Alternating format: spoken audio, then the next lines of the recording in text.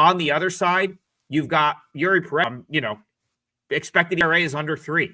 Expected batting average is under the Mendoza line, boys. 198 for Yuri Perez. Expected batting average this year. That's awesome. That's a really good mark. I don't know that there's many starting pitchers in the league with a better expected batting average than Yuri Perez right now. So I actually make the number here 7.5, and I'm seeing quite a few 8s out there. I like the under here too, Brian. That's probably the only way I would bet this game. Yeah, Perez is in the 13th percentile in ground ball percent, so he's a fly ball pitcher also. And I'm not too worried about him giving up the home runs here. So, I think I went 5-1 overall yesterday. 3-0 in baseball. It wasn't anything I loved, but everything I liked came in. And this one made me up my card. I do like the under in this one. Yeah, and it gives me even more sort of confidence to say that, knowing that the park should play should do its part here. Because again, those are two. I think you're going to see two very good pitching performances, and if they can get away with giving up a couple fly balls that don't leave the ballpark, I think you're looking at something like 3-2, 4-3 type game. Mm-hmm. Good stuff there. Colin Gregory says, don't overlook the debut of Peyton Toll today facing Paul Skeens. Yeah, this one kind of snuck up on me. Peyton Toll was in Double-A. He may have even been in A-ball to start the year. I know he spent most of his season at Double-A, got to Worcester for a couple starts. And Brian Leonard, the Red Sox must really like what they see, because they could have easily called up Kyle Harrison in this spot, who's been much better at AAA and was, of course, the guy that they traded Devers for. So you would think that the Red Sox, I guess maybe would have had him in mind to get him up, try to see if they could show the fan base, hey, this is what we made the move for. But they said, nope, let's go with the prospect over Harrison, who's pitched well. That's I think I want to make that point. Kyle Harrison has been great for Worcester over the last 5-6 starts, and yet they're going to go with Toll. So interesting stuff there. Hasn't had a ton of time at AAA, and then of course we know all about Paul Skeens, who will be opposing him at Fenway Park tonight. So Pirates, Red Sox, any lean for you here? Yeah, just imagine your first major league start. You finally get up there and you got to go against Paul Skeens in your first start. But I'm sure he's very happy to get his chance. We're taking a look at the line here, and I've read a lot about him. I don't know as much about him as you do, so I'll let you explain anything. But basically, we're looking at sort of a pick 'em right now. Boston's 108 favorite, total 8 to the under. Let's check out the ballpark here before we look at that. Let's see. Fenway Park, wind blowing out. Wind's blowing out. They expect 19% more runs than a normal major league game. So with the total right here at 8, that's a low total anyway for Boston. Maybe in the second half of the game after the starters are out, maybe we'll be able to play some live and get the over. But I obviously we love Skeens, no doubt about it. The guy's terrific. But even though he's as good as he is, he's only 8-9 on the season. 2.07 ERA, 2.58 expected, 0.94 WHIP. When you take a look at tolls, I don't have any of the information on here since it was a late. I read about it, the possibility that they would call him up, but the sites that I use don't have him listed yet. It's still 6:00 in the morning out here in Vegas. So both spots where I look for that kind of information, there's nothing there. So you know more about it than I do, so I'll let you explain it from that point. Everyone, please go to the replay of this show and give us a comment and a like, and subscribe to WagerTalk's YouTube channel, because when people put single videos out, you will get a notification on that. And we have a lot of good cappers here at WagerTalk. Go visit our pages as well. So regarding this one, I'm not going to mess with another pitcher that I don't really know much about and doesn't have a lot of experience at the major league level. What I do know is that Paul Skeens is really good. And what I also know is I have Boston batting number 19 out of 30 in current form. So I would probably look at Boston's team total under here. The Pirates bullpen's playing really solid right now. And I I'm surprised I'm saying that because I don't. They've never really been known for a team to have a great bullpen, but they're playing really well right now. I would say Boston's team total under, either in the first 5 under 1.5 or in the game for 3.5. If you could stretch that to 4.5 on an alt, I would take that under as well. I don't think Boston's going to crush Skeens here. He did get crushed by the Rockies and the Brewers, but very rare that he gets crushed. So I don't think he will today either. That's the way I would go. Yeah, this is another one that's 8 on the total that I think maybe should be 7.5. The Red Sox looked a little tired yesterday in that game. I don't know if it was just they needed to get out of town or whatever, but what was not their sort of best performance. I didn't think they had great at bats against Povich. And maybe they're just kind of in need of a day off. I feel like the Red Sox have played every day. Someone would have to check that. I feel like they've played like every day. I can't remember the last time they've had a day off. But again, if the dog days are getting to you at all, Skeens is not the guy you really want to go and have to face if you're not totally locked in. Do you guys? Before I get into Toll, do you think Skeens gets fired up to be at Fenway here? Like, is this an exciting start for him? I would think so. If you're a young player, you don't get to play the American League very often. Maybe Yankee Stadium and Fenway would probably be the two, although it's not really Yankee Stadium anymore. By the way, the last time the Red Sox had a day off was on August 20th. So it's not that long. They had a 1-day break after playing Baltimore and taking on New York. Okay. Yeah, I think these young guys would get fired up for any of the traditional stadiums like Wrigley, Yankees, Boston, Dodgers. They get fired up for that stuff, I think. A lot more than the Guardians and the Royals. And it's an important point because, you're getting to the point of the season. It's September. The Pirates are clearly out of it. There's a couple different ways that can go. If a guy's gonna and we've talked about this before, Skeens doesn't seem like one of those guys that's ever really gonna not show up and give the full effort. Mm-hmm. But there's mid-September Pirates playing a team that's out of it, or getting to go to Fenway Park in a game that is going to have a playoff atmosphere for the Red Sox because of course any Friday night at Fenway when the team is half decent is always packed and it's going to be a good atmosphere. I think Skeens might feed off of that a little bit. As far as Tolle, he did start Toll, however you pronounce his name. Brian, he's a lefty, so you love him, and that's your type of profile of a guy coming up. He did start the year at high A. I only watched one of his starts for Worcester. Was very good. Has really dominated pretty much every level of minor league baseball so far this year. 133 strikeouts in 91 2/3 innings. It's pretty good.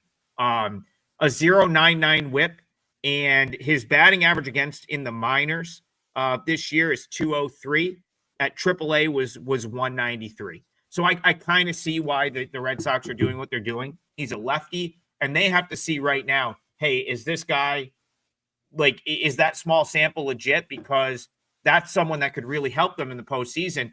If they've got a lefty no one knows about that can come in, even if he ends up being a long reliever, it could be invaluable in the postseason. So, the other thing I was going to say, and I'll go back to Brian, Pirates have been bottom 5 all year in Major League Baseball WRC plus against left-handed pitching. I'd be shocked if they do much here. Go ahead, Brian.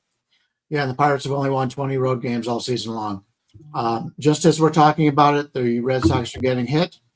Now see upwards of 120 at Caesars. Oh, wow. So that's big time hit.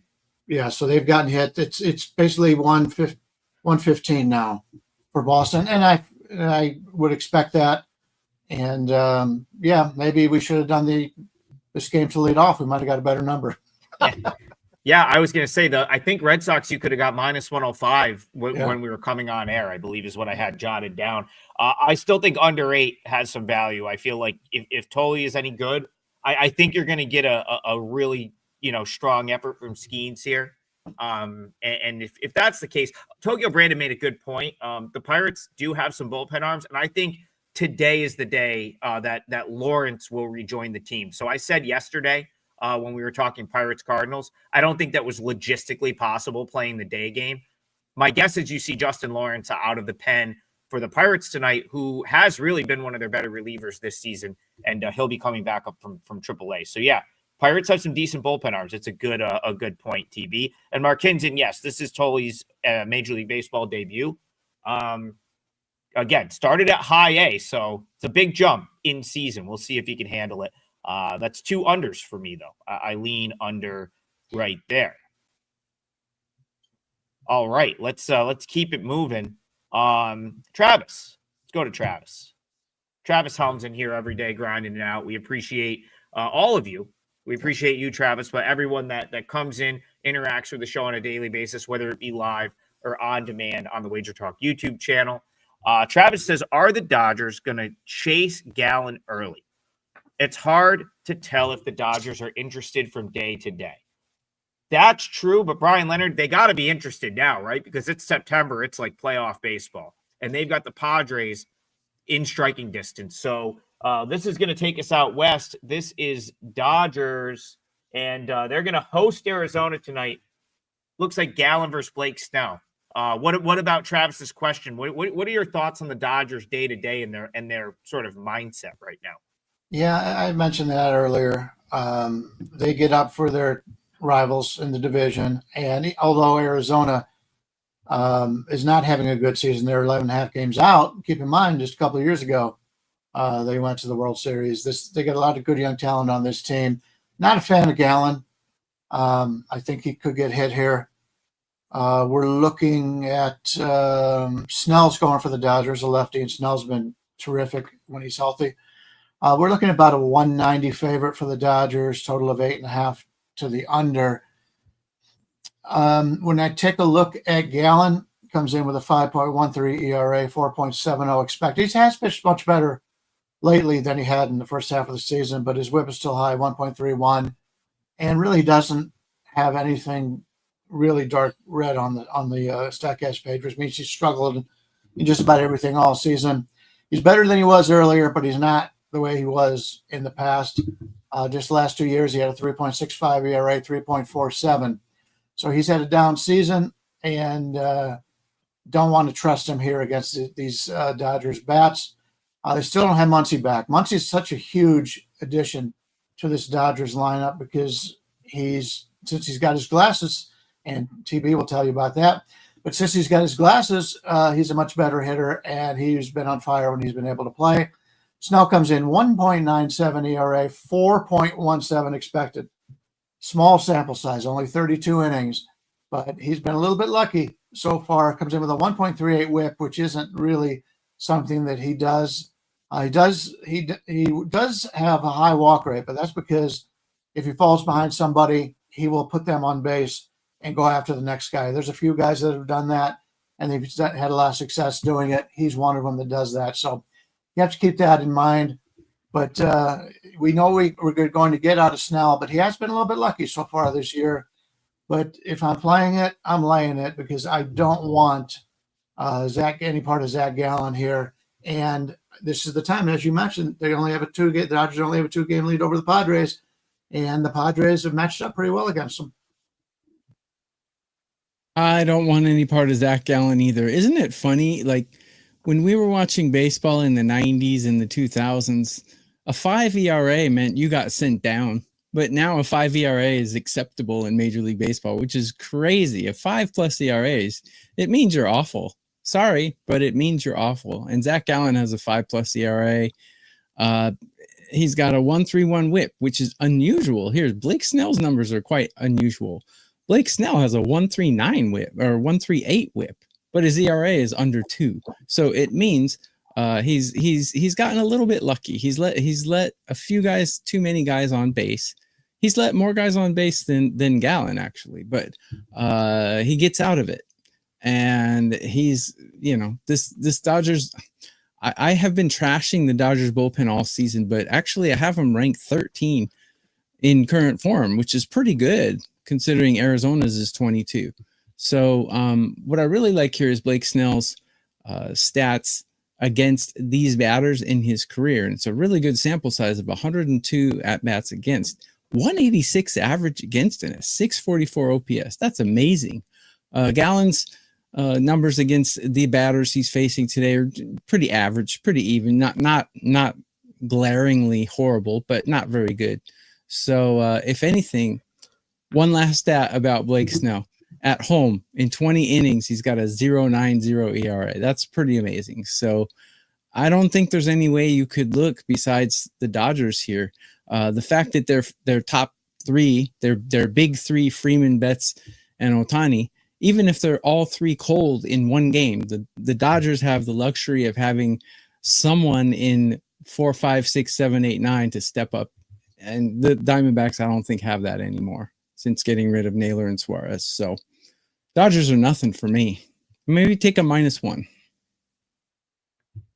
I somewhat disagree with like the Diamondbacks not having the lineup anymore because like this lineup's still top 5 in baseball WRC plus, and like Suarez and Naylor are big names and they probably cost them some pop, but their team speed and like just the ability to put the ball in play, score runs. If Arizona's pitching didn't totally let them down this year, this is an easy playoff team. Like easily they're in the playoffs, but that's unfortunately what's happened to them. Guys like Zach Gallen have not been as good as what they've been historically. Was it Corbin Burns, right? Goes down like early in the year. So you lose him. And then of course the bullpen, which was supposed to be a strength. Like this was a bullpen that was supposed to have Justin Martinez, AJ Puck. It was supposed to be a good bullpen. These guys get hurt and it's been awful. Turnbuckle Tommy, I see you yesterday.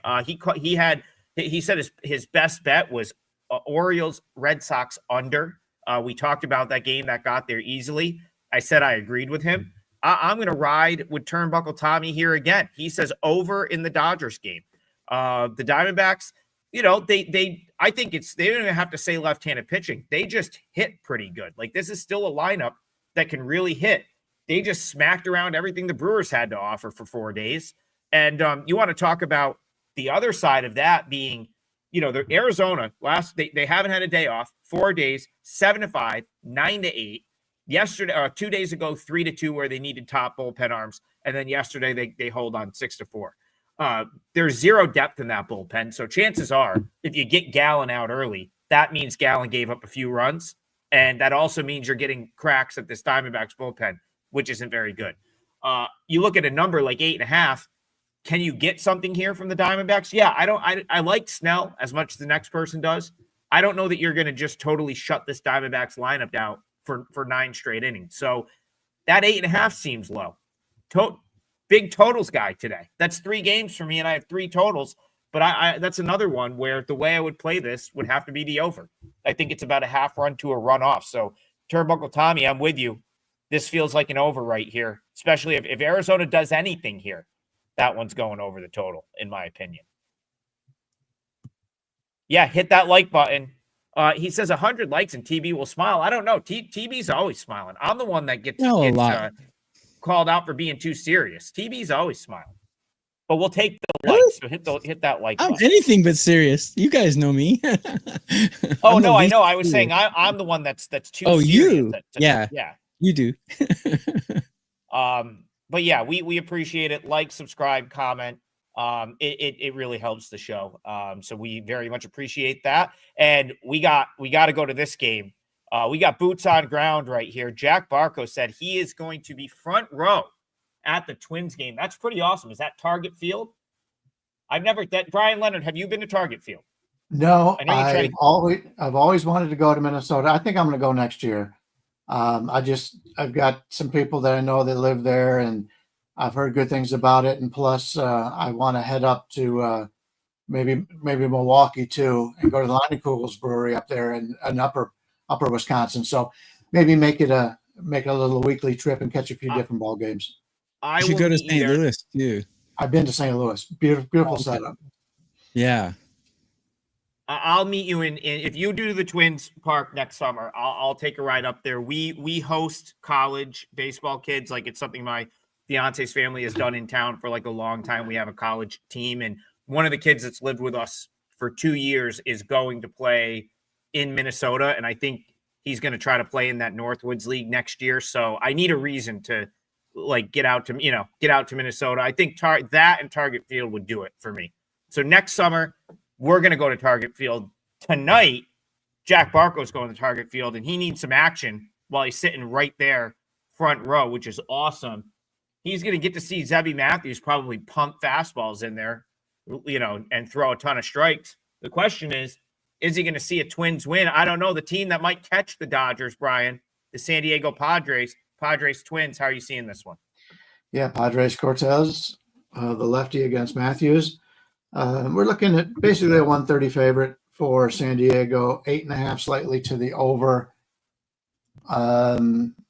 So Target Field is playing pretty neutral in this game. Slight wind to the to left field coming in, but nothing that's going to affect the game at all. When we're looking at Cortez, he's got a 4.66 ERA, 5.54 expected, 1.34 WHIP. He's only thrown 29 innings, so it's not quite enough for the StatCast page to see a lot. But what they do see are not good numbers. His fastball velocity 6%, extension 10%. Throws his four-seamer, cutter, and change and sweeper just about every time. Sinker 1% of the time. But I do like lefties, and he's coming in here against Zebby Matthews, who has been, unfortunately, a disappointment at this level.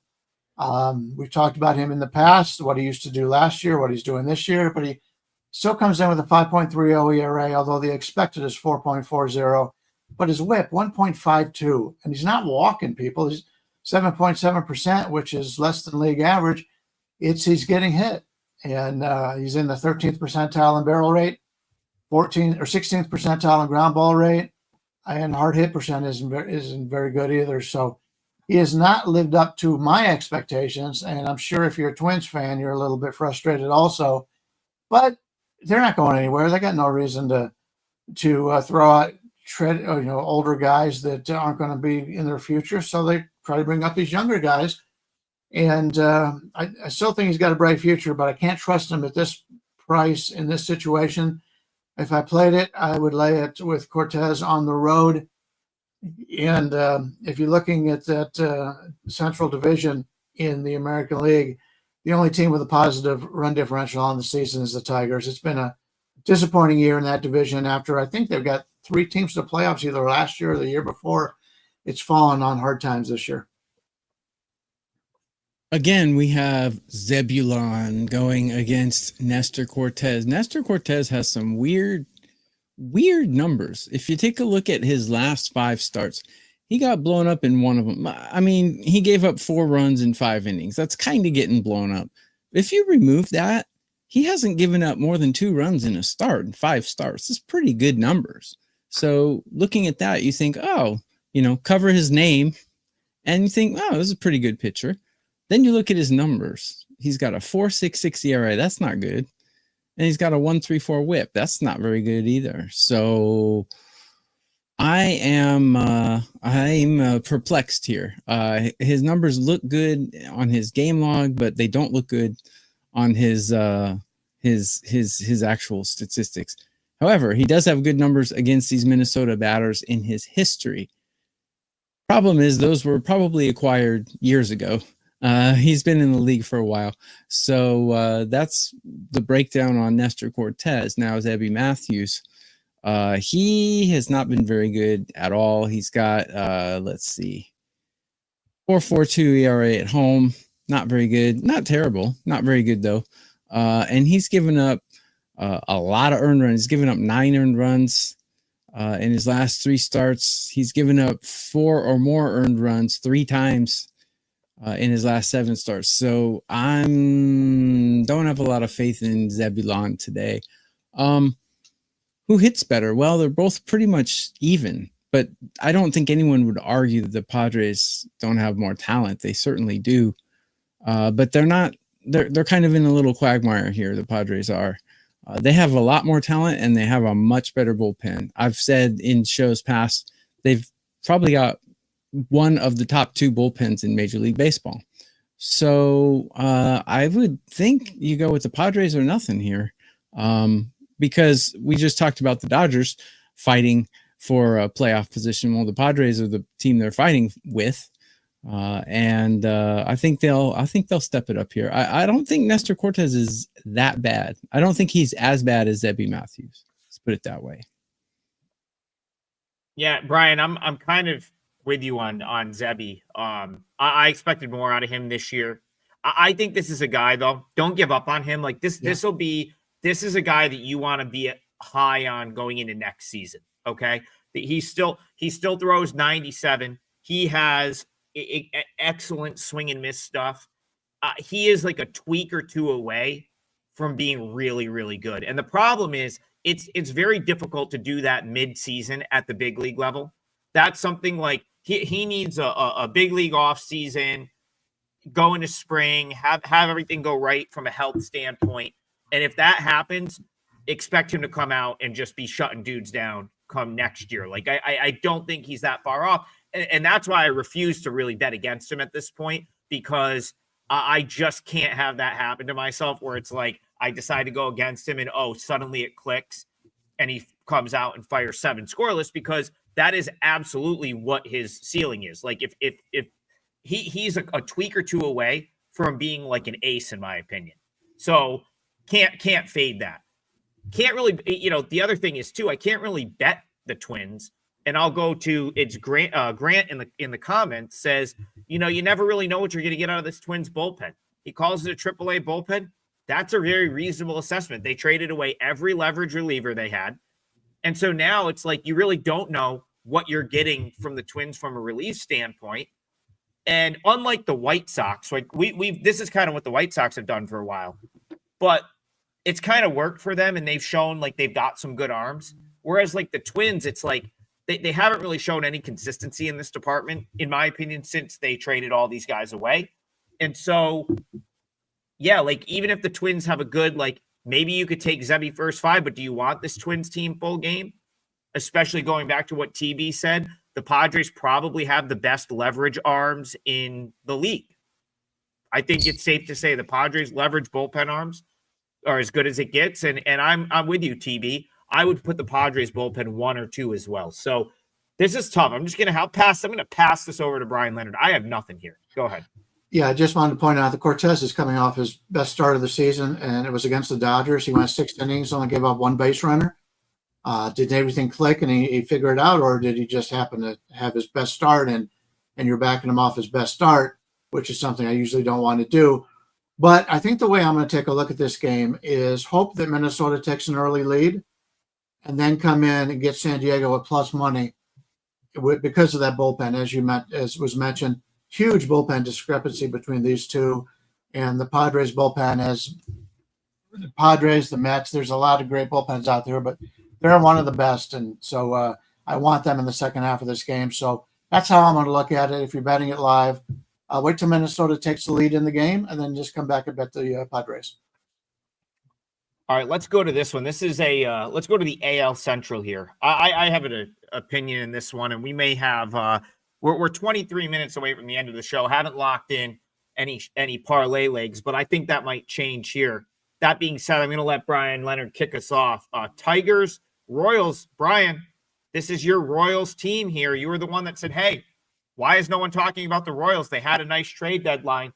If anyone's going to sneak back in it, maybe it's them. Huge series at home for them here against the Tigers. Yeah, they're now up to a 13% chance of making the playoffs. Having trouble finding it on. Okay, here we go.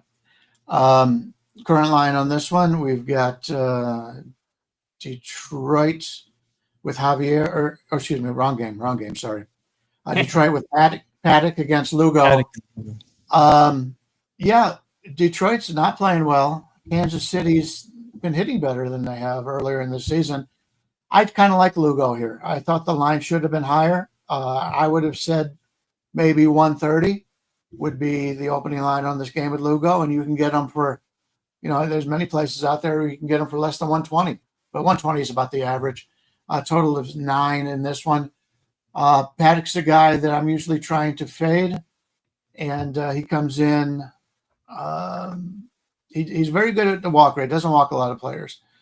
He's in the 91st percentile in the walk rate, 92nd in extension because he's 6'5", and 84th in chase. But everything else is in the blue.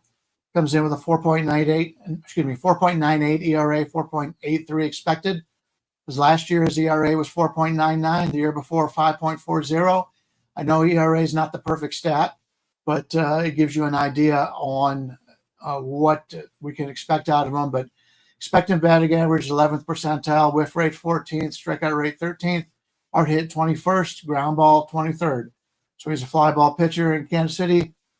Kansas City's normally a pretty good place. It limits fly balls for home runs, but it's been up a little bit this year. It's played a little bit differently than it has in the past. And he's going against Lugo. Seth Lugo, if you take a look at his StatCast page, there's no red on it.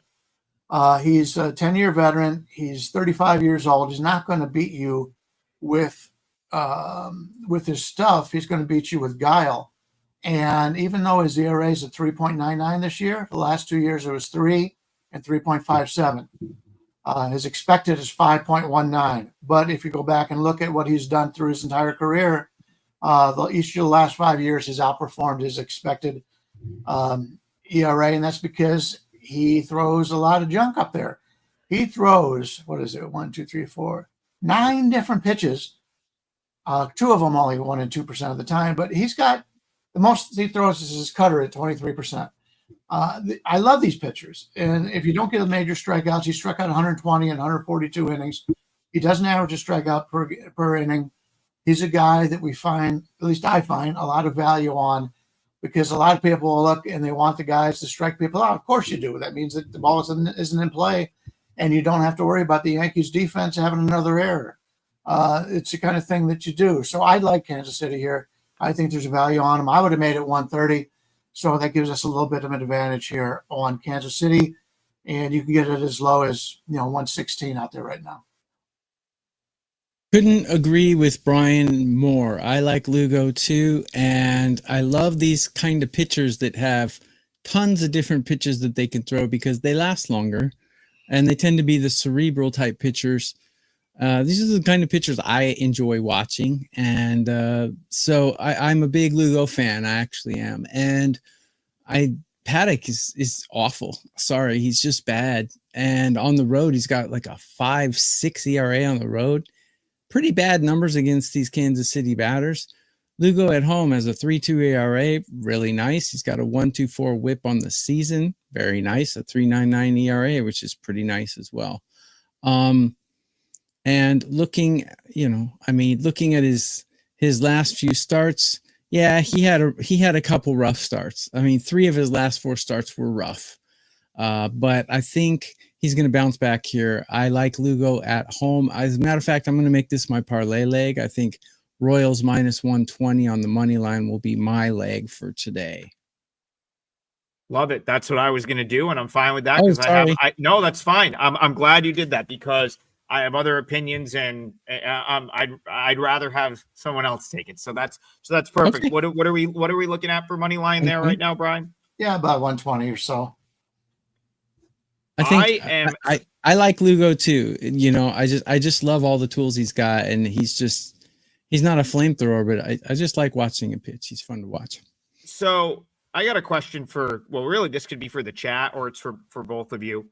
Does anyone see AL Central betting odds right now out there, like to win the division? Because I just checked 4 different sites, and for whatever reason, they don't have the AL Central up. Yeah. Why? They won't. It's the Tigers got a 99.8% chance of making the playoffs.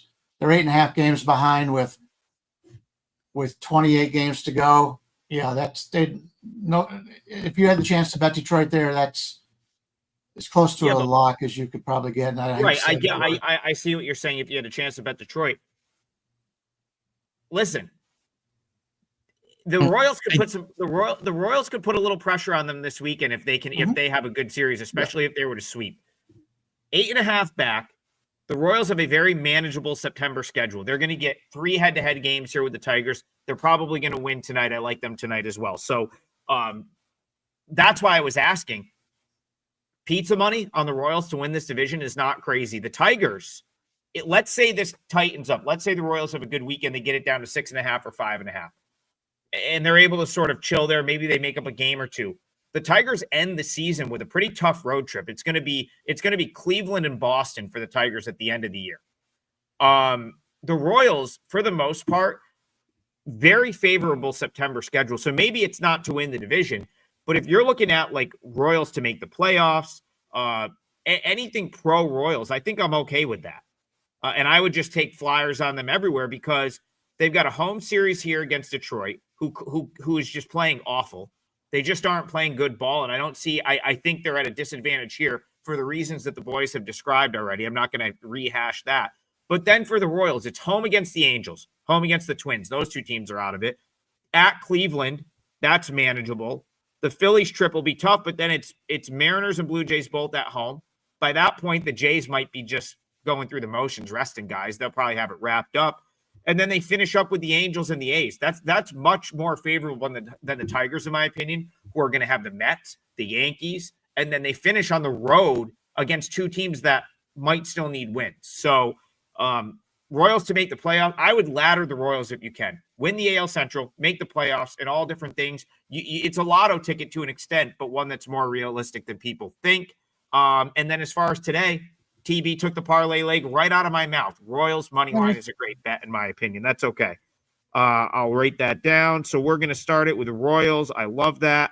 And let's see. Greg Ross says, hate to go off topic. Mets better play the. Oh yeah, I thought. Okay, yeah. Anyway, yeah. Jonah Tong. We started the show with that. So if you're looking for Mets. If you are looking for Mets, Marlins, and our opinions on that one, that was the beginning of the show. David says the Jays will play it out for the division.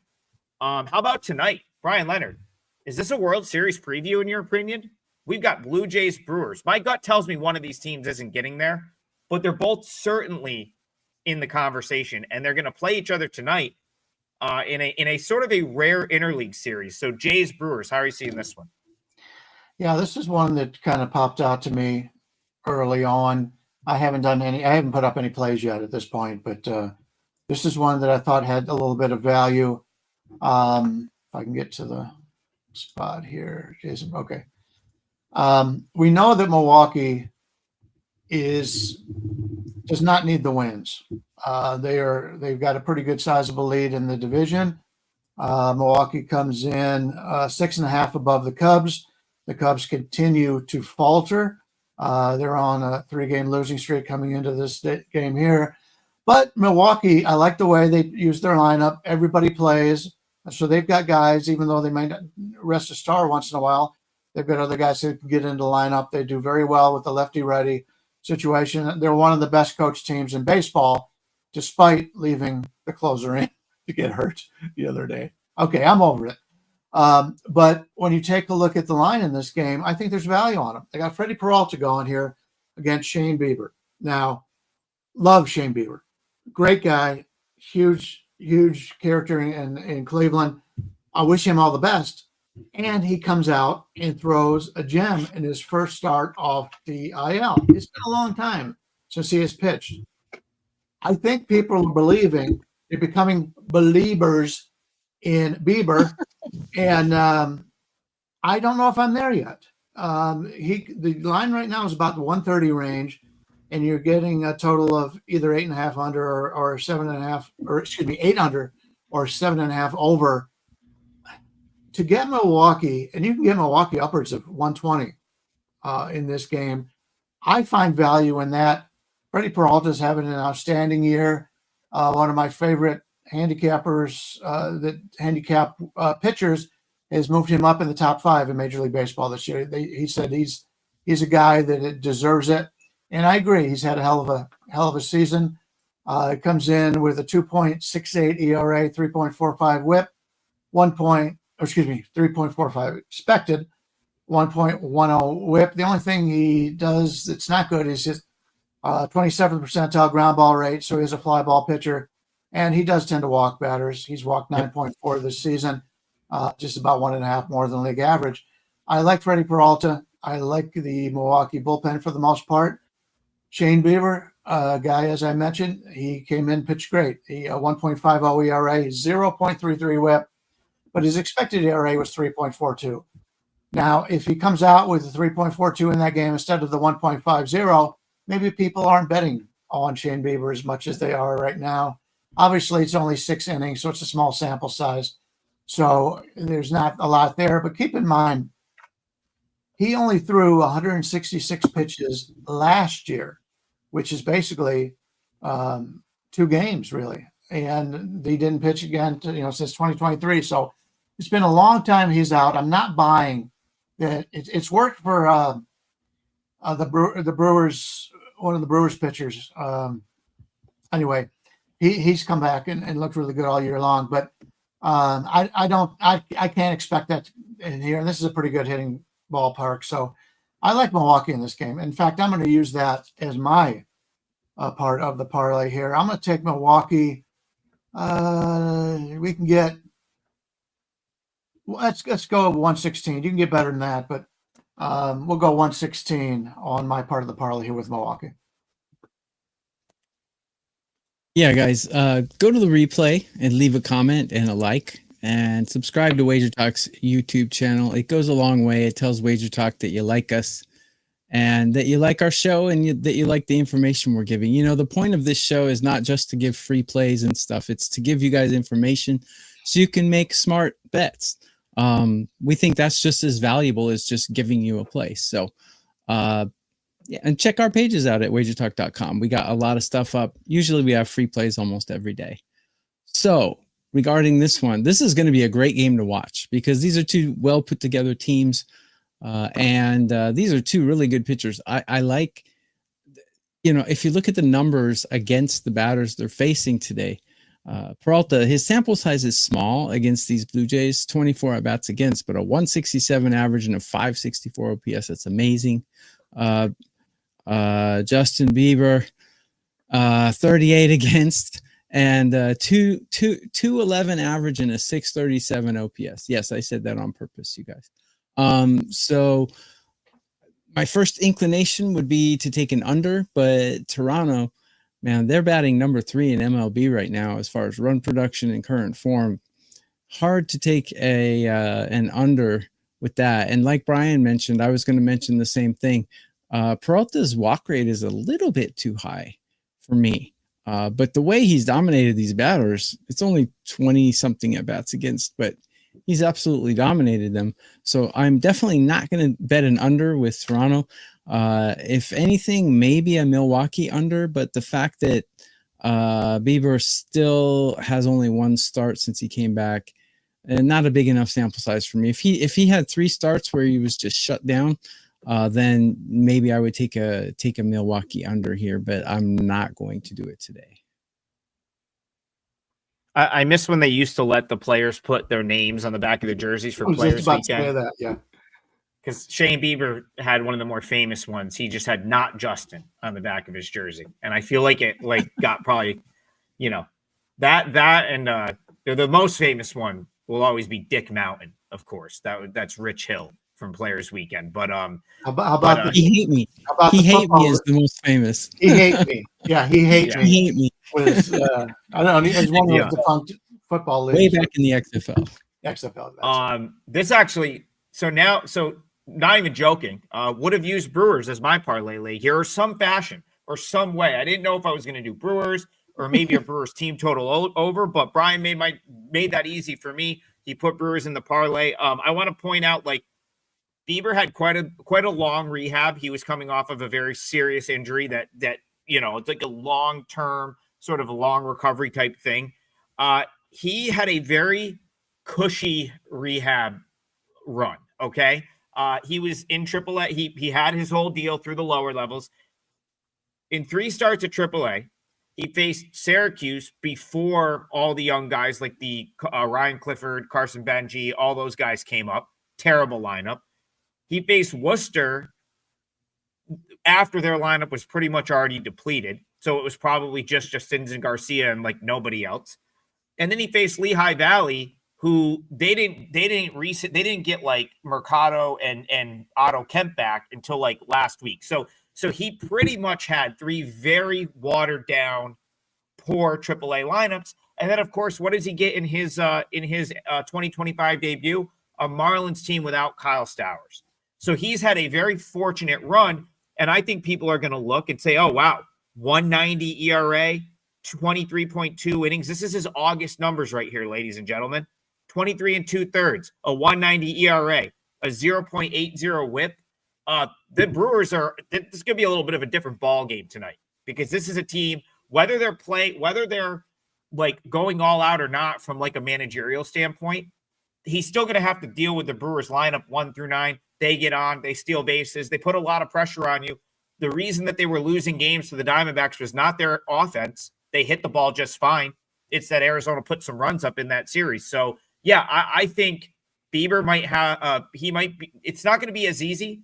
And if the Brewers don't win this game, I do think they'll hit their team total of over 3.5. So just another way to look at it.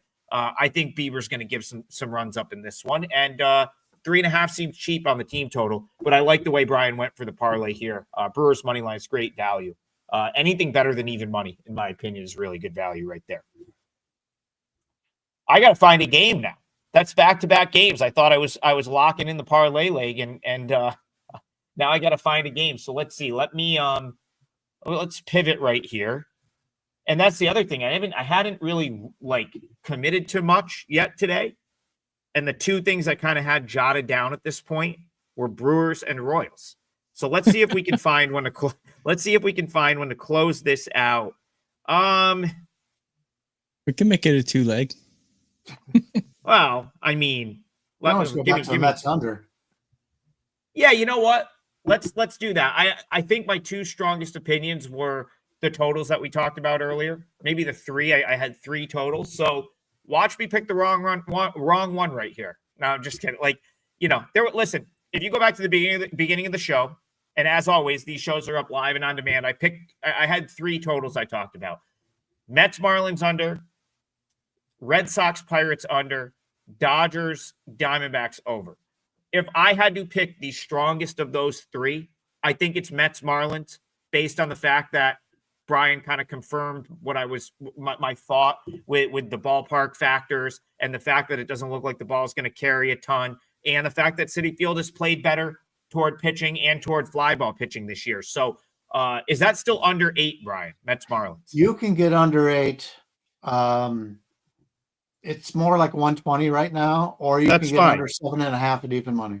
No, we'll go under 8 minus 120. I want that 8. So, and we already, and you got us some nice plus money in the parlay with the Brewers. So I'm good with that. Let's go under 8 minus 120. And the Royals, was that also minus 120? Did we decide? That was minus 120. Yes. Yeah. I'm not going to rehash that game. We did that extensively at the top. But I do think if I had to pick my favorite total on the board today, it's that one. And that'll be the 3rd leg of the parlay. So this is a good one. We need one of these. This is plus 626. We desperately need a parlay win to get ourselves back ahead on the parlays this season. And that's what it's going to be. So parlay of the day, Trig, total, Mets, Marlins under 8. Brian Leonard's going with an underdog on the Brewers, plus money, plus 116. Tokyo Brandon on the Royals, minus 120. Not bad, 6-1 or 626 plus 626, better than 6-1. Hopefully, we can finish this week with a winning parlay. I think, can't remember the last time. I think did we hit one on Monday? Maybe it was a smaller one. I think it was a 2-teamer, maybe. Something like anyway. that. It's been a while since we've hit a 3-teamer. We're due. Yeah. Parlays are hard to hit. I don't bet parlays, but most of the time we're winning 2 out of 3. But we've had days where we've gone 0-3. I mean, it happens. But I think we've gone 3-0 more than we've gone 0-3. For sure. And I like this one a lot, obviously, because I was going to pick the 2 legs you guys picked, and I got to add my total in there. So that's one more time. 3-team parlay. We've got Royals money line for Tokyo Brandon. We've got Brewers money line for Brian Leonard, and I'm going to come in. It's Tong time at Citi Field tonight Jonah Tong, Yuri Perez. I think both are going to pitch well. I'll call it a 3-2 final. You're going to see under 8, Mets Marlins, plus 626. That's it for the week. Andy Lang says, great week of shows. Andy, we appreciate you tuning in. Go tune into Wager Talk today, noon Eastern, on the Wager Talk YouTube channel. That's going to get you ready for the college football weekend. College football is back. I don't know if the Cuse have a chance tomorrow against Tennessee, but maybe we'll see. Hopefully they can give us a competitive game. I've got some friends going down to Atlanta for that one. Everyone enjoy the football this weekend and the baseball. I know we'll be enjoying the baseball. Like and subscribe, and we'll see you guys back here Monday morning. Have a great weekend, everybody.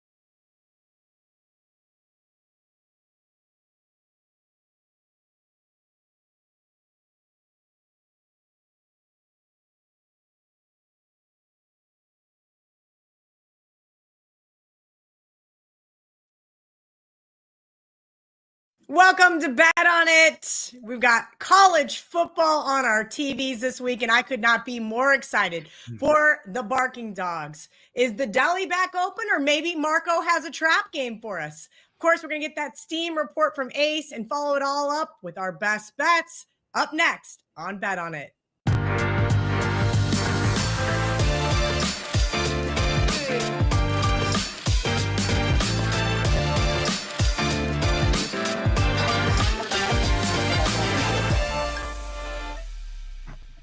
Welcome on in, gentlemen.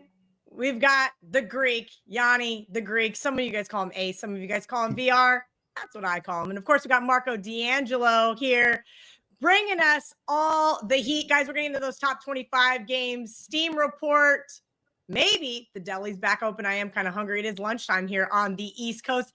And of course, we're going to bring you guys some of those best bets and Barking Dogs. You guys dictate this show. You were mad that we got rid of the recap graphic. It's back. We've got that opening music for you, and we've got the original trio. I'm so excited to be here. We're going to get right into it, boys and girls. Top 25 games, Saturday, 12 p.m. Eastern, number 1 Texas at number 3 Ohio State. Marco D'Angelo likes the dog. Let's hear why you think the Buckeyes are going down Saturday. Well, Kelly, let's start with the obvious. We always say revenge, or at least I say revenge is the most overused word in sports betting. However, there are times that it is meaningful. And one of those is when it's a team that ended your season. And of course, last year in the national playoffs, it was Ohio State beating Texas 28-14. Looks like a sound victory, 14-point win. But if you remember, and I remember all too well, Texas was knocking on the door when that game was 21-14, ready to punch in the tying score until that turnover went the other direction and turned the game around late in the game. I think Texas has obviously had this game circled for the revenge. And then let's look at, the obvious. Texas, they lose their starting quarterback. But is there a quarterback taking over in college football this season that has more hype than Arch Manning? This is going to be a tough test for him to have to go on the road and go into the Ohio State and play at the Shoe against that crowd, defending national champs. But on the flip side, you got Ohio State. You talk about wholesale changes. That team that won the national championship is just a shell of itself this year. They've got a freshman quarterback taking over, going to make his debut in Ohio State in a big game. You look at, they had 17 major contributors from last year's national championship team gone. 15 of those 17 players that are gone actually had invites to the NFL Combine. That tells you how deep that team was last year. So with all of those departures, starting a freshman quarterback, there's going to be growing pains, in my opinion, for Ohio State. I think Texas has more pieces in play. And for Arch Manning, you're saying, well, hey, he's taken over. He's new, but he got playing time. And, of course, we know the pedigree that he comes from. I'm going to go ahead, take the playoff revenge with Texas. Going to take that team. I'm not the biggest fan of Sarkisian, but let's not forget, Ryan Day finally got that monkey off his back. But how much of that was having a mentor as his offensive coordinator last year as well in Chip Kelly? Chip Kelly's gone too.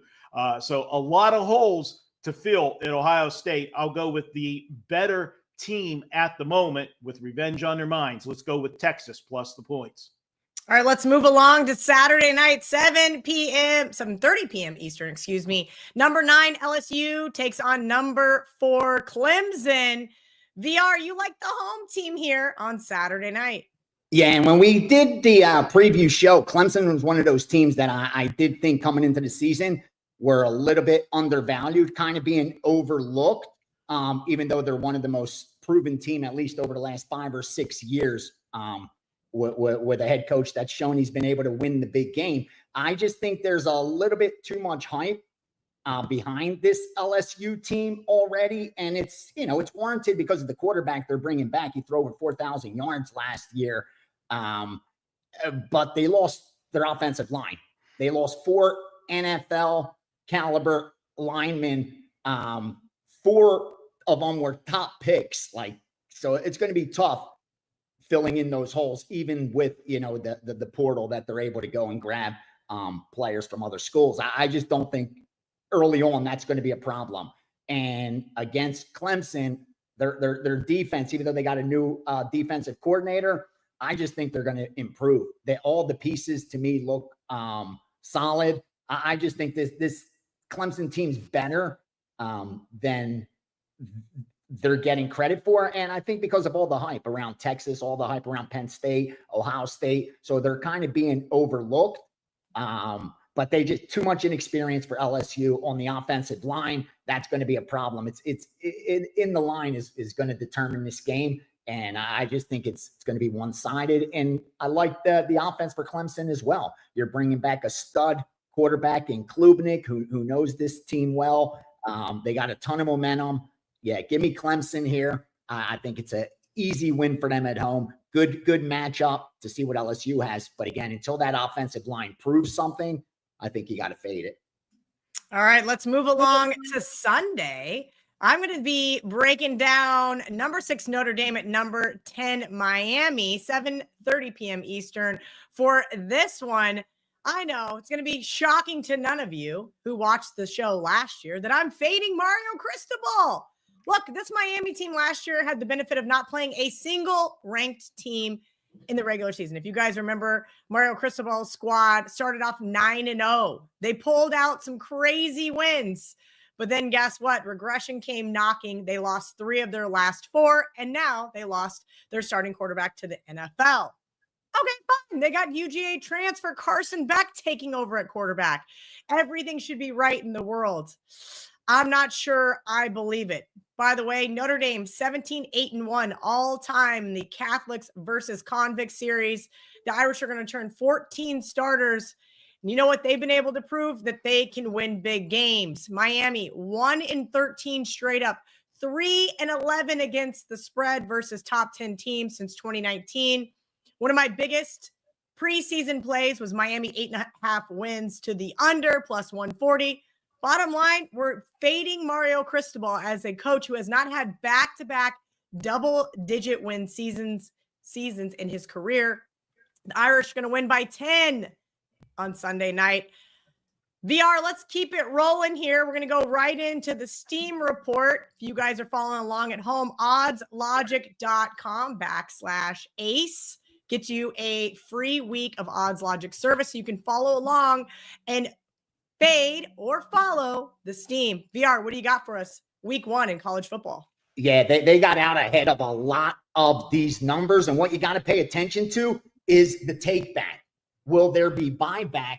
Because a lot of these move significantly, 3-4 points, even through some key numbers. So again, if you miss the boat, it's usually better to wait for a better matchup to get behind. But heavy action on Thursday immediately with NC State -12, -12.5, and over all the way up to 59. South Florida, here's one of those that went +9, +8, +7.5, all the way down to that key number of +7. UCF laid the 17 on UCF. Akron +9, +8, +7.5, +7. They stopped at the key number for both of those, if you notice, on South Florida and Akron. And finally, Rutgers laying from 11 all the way up to -15 that I actually laid the other day for one of those groups. Friday's action, a little slower there. Sam Houston +13.5 over UNLV and the over 60, over 61. And then finally, Michigan at -17.5 all the way up to -19. But this is where we saw some take back on Western Michigan. Once it got up to that, through that 20, 20.5, 21s, bam, 21 got picked off. So you seeing Michigan -17.5, 18, but Western Michigan at +21. Difference of opinions there. Saturday action. Purdue start off at the top. Purdue -16.5. Nevada and Penn State, they're steaming that under 60.5, 58.5. Drop down to UMass and Temple. John Murray talked about Temple months ago over the summer. I remember with Kelly giving out Temple. When it got to -1, 2, got up to -3, went through 3. That's where you saw some UMass action. Actually, a really sharp group came in and took UMass plus the 3.5. And that's why that line settled back the other way. Syracuse, Tennessee, they're going under 55 all the way to 53.5. FAU over Maryland took the 17.5, took the 17s out, and even took the 16.5s out there. Texas, Ohio State, we talked about that game. I don't think anyone's surprised. Texas got steamed at that key number of +3. That was gone. You saw the money line start getting taken out. That's why even when it was like 1.5, 2, the money line on Texas was like +105 was the best you can get. So there's a lot of steam on the Texas side. See if there's any Ohio State backers come Saturday. Utah State -3.5 and 4. Washington -18 all the way up to -20. Arizona, Hawaii, another one where we saw take back. Arizona -11 all the way to 16. Went through 17. That's where you saw Hawaii +18 get bought up as well. Utah from -3.5 bet up all the way to -5. And last but not least, Rice at +14 against Louisiana, under 51 all the way down to under 49. I know it's a lot of information. Working with more groups than ever for this college football season. So I'm going to try to isolate the ones that I could confirm multiple groups bet. And believe it or not, it was that many. And not surprisingly, these are week one lines. They've been up for a long time. So they've had a lot of time to dissect them. Whether you follow or fade, hope you do some damage with the information. Oh boy, I hope you guys are really good at writing fast because my chicken scratch, I'm gonna have to text VR. I'm gonna have to text VR for that list because that was Big rapid list. fire. All right. One of my favorite segments is barking dogs because what am I doing every single week in college football? That's right. I'm looking for those outright underdog winners. And that's what the barking dog segment is all about. Marco, we promised no chihuahuas this year. And you and I both came with basically touchdown underdogs, but VR came with a double-digit underdog, so he gets to go first. VR, Florida State. Why are they live? Yeah, number one, I thought the point spread was too high. Number one, I thought there's some value on the Florida State side. Did catch a little bit of steam, so I'm happy there.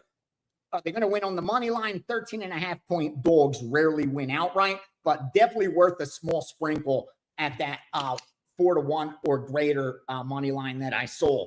Now, you have Florida State. They brought in that new offensive coordinator, if you remember, back in December of last year. Well, they bring over transfer who's already worked with him at Central Florida. So I think Castellano is going to step in for Florida State and take that offense and make them a lot more dynamic than they were prior. I mean, he could run the football. I think that's going to pose some problems for Alabama. And I think the defense for Florida State is going to be improved off of last season. That's expected. It's can they contain Alabama? And more importantly, what can they do against that defensive line against, the offensive line of Florida State? With the quarterback of Florida State, I think that's going to be where they're able to move the football, where other teams are going to have more problems with Alabama. If you have like a prototypical pro-type quarterback, I think you're going to have issues against Alabama. I think Florida State will be able to handle it a lot better.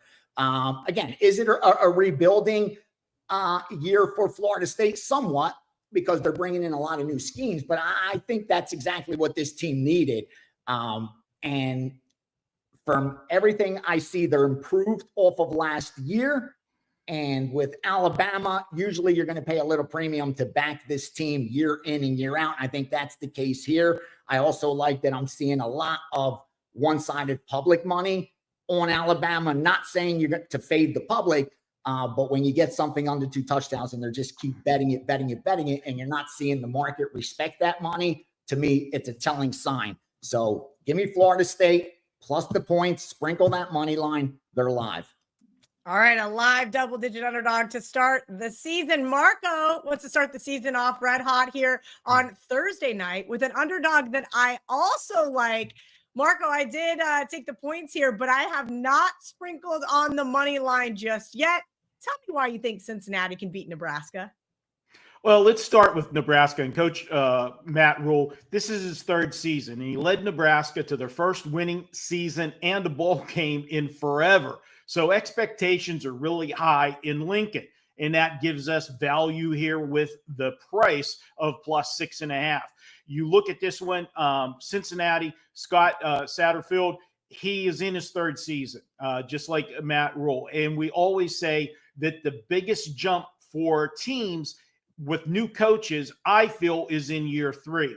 First year, you always inherit some players from the previous coach. Second year, you're starting to revamp everybody that you want. By year 3, you've got the program established, you've got your schemes in offense and defense, and you've got the players to fit those. I expect Cincinnati to make a jump forward this year. Now, everybody's looking at the season end for Cincinnati last year when they ended up going down the stretch, losing their last 5 games of the season. They started the season 5-2, and they did lose the last 5. But if you look, all 5 of the teams they lost to last year in the Big 12 all made it to bowl games. And 3 of those 5 games were on the road. Cincinnati was a beat-up team at the end of the season. Cincinnati returns a lot of key players this year. They've got their quarterback back. Brendan Sorsby played all 12 games last year, threw for 2,800 yards. He had 18 touchdowns. just 7 interceptions. Now, I know Nebraska's quarterback, Raiola, is back as well. He threw for 2,800 yards too. The difference is he had 13 TDs and 11 interceptions. That's been the problem with Nebraska the last couple of years. I think this game is going to be a lot closer than people think.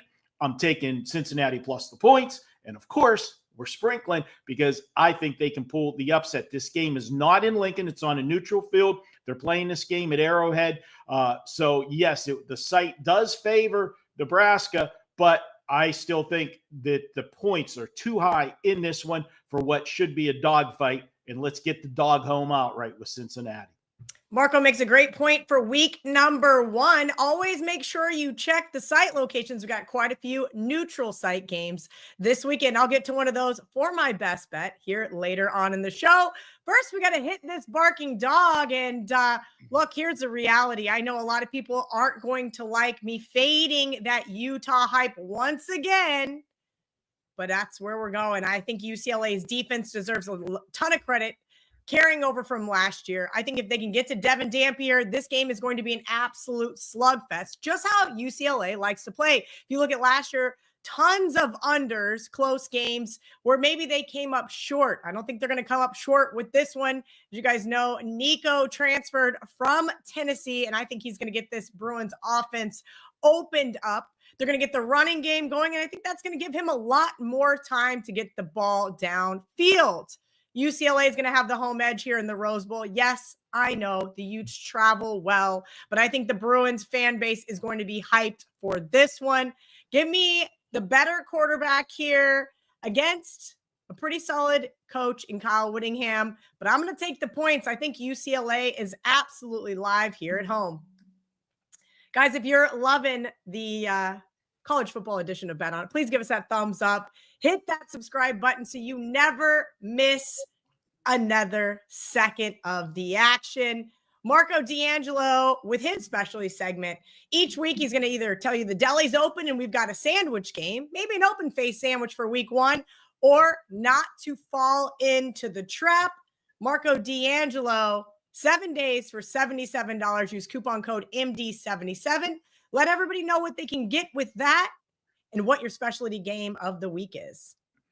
Well, Kelly, with that 7 days for $77, you're going to get every play I release in every sport. Guys, last year I was the number 2 handicapper, football, college and pro combined in money won. So we're ready to get the season off to a big start. And it starts with a 5%. We got a 5% season win total up. That's included in this 7-day package. If you buy that by itself, it's $35. Why do that? You can get 7 days for $77. That's baseball, which we're red hot right now. And yeah, I know this one's going to turn some people off. You even get my WNBA plays. I know people don't like those are the only ones I've wanted all year, Marco. The WNBA ones have been absolute utter gold. They have. You know what? You don't have to watch it. I love when people say, well, I'm not watching the WNBA. Here's a public service announcement, Kelly. If you're only betting games because you want to watch them, you're never going to win. You're never going to win long term. Trust me. All right. And we're killing the WNBA. So you'll get everything I've got for 7 days for $77. Now, for the trap or sandwich, yeah, it's the first week. Not many sandwich situations because we had just a few games last week, and some of the sandwich possibilities, I don't want to get the deli closed in the first week of the season by the health department. So we're going with the trap. And why I think this is a trap, at the beginning of the season, Kelly, I like to listen to the chatter, listen to the noise. Where's the teams that everybody's talking about? Is everybody, tell me anybody that's not in love with the Baylor Bears this year, okay? They had that great finish last season. Everybody, they're bringing back almost the entire team. Everybody's hyped up on them in the Big 12. Well, you know what? Yeah, winning 6 of the last 7 games last year will do that. But I'm looking at this Auburn team. Yes, they're coming off a 5-7 disappointing season last year. It was Hugh Freeze's second season. What I just say in the earlier video, year 3 is where you see the biggest jump from a new coach. They brought in a new quarterback, he transferred in from Oklahoma. Jackson Arnold is going to be surrounded by a lot of skilled players. Is Auburn, as you know, SEC teams can get who they want through the portal. The reason, so with all the hype from Baylor from last year, for Auburn being a disappointment the last couple seasons, tell me this, why is this line 2.5 Auburn favored over Baylor? And we haven't seen any movement. The line's been pretty solid. And I don't know anybody that doesn't like Baylor. You know why? Because it's still SEC versus Big 12. I think Auburn's going to dominate the line of scrimmage in this one. They've got that big O-line to protect the Oklahoma transfer. I look for them to be able to move the football against this Baylor defense. I'm not drinking the Baylor Kool-Aid, not this week. We're going with Auburn, the Blue Bloods, SEC over Big 12 in a game where basically I just got to pick the winner. Trap game of the week. That one's terrifying. I opted to stay out. I too leaned Baylor earlier over the summer, and now I think you're right. Marco might be just a little too, well, we'll just go ahead and say it, public. All right, guys, it's time to get into those best bets. Then we'll recap the show and get the heck out of here. Get ready for NFL Week 1. Marco, I'm going to let you go first here for your best bet. You already mentioned Marco D'Angelo, MD77 gets you 7 days for $77.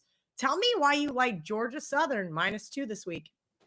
Well, they're playing Fresno State. And the only good thing I can say about Fresno State right now is they got a game under their belt.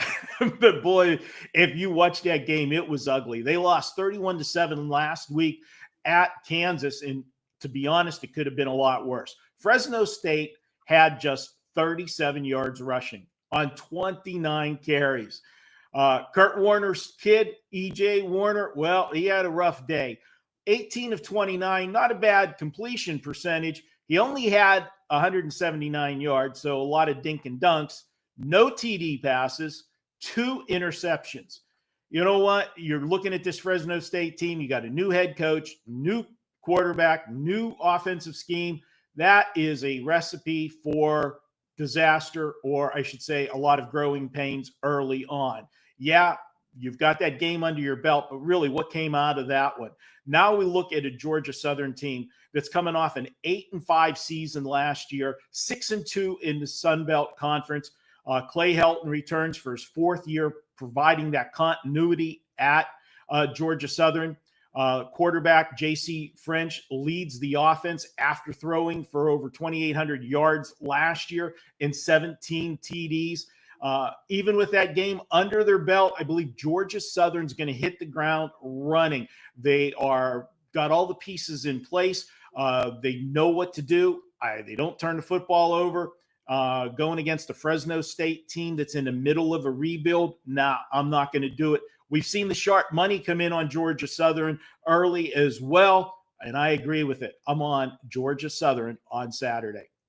All right, guys, all access 30 days. That's right, $100 off with promo code ACE100, WT.buzz/VR. VR, tell everybody what they can get this Saturday, 12 p.m. Eastern, with your steam room, WT.buzz/SR830. Yeah, this theme room is going to be wide open for everyone. And I wanted to do it the first Saturday of college football where we have a loaded board. When the regular season starts for NFL, we'll be holding it on Sunday because more importantly, a lot of those player props for NFL that are time sensitive, you're able to bet them live if you're in the steam room, coupled with those teasers that we put in about 10 minutes before kickoff.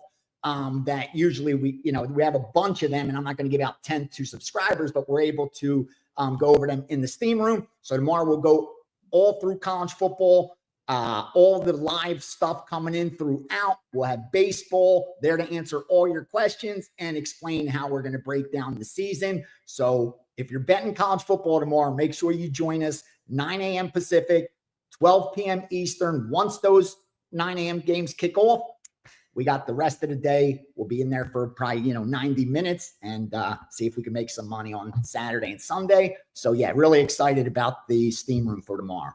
Yeah. So Saturday, right after last call, you guys will be able to catch VR.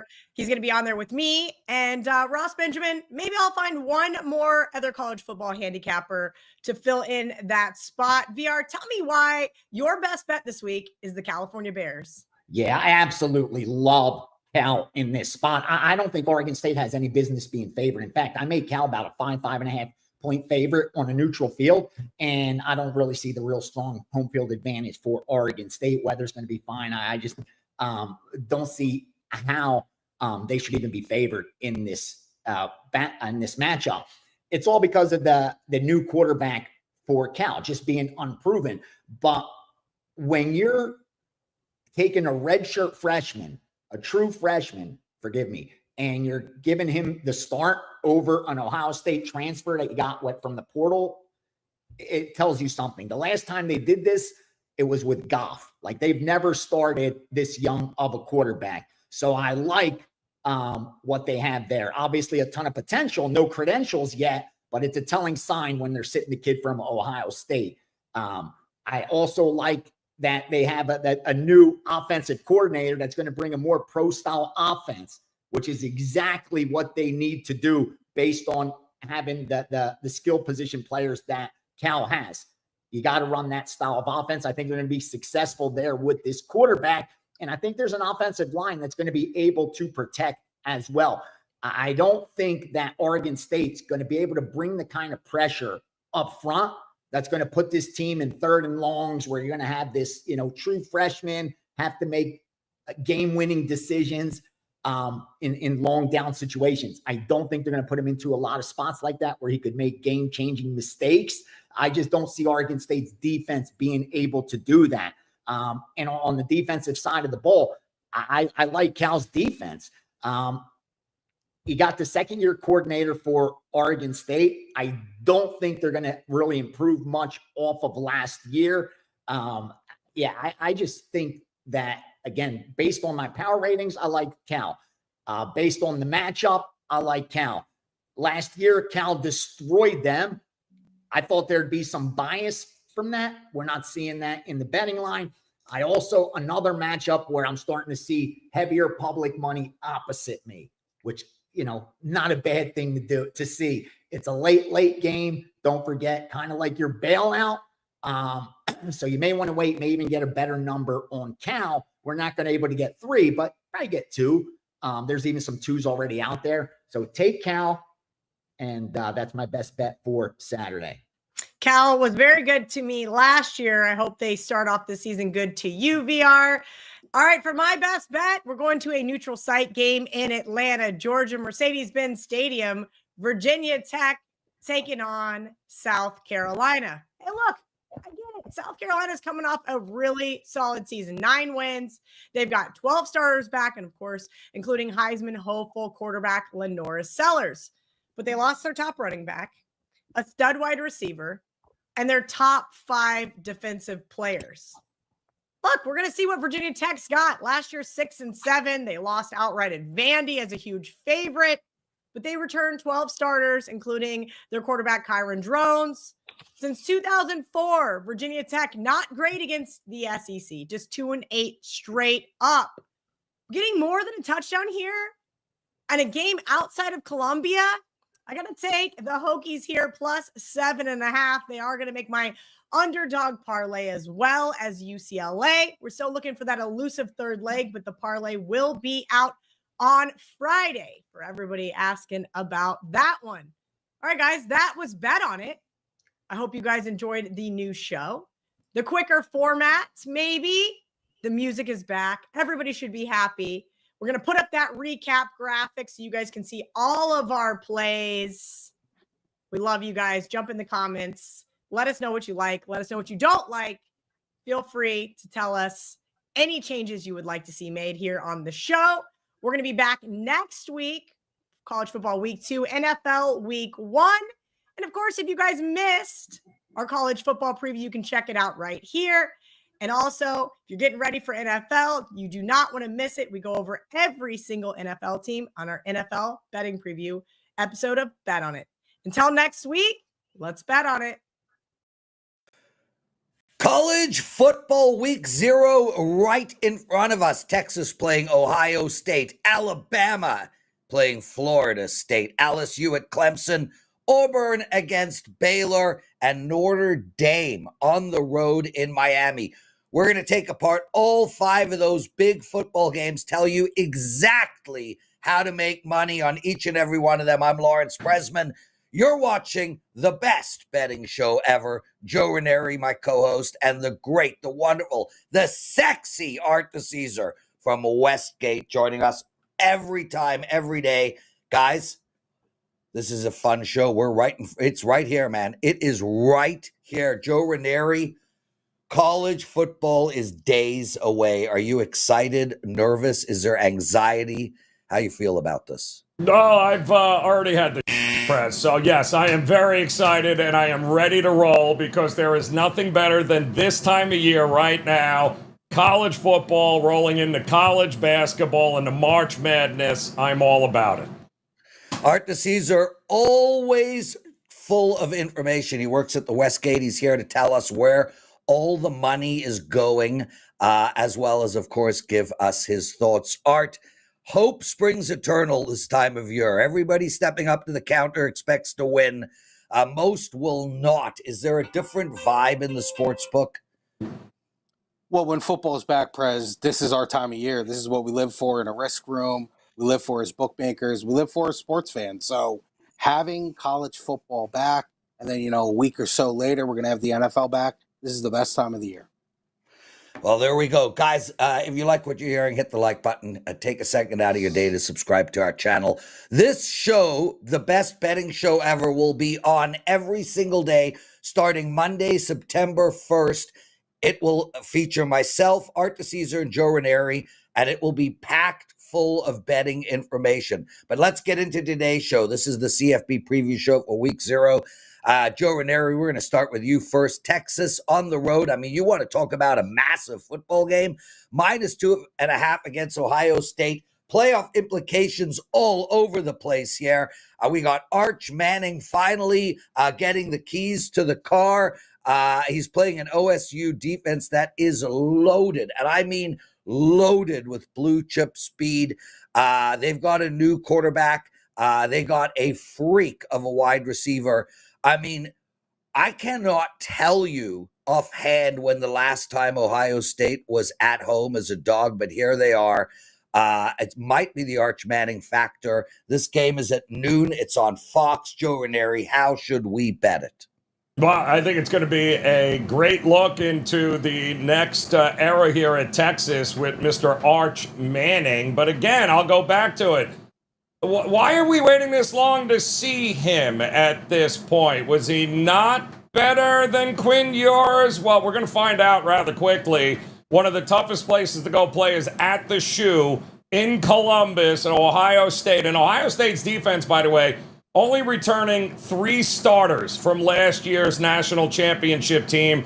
Also, Jim Knowles, one of my favorite DCs. Well, he's gone. He's at Penn State now, so they got a lot of turnover on the defensive side of the ball. Plus, they got a new quarterback in Julian Sayin, who just beat that competition out. A lot of newness here for Ohio State. Not so much for Texas here. When you have new quarterbacks, new situation, prime time like this, mistakes happen. I think Ohio State might be more prone to make those mistakes in this game, which could very well give Texas a huge opening day win here. And even though it's the toughest place to play, Prez, kind of hard for me not to look at Texas with the experience coming back for them to get it done. Yeah, Art, listen, as a sportsbook operator over at the Westgate, this has to be one of the most bet games of the week. And not only that, I'd be surprised if there's 20 games more bet all year. This is as sexy as it gets. Joe likes Texas -2.5. I probably prefer them on the money line if I'm going to go here, especially given that Texas is on the road. The total in this game is 48, and I expect a low-scoring game. How are you handicapping this, and what type of action is the Westgate seeing on this game? It will see tremendous handle. Now it gets hurt a little bit because it's 9 a.m. Vegas time. If this was a night game, forget about it. This would get NFL playoff numbers. But obviously, with it being early in the day, the matchup 1 versus 3, 2 name brands, still going to get tremendous handle. Prez, you mentioned that total. We opened that total 50.5, so bettors have already driven that price down 2.5 points. We've seen back and forth action on both sides. This is going to be a very split action game. Unless we get some group that comes in late and takes one of the sides, we'll be pretty good set up on either side because of the good two-way action. Right. We'll need the over because of all the early under money as we speak. Well, let's talk about that real quick, Art. We've crossed a bunch of interesting numbers in that total. So we've crossed 50 and we've crossed 49. If it gets bet down, we're going to cross 48. That sets up a hell of a middle. Are you expecting that at all? It could happen. We've been at 48 now for a couple of days, and we obviously got a little bit more time before this game goes off. I think you will see, Prez, like you said, if it goes down another half a point, even a full point, there's going to be plenty of middle opportunities for people. They will take both sides. They will live with that. But you also got to remember, even if the public comes in and bets this total, they're going to bet it over because that's what they do. So eventually they're going to find a way to bet this number regardless of what it is. Over the public. Art Caesar from the Westgate, Joe Ranieri from Sports Grid. I'm from WagerTalk. This is the best betting show ever. Hit that like button. Make sure to watch this show every single day. It starts in full Monday, September 1st. Joe likes Texas minus 2.5. The Westgate needs the over, in this game, as a lot of money has been bet on the under. That has gone down already, 50.5 to 48.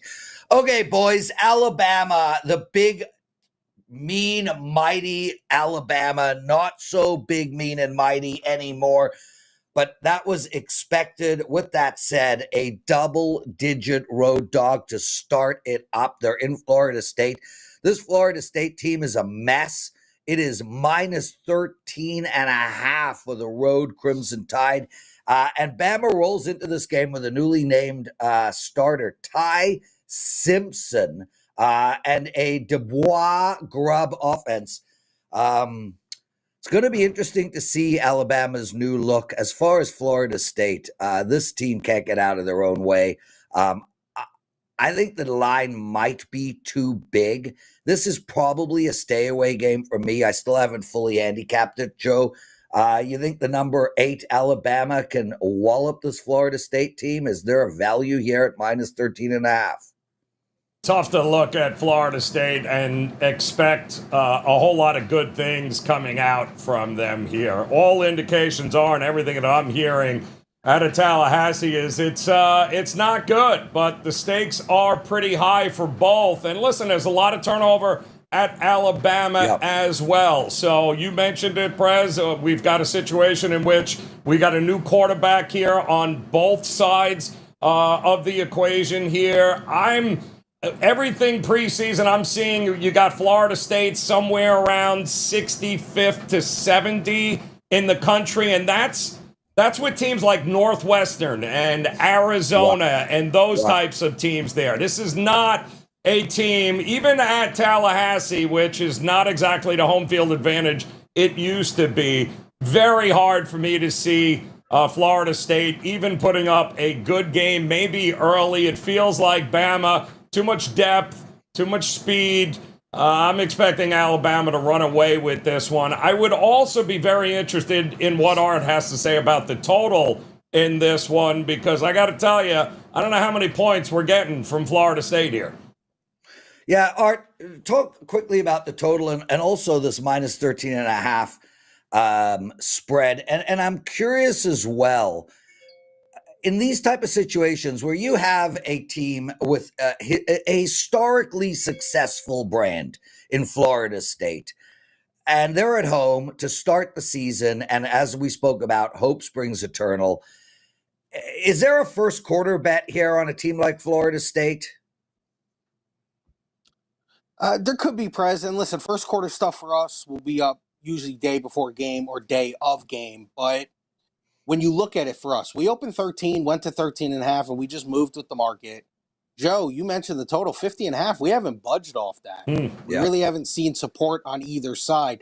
The thing with Alabama that we know, they will be in a group of, let's say, 4 or 6 teams that will be in all money line parlays. When you're in the 10 to 14 point range, people just load up those teams on money line parlays, 6, 8, 10 teamers. So we'll be rooting for FSU outright. Really nothing on the side yet that would make or break a day, but we know because of Alabama being in that like kind of short field of, just teams that people are going to put in money line parlays, even if they have to lay $9, $10, $11, people are going to do it with Alabama because they see it as like a free square on a bingo card. So, I mean, I think I would lay Alabama, but I wouldn't feel great about it. Yeah. Joe, how exciting. Listen, we get to listen to Art tell us where all the money is every single freaking day, except Mondays, Art. You are taking Mondays off. So you will be on this show Tuesday, Wednesday, Thursday, and Friday, and your information is going to be gold. It's really one of the reasons that Joe and I decided to call this the best betting show ever because, well, it is, and we haven't even started. LSU, my friend, +4 against Clemson. I mean, can you believe these matchups? I mean, this is a Death Valley heavyweight battle. Clemson's rolling back their quarterback. Klubnik's coming back. He orchestrates a veteran attack against an LSU team that has completely retooled their back seven, which should be interesting. And I think with Cade's aerial attack, we'll find out very quick what this LSU defense is like. Road team +4, total here 57.5. There is so much pressure on Clemson coming into the season, Joe. They are looking to win it all. It's sort of national championship or bust.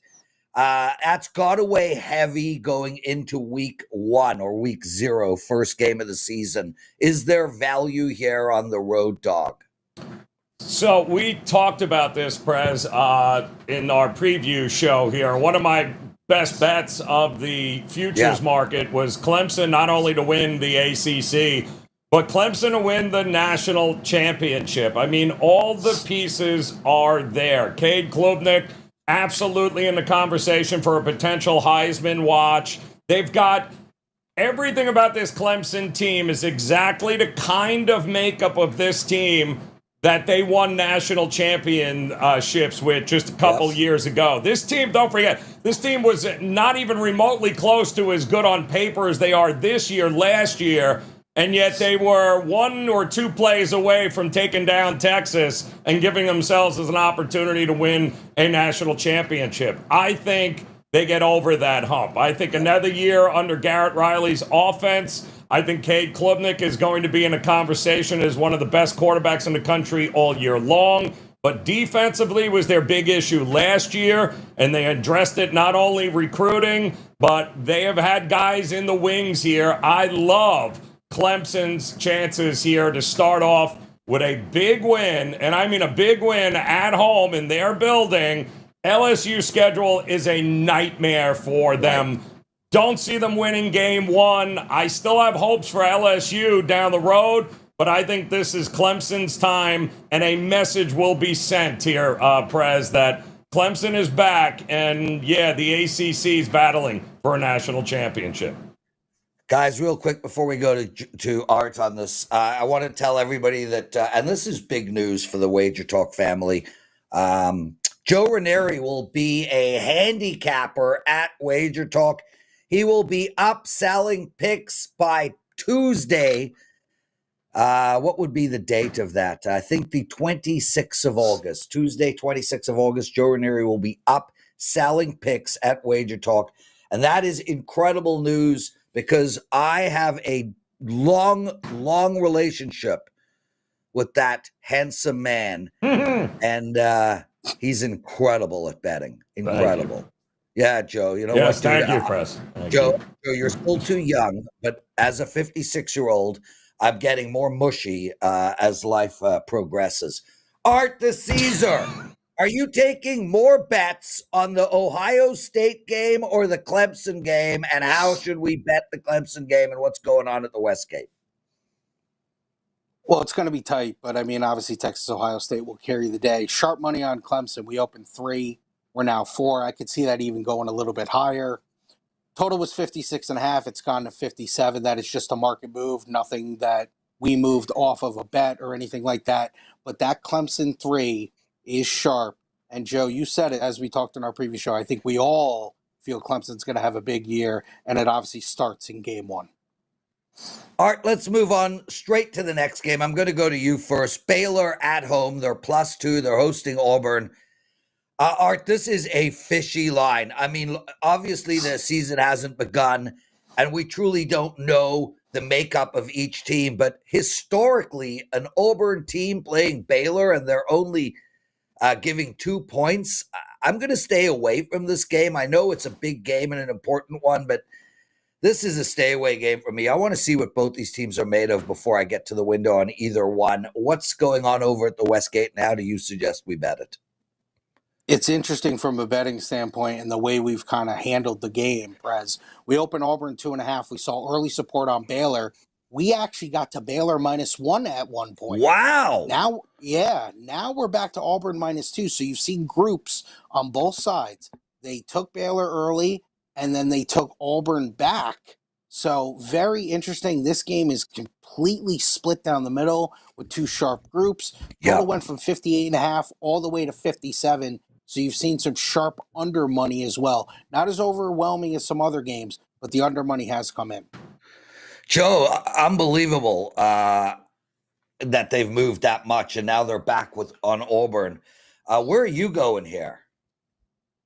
Call me crazy here, but I like the home team, man. I think Hugh Freeze is in trouble in Auburn here. I do not trust this Auburn Tiger team. Be one thing if they were home, but, you know, Baylor is sneaky, and Baylor's got a pretty good sneaky coach here, and I think, listen, Auburn would be a monster victory for them on the road, but I don't know that they get it here. I do not trust. I don't think they had a great haul in the transfer portal here. It is still the SEC versus the Big 12. I get it, but this is exactly the kind of games that Dave Aranda, the head coach at Baylor, gets his teams up for and ready to go. A lot of people believe both these guys are on the hot seat before they even play a game. But I'm going to give the edge to Baylor here. I think Baylor shows up, and this could be the upset of the weekend. Even though it's only 2, it would still be an upset to watch the Big 12 upend the SEC to start the season. No, for sure. Well, I agree with you. Okay, Art, let's go. Notre Dame, -2.5 playing Miami. This is number 6 versus number 10, and another game that I'm sure the Westgate is getting a ton of action on. This is one of those, defensive, Notre Dame's defense versus Miami's, swing at a monster quarterback with Carson Beck coming in from Georgia. This is going to be which side of the ball wins. Is it going to be Notre Dame's defense that holds, or is the Beck-led Canes going to put up some points? The total here is 50. How do we attack a game like this? Well, let's start with that total, Prez. It was 54, 4-point move to the under. And that was Sharps hitting it at 54. They even hit it again at 52, which has moved us to 50. We had Notre Dame as high as 3. There was some nibble on Miami taking a team, getting 3 points at home. Not necessarily sharp, but they're just taking a football number with a home team at +3. When I look at Notre Dame under a field goal now, I think the best unit on the field is Notre Dame's defense. Right. It feels like they're going to go beat Miami. I never trusted Carson Beck. I don't trust the coach. Notre Dame does have question marks at the quarterback position, but I think everywhere else they're solid. I think under a field goal, money line, all that type of stuff. I like Notre Dame in the game. Joe Ranieri? Yeah, please. Yeah, don't let friends get Cristobaled in game 1 of the college football season.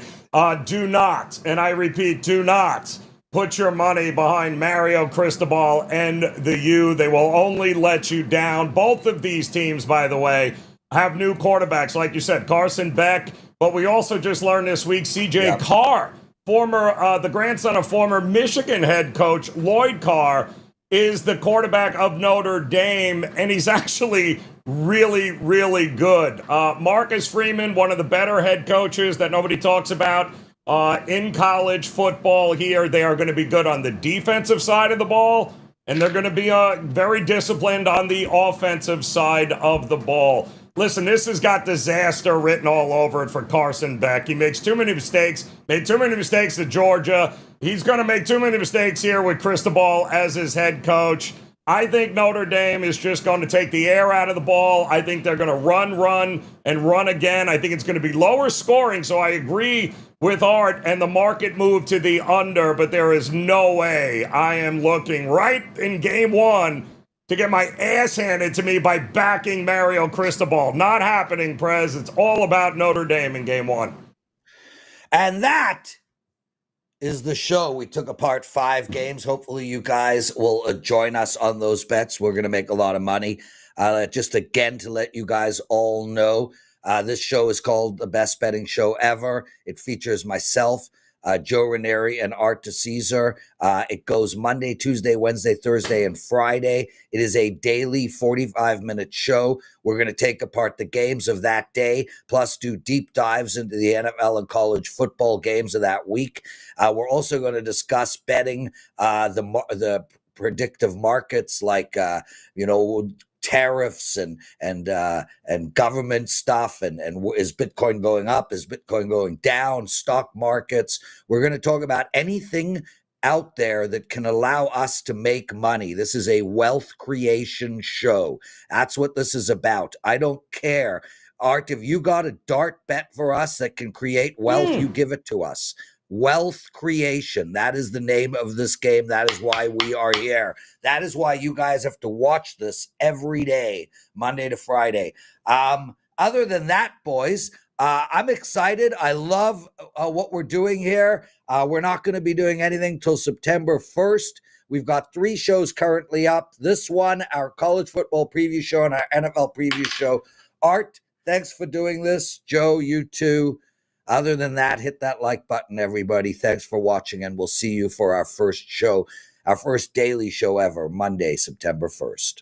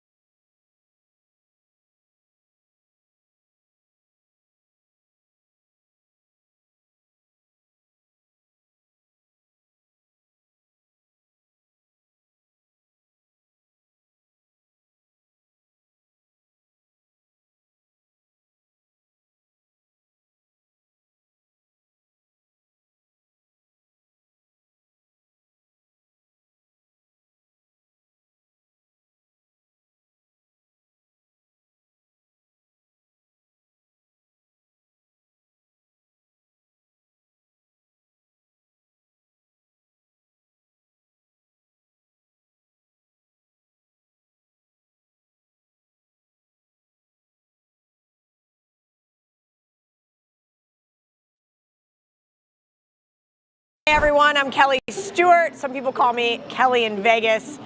You've probably seen me on several media outlets in the past. Currently, I am an owner of WagerTalk.com, home of the largest free sports betting content on the planet.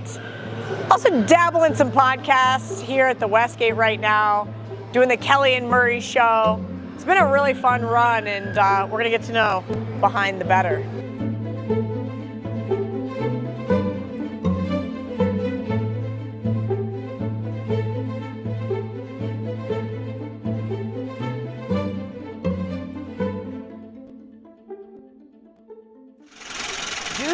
remember your first sports bet?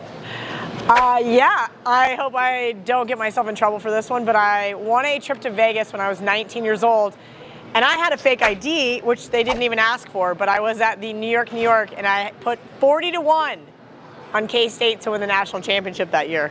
Me and my dad split it, $100. What is your most memorable sports bet?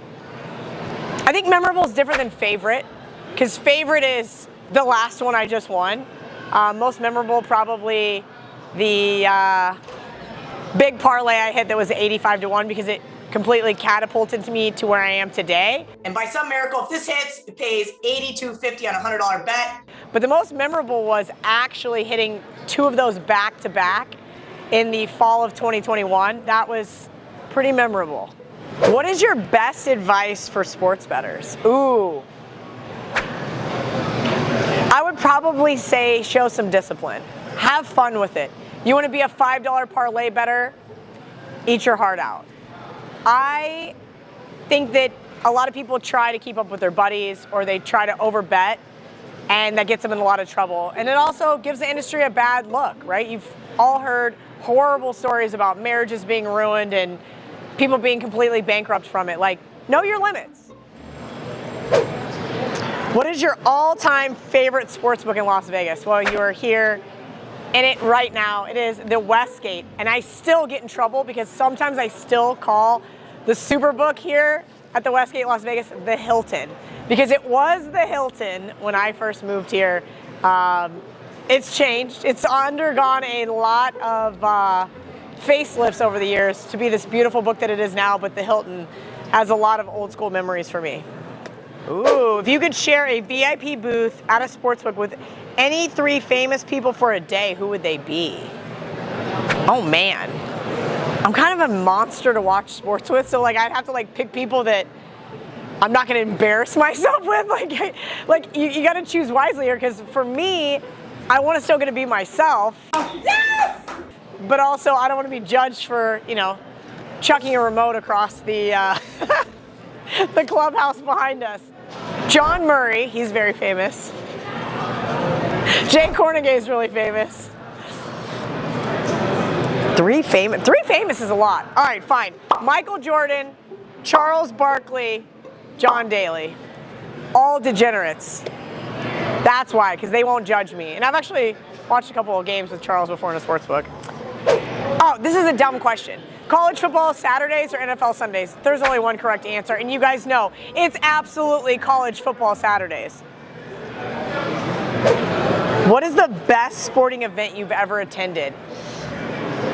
So I don't know if this was the best, but it was like, okay, you asked memorable earlier. The most memorable sporting event I ever attended. And then to find out that K-State was a favorite and they didn't cover was crazy. But it was K-State, Nebraska in 1996. The snow is like falling down, and K-State finally ended their losing streak to Nebraska. Then to see the next day that Eric Crouch's helmet was turned all the way around made it even better, because it was a missed call by the Zebras. But that was like a big time memorable event for me.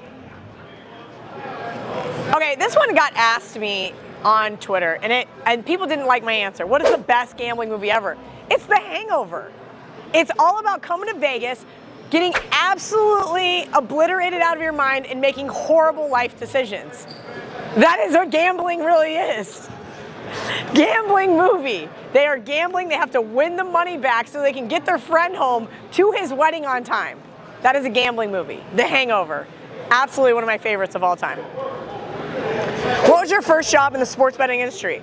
I started KellyInVegas.com, and I started working with the lovely guys over at Don Best Sports. They gave me my first job, and I learned an immense amount of things about the industry from Todd Furman, Kenny White, Brian Blessing, and so many others. It was a really great opportunity for me. Other than sports betting, what is your favorite way to gamble? Nobody knows this because nobody pays attention. I like to play blackjack. I love baccarat. Monkey. 9. Barking when you have a king and a 9. Being absolutely obnoxious, being able to rip up the cards, do whatever you want. When you have the biggest bet on the table, nobody can ruin that for you, unlike blackjack. Who would be on your Mount Rushmore? Ooh, who would be on your Mount Rushmore of people in sports betting? We now have the Sports Betting Hall of Fame, so there is a lot of people in there. Number one, Billy Walters, absolutely should be on the Mount Rushmore. I would have to say Roxy probably should be on the Mount Rushmore. And then it gets really thick. Like guys 3 through 10, you could make an argument for any of them. I'm going to piss some people off. I'm going to offend some really prominent people in this industry because I'm not going to pick them. It is really tough. Those first two, very easy.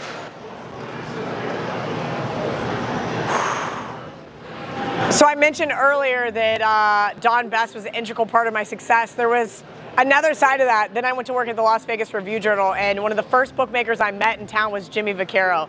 So he absolutely belongs on the Mount Rushmore. Imperial Palace Sportsbook Director, now Vice President of Sportsbook Operations here at the Westgate, Jay Kornegay, deserves that 4th spot on Mount Rushmore. There are several others that went unnamed, so I don't want to hear about it. Actually, tell me about it in the comment section. Ooh, what is one thing about sports betting today that you hate? Social media, probably. Like, I think at the end of the day, we all forget. We're all laying 11 to win 10. We're supposed to be against the sports books, not against each other. Just because we might be on opposite sides of a game, there's just so much hate and vitriol out there. Yeah, that's what I hate about sports betting. What is one thing about sports betting today that you love? We were laughing about this the other day, Errol Epstein and I, and she goes, "You just love meeting random strangers on the internet." And I said, "Bitch, I met you on the internet." Like, all of my friends that are still good friends of mine today, I have met in some capacity because of sports gambling. And it's mind-boggling. The couple that we went to dinner with last night, I met him over there in the clubhouse about 6 years ago. My best friend Chris that flew in from Boston to spend Super Con this weekend with me, sports gambling. My boyfriend, I met in because he was also in sports gambling. I love that as much as the social media side of things can be so full of hate, that in person, I really think that there is a really good core group of people who actively share the same insights and ideas, and their goal is the same thing, and that is to win. Most underrated handicapper content creator right now. Oh boy. Ooh, this is hard. Well, damn sure it's not Trent. This is tough, man. There is a ton of really talented kids on all sorts of social platforms out there grinding every single day, looking for winners, putting forth the effort, doing their homework. This is a really difficult question that I will have to think on. What is your opinion on the current state of the sports betting industry? This one's really interesting, guys, because we've seen since PASPA got repealed in 2018, which was 6 years ago, such a crazy shift in this industry. And I think right now, it's not good. I think we saw a peak, and now we're starting to level out. Unfortunately, I'm seeing a lot of people losing their jobs and switching careers, and that sucks. But I think that there will be another big push. I think there are a couple of operators that are kind of bullyish towards smaller operators, and you hate to see that. Just because you have deep pockets doesn't mean you should get to dictate where the industry is going. So I'm going to say right now, the industry is going through a little funk. But we've seen it before, right before major legalization, and we're going to see a big push here over the next few years. I saw our athletic director in Dublin. I had a few nice cocktails under my belt. He said, "Hey, we're at this bar or the steakhouse. Let's have a drink at the bar. I got a few other rounds, but I'll come down after the dinner." And he goes, "Actually, just come upstairs for the dinner." I was like, "I'm not coming upstairs to the donor dinner. I do not fit in with those types of people for a magnitude of reasons." Wait a minute. Hold on a second. I was writing down some notes. I wasn't paying a ton of attention. The athletic director invited you to No, he didn't invite me to dinner. Aunt Helen and I had already eaten dinner. Okay. And I said, "Hey, where are you at?" And he said, "We're here at this donor dinner. Just come upstairs when you get here." And I was like, No, not doing that to Kelly. Kelly is not going to set herself up for failure by just showing up at a donor dinner. Didn't go. It must be nice being a girl. So then I'm sitting at the bar downstairs having another glass of wine, hanging out. What a surprise. There was, from my understanding, I think when I'm drinking, I'm pretty oblivious to the things around me, or maybe I just don't give a fuck. It's probably the latter. But apparently there was a woman there that was like, who the fuck is this chick? She didn't say that, but she kind of gave that look. How old was she? How old was the woman? 60. Okay. So she was, you're in this example, you're the chick. So was she threatened by your look? She had came to the bar first, got a drink. I noticed she didn't tip the bartender, so I tipped the bartender on her behalf. And she goes, oh, they don't tip here. And I go, that's actually a myth. And that's the reason why we're still getting served, because this place is closed. And I tipped the kid 20 euros to stay open for 15 minutes so that we could have another drink. So I think there's less of an I've been to the UK several times in the last few years. I think there's less of an expectation for tips, but that doesn't mean that there's no tipping. If you tip, they will give you better service. Yes, absolutely. Yes. So anyway, so then he comes downstairs. I'm talking to him. I'm talking a lot of shit, like I always do. And he's laughing and whatever. He goes, Cal, he goes, Ireland. Yeah. He's like, Cal, I laugh. I get a lot of shit. People want to know why I follow you and all these other things. He goes, but I got to think that people need to realize that you have a blind loyalty to your university. And I said, absolutely. I've said a million times, I would never put a coach, a player, an athletic director, anybody associated with the university in a disparaging light or a bad situation that could hurt my alma mater. And I mean that mainly from a sports betting perspective. But I say this long story short to say, even if I saw that fight, I didn't. But even if I did, I wouldn't record it. And I damn sure wouldn't post it to social media, because guess what? It makes K-State look bad, even though guess what? Shocker, they're both KU fans. That's what I wanted to say on social media. Are we surprised two KU fans are fighting? Can you say, let me ask you, this is a little bit off the topic. Can you say long story short when the story was like really long? Like, can you just go on and on and then just say long story short? I didn't feel short. No, sure wasn't. You certainly, you certainly didn't take that video. And I don't see you as somebody that would like be taking a video like that. I feel like you'd be more likely to get involved into the altercation. You're the person fighting? That's what I said. Right. I did Mitch and Paul the other day, and they said something about it. And I said, no, I know exactly how they feel. I wanted to fight everybody when I left the stadium, actually, after that game. Like, I felt the same way they did, as a matter of fact. So, yes, you are correct. I would be more likely to be the person fighting. Mitch Moss and Paulie Howard wanted to get into fights with people at a sporting event? No. They asked me about the video, and I said, I completely relate.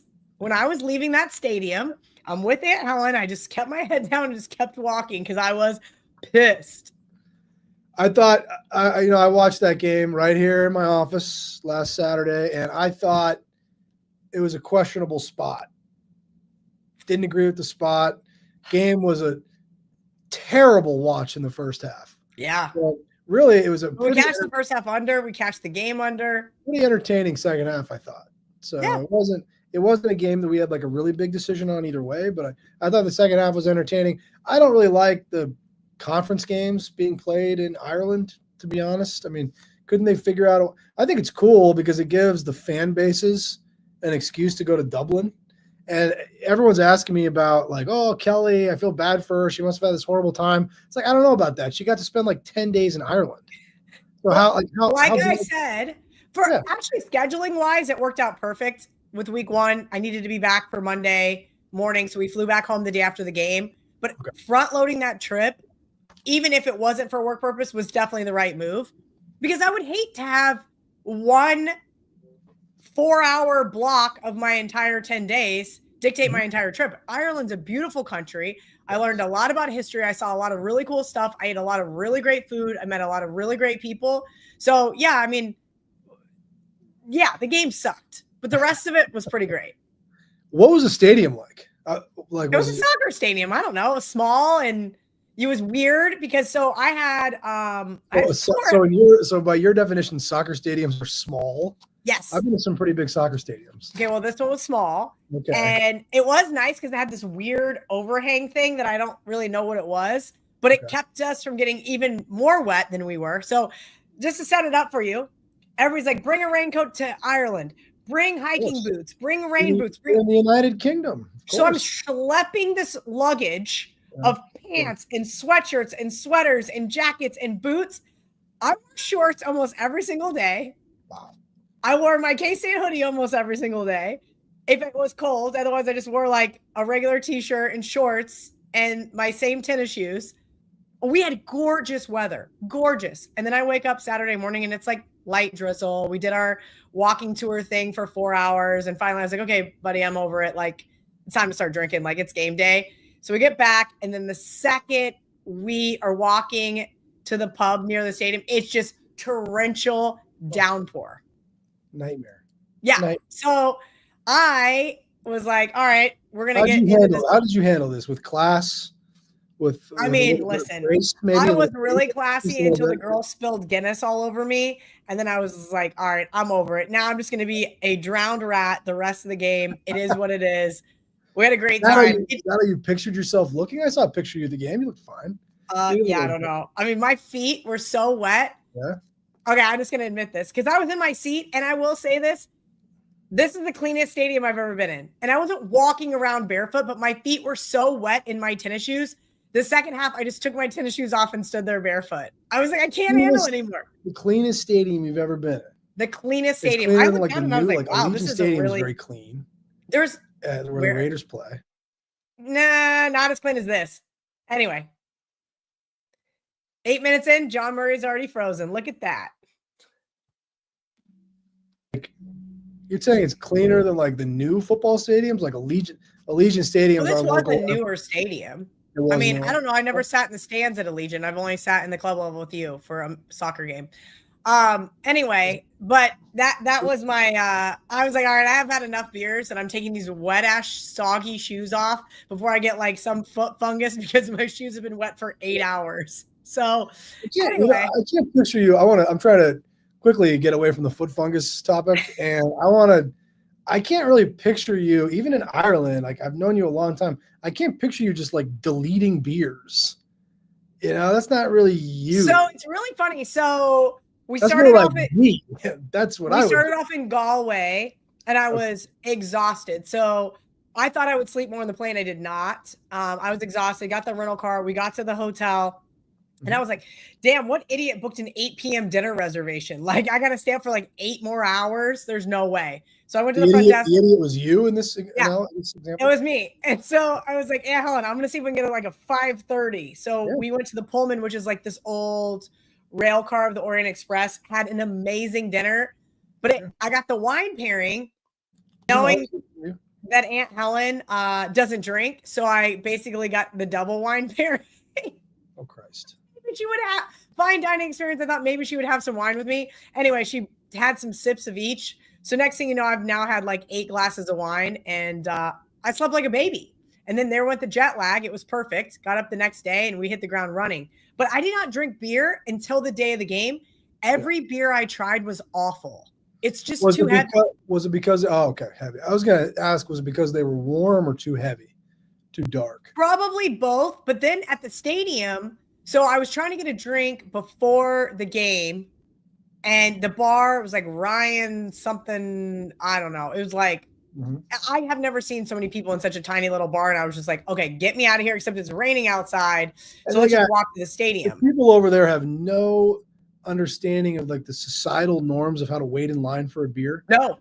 It's like everyone's just trying to cut in front of everybody else. When you finally get up to the front, people are like trying to bribe you to get them a beer so they don't have to wait in line.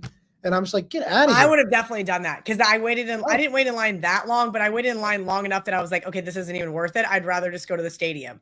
So, but the beer line, the line for a beer at the parade, the Liverpool Premier League title parade, the only thing longer than the line for the beer was the line to go to the bathroom.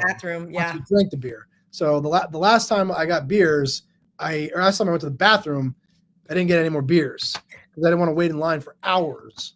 I will say this. The way that the stadium is set up is not conducive if you're not sending people. So for whatever reason, you have to use Ireland Ticketmaster. So I had all these extra tickets. Don't ask. I don't want to get into it, but I had all these extra tickets. So I had put on Twitter, and a guy that I knew from college, Greg, was like, hey, Cal, like, I'm going to sell my 2 seats. Come sit with you, and I'll just give you whatever the difference is. And I said, yeah, that sounds great. Aunt Helen had a couple of friends that came and sat with us, but it wouldn't let me transfer the tickets to them. So they went in on their tickets that they already had because, of course, they didn't sell. And then they couldn't get to our portion of the stadium. It's like sectioned off. And I thought that was really weird. That's how Anfield is. Huh. That's how Anfield is. But yeah. I think a lot of their stadiums, from what I was talking to security, so security was nice enough to walk me out, get everybody, and then walk them back in. Is it because they're keeping the different fan bases apart? Yes. Because they're going to fight? Yes. Okay, that makes sense. You want to keep the sections apart. Yeah. But what I also liked was there was hardly any line for beer, and they had double the men's bathrooms that they did women. And so nobody ever had to wait in line for 5 minutes. Wait, are you saying that you went into the men's room? Why? No, I'm saying that it makes sense. There's usually 2 times as many men at sporting events. You should have extra bathrooms. Yeah, I mean, I don't know about. Oh man, what? You see that? Oh, sorry. Fantasy baseball. Yes, fantasy baseball, very important stuff. It's college football week 1, John Murray. I know. I know you didn't have a good time at the game, but I thought the second half was very entertaining. You said the game was awful. You said you had a great. The result was awful. Oh, the result was awful. Well, the play calling was awful. The special teams was awful. People got to first understand. downs were not great. We got obliterated by Warren Sharp about this, and he's so right. What the fuck are we doing? Anybody taking a 4th and 1 from the shotgun? Did we learn nothing from the Philadelphia Eagles? I don't know. I don't know. Do you have players that are competent to execute the tush push? I don't know. I don't know. I don't know either. I don't know anymore. What do I know? People act like that every team can just do that play. I think there should be some credit given to the Eagles the way they execute. I'm not saying every team can do that play, but why aren't we at least practicing said play? And also, why are we taking shots from the shotgun when you're 5-6 yards back? I agree with that. Because your whole advantage is you're right there. You're right at the first down marker. I always appreciate the aggressiveness. That's great. But anyway, I digress. Ireland was a beautiful country. Killarney was amazing. But you're right. It wasn't until I got to the stadium that I found these apple beers. Think of what's that apple cider everybody used to drink? I don't know what it was, but not that heavy. Like 100 calories versus 200. And it's only 4% alcohol. I always see Angry Orchard. Yes. It's like an Angry Orchard, but lighter. And I was laughing because I was just they were going down like water. I was a little stressed. So, but I was like, man, I'm not really that drunk. And I looked at the can because they pour it in a cup and then you have to give them a deposit for the cup, which is a whole thing that's weird too. But I have not done that. No. I never was buying beers. So Greg and his buddy ended up not paying me for the seats because I was like, just who cares? So they just bought me beer. So I never went up there. So the very last time I was like, I'll go up and buy a round of beers. That was when I finally saw the can. And I was like, oh, it's only 4%. That makes a lot of sense. You pay a deposit on the cup? I just wanted the can, but they will not give you the can. Interesting. They want people to return the cups. Oh, why? I don't know. I was trying to make a cup snake. Like when I go to a stadium that I've never been to, I like to steal a couple cups as a souvenir. Steal is a big word. I paid $20 for the beer. I don't know if I stole the cup. So, but I'll bring the cup home, wash it. It's a kind of a cool souvenir. There you go. I would have done that. But all right, so you're back in America. You're back to, I guess we can call this working. Reality. And you're getting this isn't ready. working. We know this isn't working. But yes, I have been working all week. I'm sure you have. And now we're getting ready. Almost got through that. And we're getting ready for week 1 of college football. This is Thursday. And our college football contest, Super Contest College, we're closing in on 1,000 entries. Last time I looked, it was 980 entries. Woo! And we're taking signups for a little bit more than 24 hours more. It's 2:30 right now. Taking signups until Friday at 3 p.m. Sweet. Pacific time. Picks are due Friday at 5 p.m. Friday at 5 p.m. Week 1 picks need to be in. Have you had a chance to look at the contest lines, Kelly? Yeah, I already submitted. So I have 6 entries. I've already submitted 5 of the 6 because 5 of the 6 played a Thursday night game. And what do you like? Give me some of the highlights. What do you really like this week? Well, I'll skip over a couple of games tonight because it's kind of pointless by the time this show comes out. Well, it's not pointless because I could maybe root for you. Oh, you can root for me? Okay, I can well, root cheer for for you. Cincinnati tonight, please. Cincinnati. Okay. We like Cincinnati tonight a lot. 6.5. Really mad. There was a blip on the radar. There was a 7, and I didn't get it. I'd already bet the 6.5 in fairness, so it's not like I would have rebet it again at 7, but I digress. Okay. What else? So the Hottie Threesome, as you like to call it, my 3-team underdog parlay. Did you put it up on the app yet? No, I forgot. I'll have barbecue. That doesn't surprise me. It's tell me what it is again. Northwestern, UCLA, I feel like you like Northwestern a lot. Virginia Tech. Virginia Tech, the producer of this show is a South Carolina alum. And he knows that his team is getting way too much respect. Way too much. He's going to be at the game on Sunday. I'm sorry. And guess what? We're both going to hate our team for the first game of the season. It just is what it is. I don't know about that. So you're going to do it. This is a money line 3-team parlay, the KIV. Let's call it the Hottie Threesome. Like 28-1 ish. 28-ish to 1. All right. Well, I can have. You know this guy that works for me, Andrew Babakitis. They call him Boosts. Should I just start sending it to Andrew instead of sending it to you guys? I sent it to you guys like 5 hours ago and nobody put it up yet. I didn't know that. I'll get it. I'll get it to Boosts. He'll get it done. He's a worker. He's a very versatile employee. You know, he's been like, yesterday I saw him signing people up for the college contest. Okay. And he was like fixing the sheet rack out front, and then he was over there moving numbers in the back. I think I actually saw him walk an old lady out to the door. I mean, this is very impressive. Guy. Very impressive young man. I've really been very happy with his work output as we start football season. What I really have been actually. What else do you like besides the Hottie Threesome? I'm going to get that taken care of. That was my bad. What else do you like on Friday and Saturday?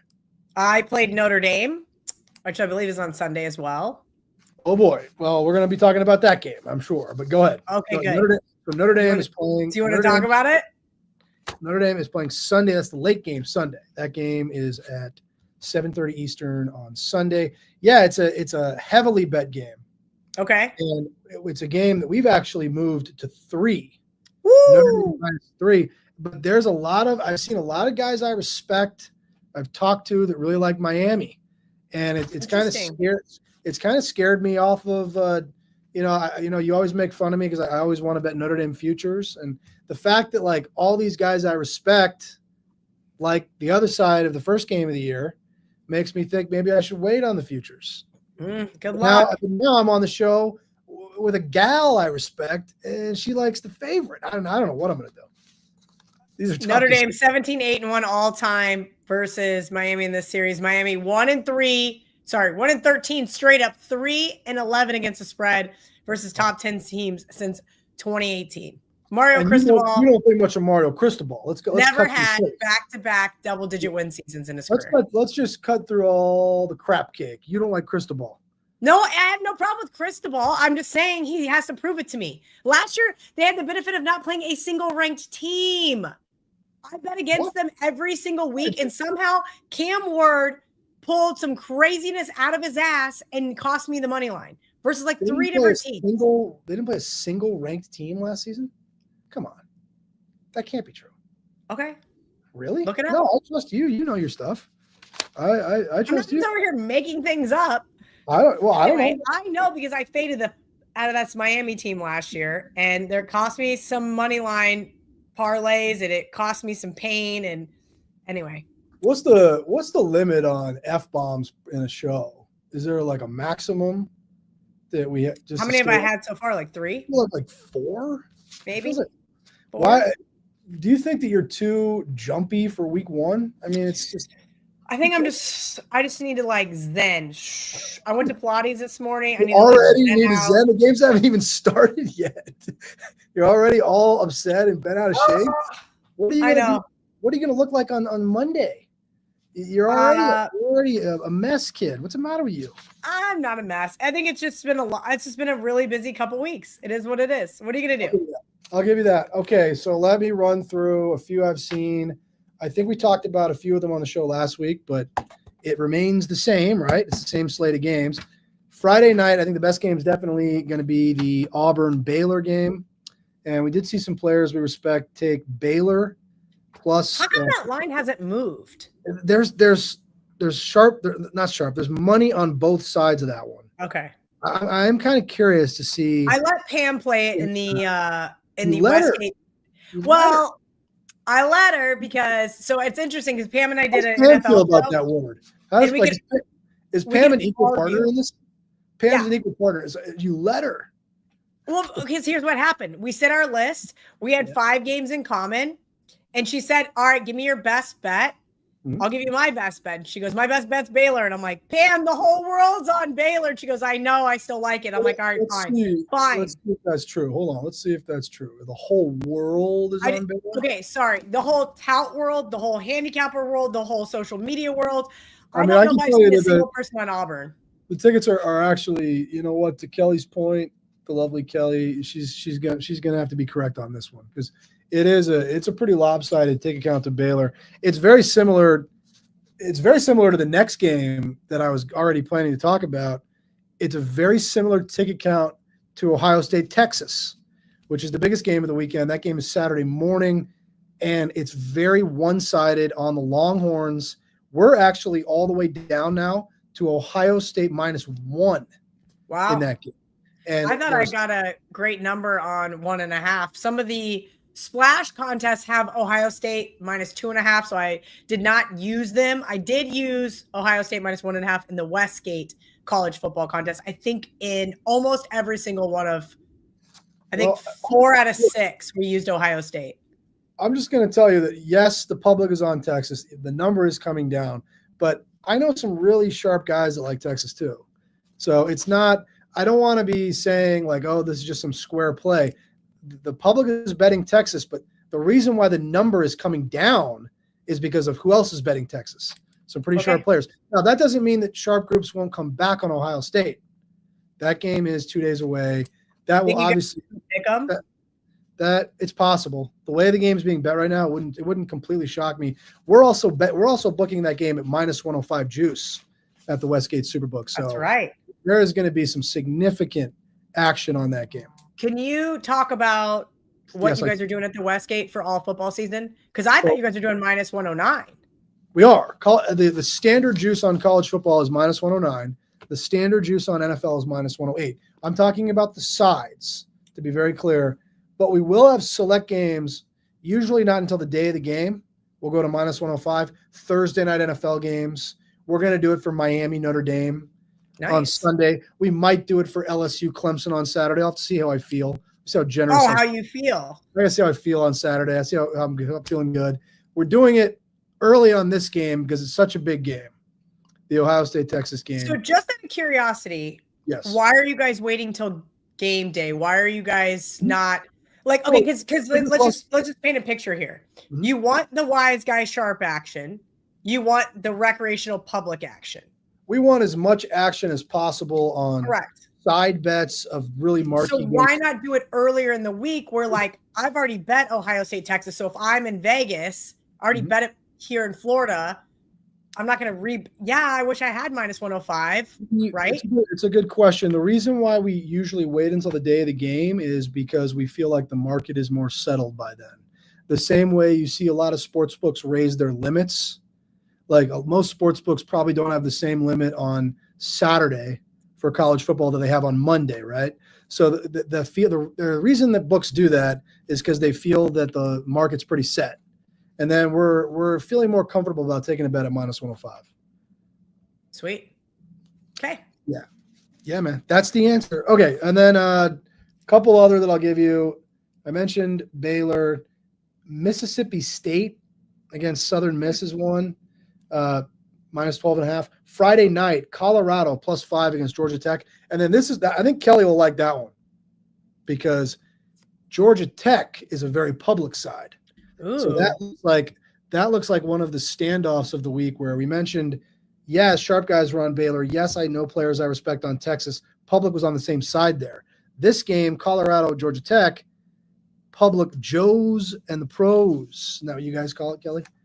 And then they go versus the pros. It was versus the pros. Yeah, I'm sorry.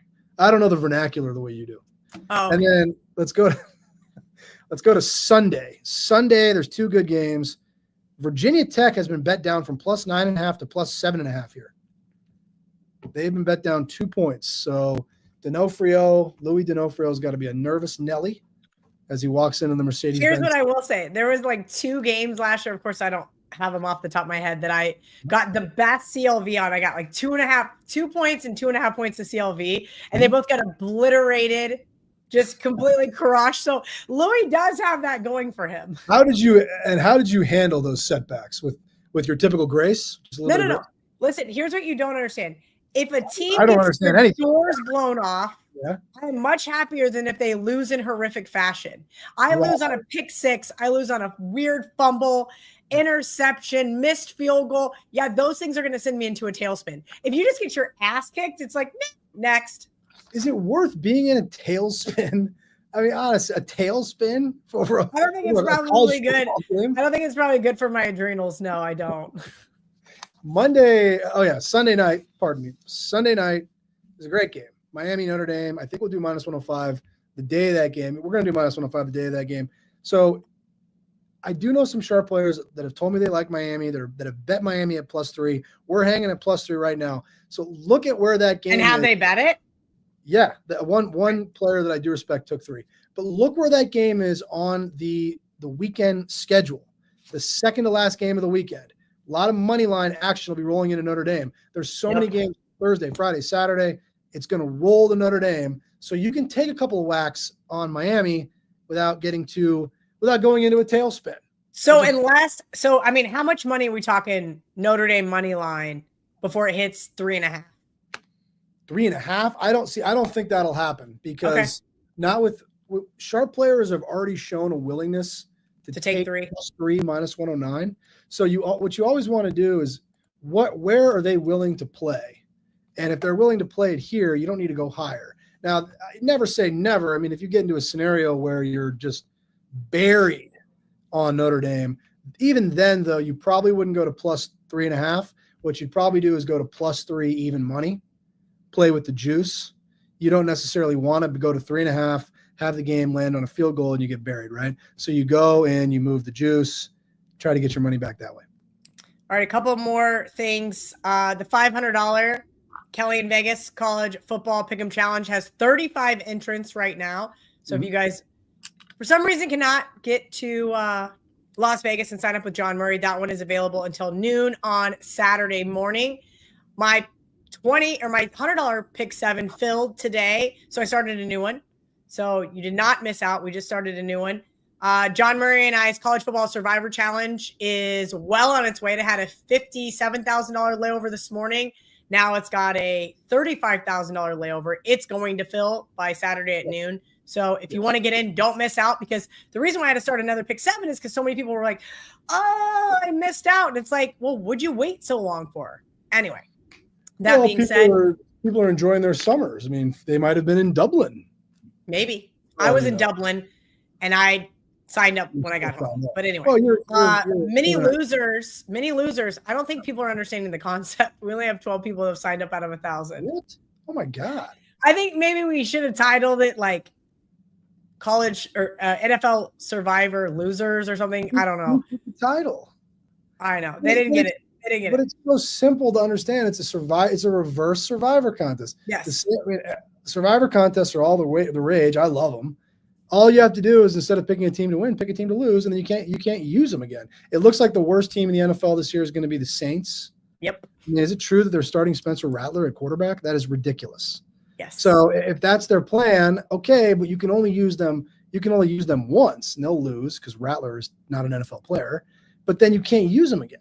Correct. Right? I think it's harder You think Yeah, the I Titans- haven't done the reverse spreadsheet for that one yet. I need to like sit down and have like a few hours. I did finish all my other Survivor spreadsheets on the flight home, so that was good.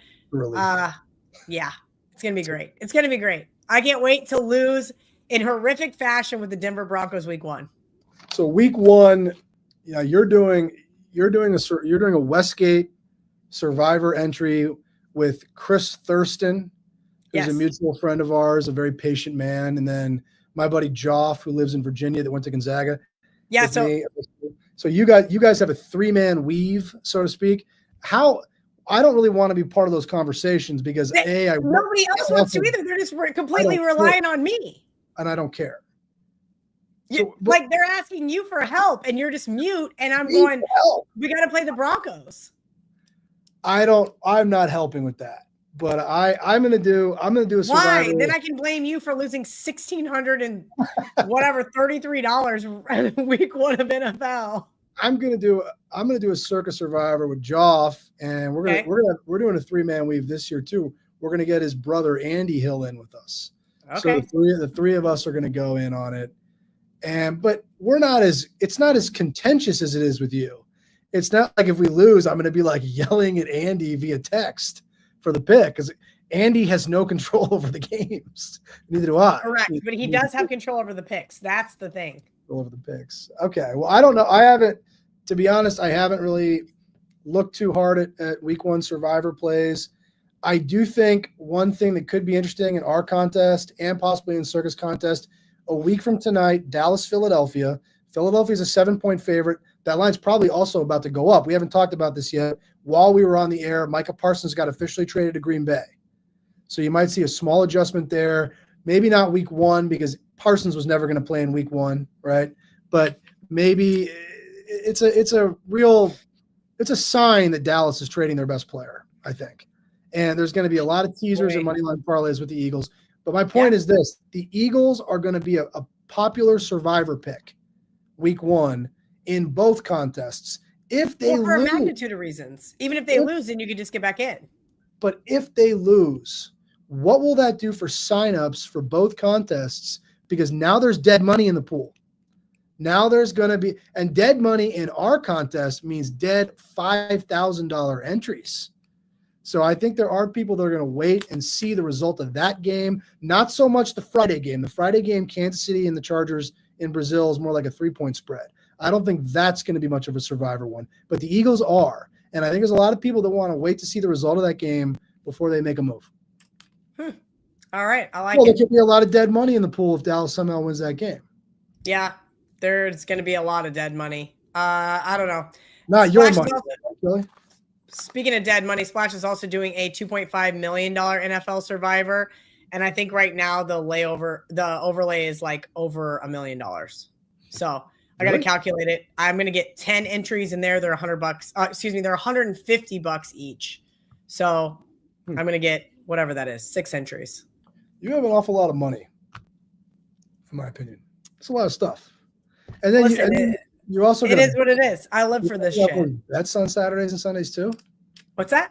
You're gonna have all these. You're gonna be in like 1 million contests, and then you're gonna have all these bets you're firing as well.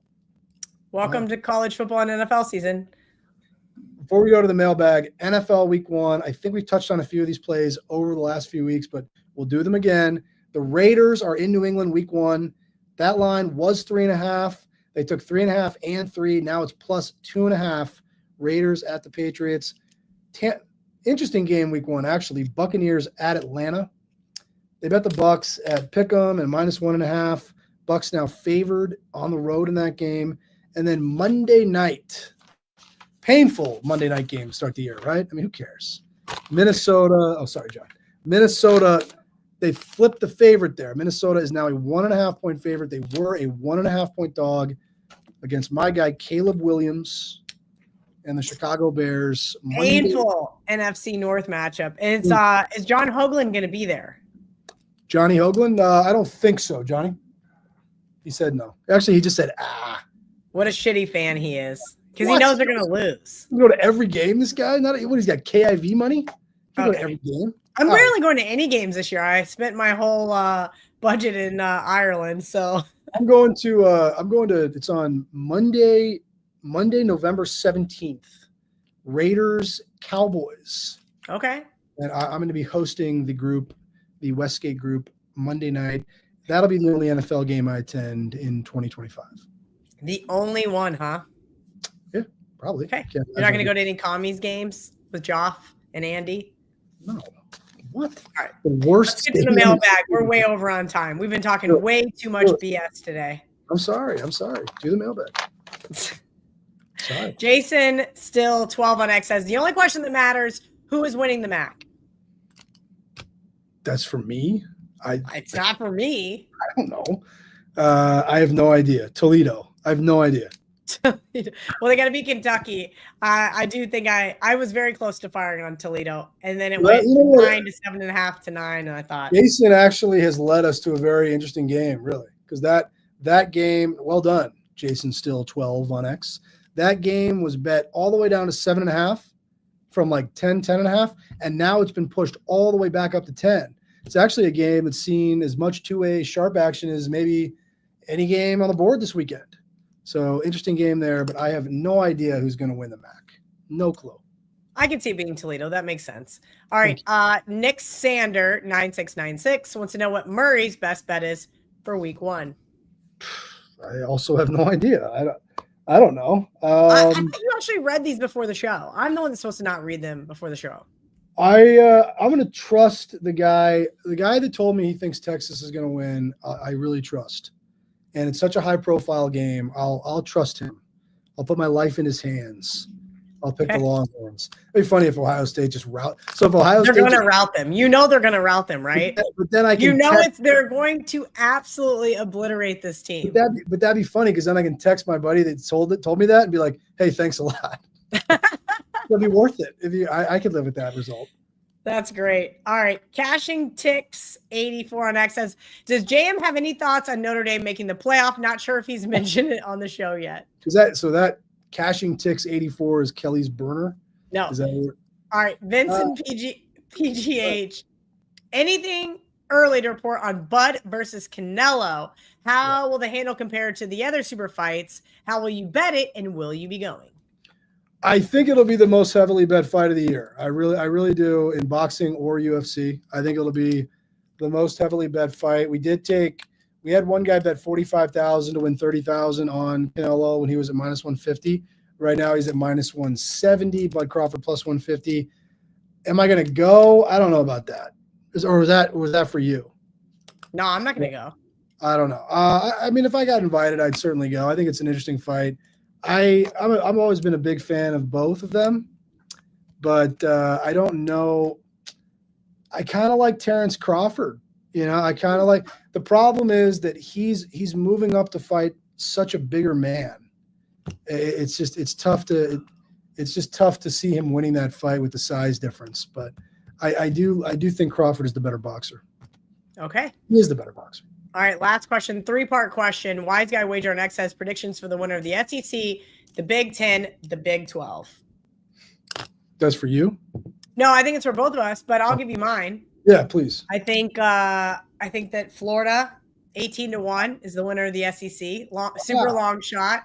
I like them over 7.5 wins. I think it's going to be a very tight knit race with about 6 teams fighting to win the SEC, but I like the long shot there in the Gators. I think they're going to be the most improved team in the SEC. How about their that? schedules? I like the quarterback. Their schedule is pretty tough, though. Yes, pretty tough schedule.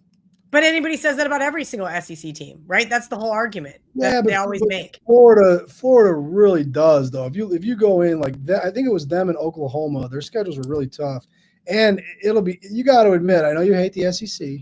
But you got to admit, it's going to be interesting next season when they have to play 9 conference games. Oh, when they actually have to play 9 conference games like everybody else? Oh, yes. Let's see. When they don't get to play Chattanooga on my birthday. Like, oh, I feel so bad for them. Oh, you guys are going to play Wagner on November 11th? Like, what? I'll go with I have to pick Texas. Because you hate you got to be the chalk eating weasel. What is it, 2-1 to win the SEC? Hate them so much, I have to pick them. I don't have an option. I hate them so much. You hate them All right, so much. Big Ten. I think Michigan might might Interesting. win the Big Ten this year. I We'll kind of see. like that. I actually was thinking about using that as my pick as well. I like Michigan, and we have seen some money come in on them to make the college football playoff. I think I mentioned that last week. And now I don't want to be a copycat. This is where you get into a tough spot, Johnny, because if I pick Michigan, which I was going to pick, then I copy her. If I pick one of the favorites, then I'm a chalk-eating weasel. So like, what am I supposed to do? I guess I'll go. I mean, Michigan's what? It's Penn State, Ohio State, Michigan. Michigan's still pretty chalky. True.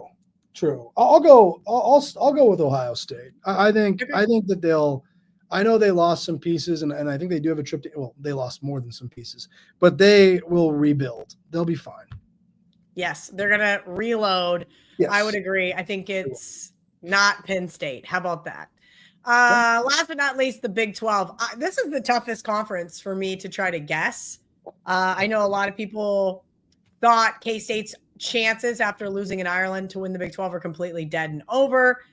I wouldn't say that. I would just say it's a lot harder for them to do so now.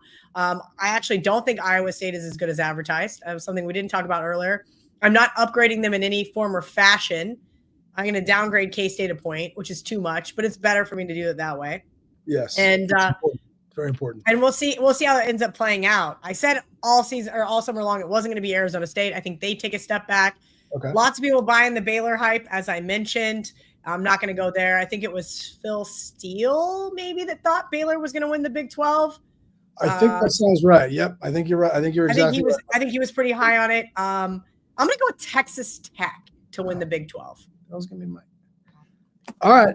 You're not even like. Yes, I was. I could show you the text messages with my friends from earlier today, but Okay. I'll go. I have to be different. I'll go Utah because we can't pick the same teams. Well, it's not going to be Utah either. Sorry, I hate to bring it to you. Utah's going to lose to UCLA. Not that that's going to affect their chances in the Big 12, but Utah is not as good as advertised. Once again, ran down the whole conference. What am I supposed to do? I'll go. Just admit that we both like Texas Tech. Well, there's been a lot of money come in on Texas Tech. You know what it is? My brother Peter Murray, he loves Texas Tech. He's been in my ear. And you know who else has been in my ear about it? Your guy who you so terribly took money off of, Chase Michelson. Maybe he's got another bet he wants to lose. Does he want to get some 2028 action? Leave Chase. I've already got some 2028. I already got some 2028 bets in the hopper. Leave Chase alone. All right. Okay. So I'm gonna text him right after the show. We'll do the show every Thursday. Is that correct? Every Thursday, yes. And then we'll got to get out of here before the NFL game kicks off because you're going to be super busy. We're going to rely on our social media guys to clip some NFL stuff before it starts Thursday nights. Is that correct? I like it. Sounds good.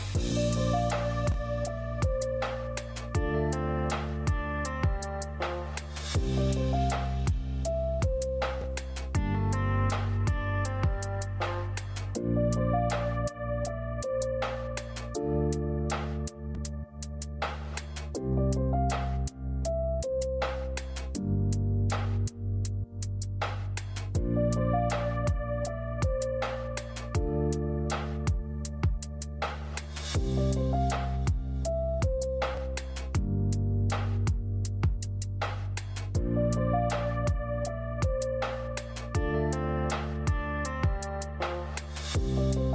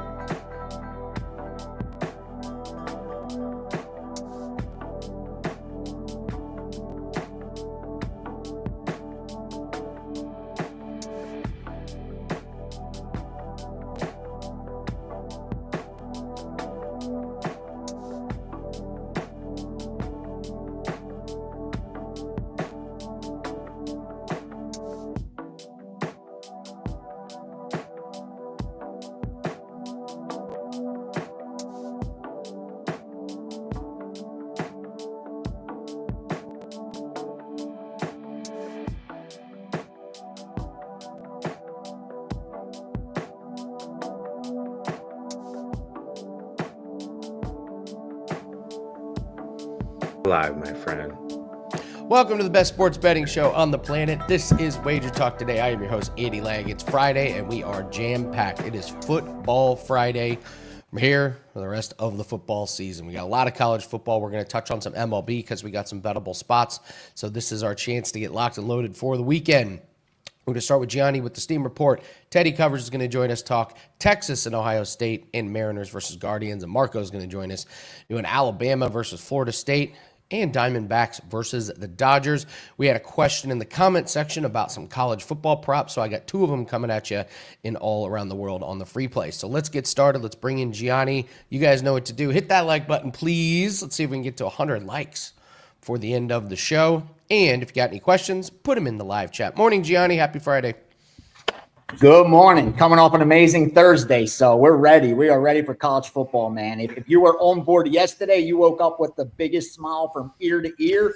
9-3 in college football yesterday. Wow. Couple first quarter bets, first half bets, side totals, able to get all good numbers, was able to pass. Like there was a bunch of stuff that I passed on because we just didn't get the best number. But fortunately, there was enough volume and we just crushed it. So we're sitting nice going into tomorrow where I've unloaded some college football. So real excited for it. The money spends the same. I mean, we were just over here cashing our 4% cricket play. So that's all that matters. Easy money. My bank account's very happy. Your bank account's very happy. Clients are very happy. Let's keep the momentum rolling, Gianni. Let's take a look at Steam Report. So let's take a look at what we got with the Saturday games. I haven't seen a whole lot of movement, but talk to us. Tell us, what do you see? All right. Want to go real quickly? Any college football tonight and then jump in this Saturday? Yeah. Let's start tonight. A couple things that jumped out tonight was San Jose State at minus 11 and minus 12 against Central Michigan. 164 Auburn Baylor under 59, under 58.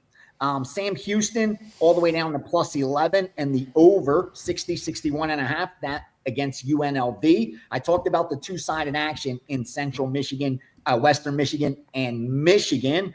And finally, some of the added games, and there was a ton of value yesterday in those added games. Look at Bethune-Cookman from plus 30 all the way down to plus 28. And then Tarleton State against Army. Took the 2 touchdowns with Tarleton State, went under 50 and a half as well. So small board in college football, but still plenty of action. And then real fast tomorrow, I have so much action tomorrow. We're just going to call out a couple of the Saturday games that are really sticking out.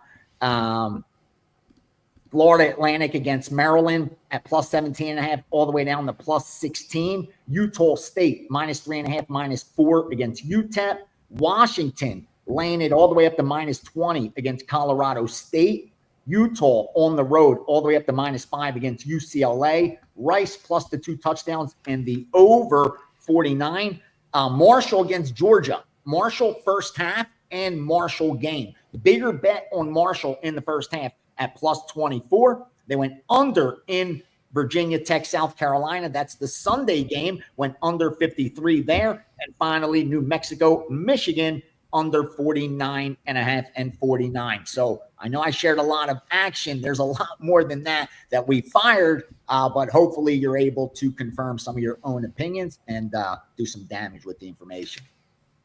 Yeah, just a couple notes here. I love that under in the Army-Tarleton State game. Army, they lose their stud quarterback, and when he didn't play last year, their offense was anemic, and we know their defense is going to be good.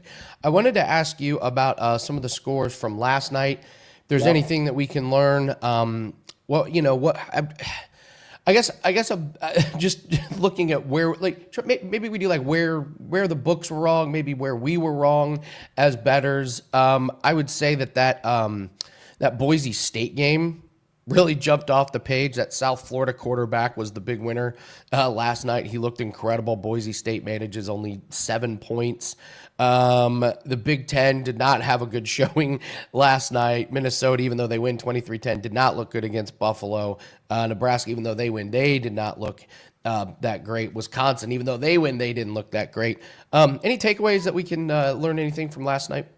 Just that every half point matter and the spread becomes the great equalizer. It was a perfect example was Wisconsin and Miami, Ohio. It depends on the number you got. There was 16.5, there were 17s, there were 17.5. Depending on what side you like, there was opportunity for you to lock in a good number. And that's what we talk about all the time. The difference between being a winning sports bettor and a losing sports bettor is 1 out of every 20 bets. It really is the margin for error is that slim, because if I go 10-10, the VIG's going to eat me up. I'm a mathematical certainty to lose money. If I go 11-9, that's one game over 500.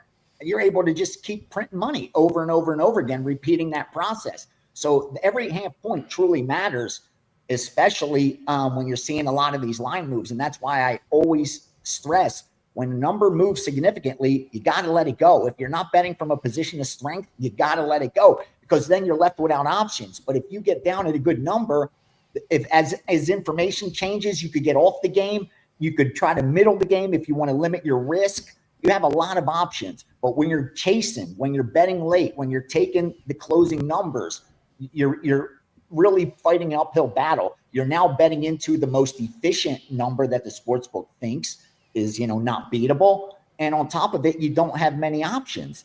That's it. So for me, stick to shopping for the best number, and don't be afraid to pass if you weren't able to get down and it moved on you. Let's move to baseball here real quick. We do have some baseball games. Yep. Big story yesterday was Kyle Schwarber hitting 4 home runs in a game that they just squeaked out a 19-4 win. So I'm sure, bummer if you took the under on that game. The guy that hits 4 home runs. What line moves are we seeing, and what steam are we seeing today? Yes, and do not overlook baseball. This is one of the best times to get involved. Because all the attention is now shifting to college football. And with NFL kicking off next week, there's going to be even less attention on the baseball. In fact, most of the baseball until the playoffs is going to be nothing but parlaying some favorites with some of the football that they like, looking to, have a free bet more or less when Saturday rolls around or a primetime game. So pay attention to the baseball. Here are some of the moves, some of the overnights and early action. And again, today there's not that much college football. The attention's more on tomorrow. So you don't have the manipulation you did yesterday. That's why we have a little more volume. 979 Baltimore plus 140, 952 Cincinnati minus 125, 956 New York Mets minus 160, 964 the over 8.5 Yankees White Sox good to minus 125, 965 the Angels plus the 150, and finally the Athletics minus 120, minus 125. So that's the early baseball action for you.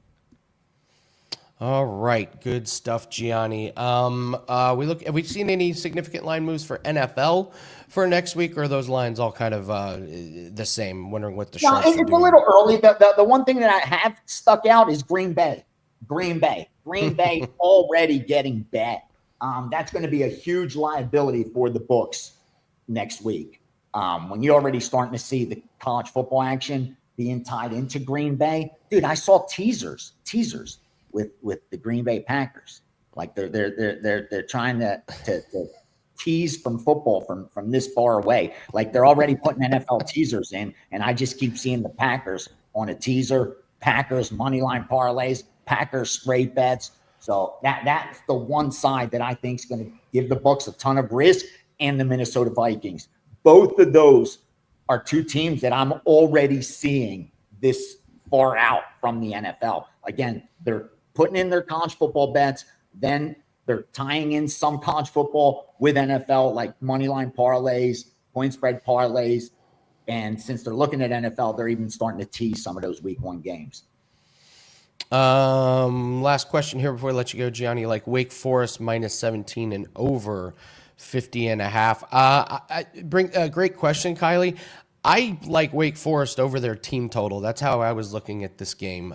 Their opponent is truly bad.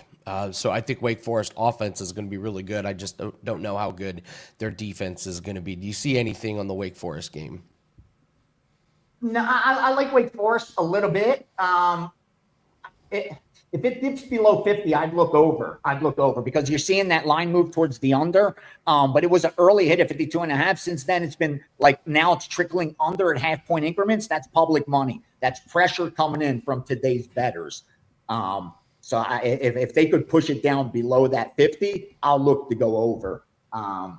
That stuck out a little bit to me, and you liking the Wake Forest team total over. Hopefully we get some points out of them. That's the only thing that really stuck out at that game, and that it's on that 17.5 and not really moving off it at all. Okay. Yeah. All right. No movement all at right. all. Yeah, nothing really. Not really. Okay. All right. There you go, Kylie. Thanks for asking questions, guys. You got any more? Leave them in the live chat. Gianna, I know you got Steam Room coming up, and also tell everyone what plays you have up for everybody on this Friday.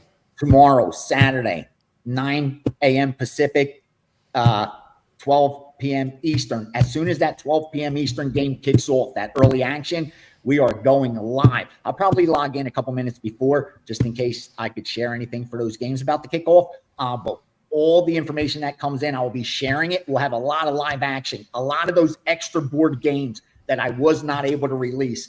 Yesterday, for example, I have like 6 or 7 extra board games because they're so time sensitive. I think they went 4-2. Like I'm able to get down, but I just know my guys won't be able to.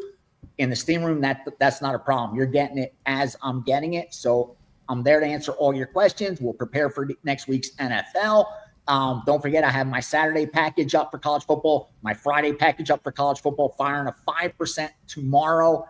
And jump on board, baby. It's never too late to do some damage. All right. Have fun with the Steam Room. Don't forget to check him out, everybody.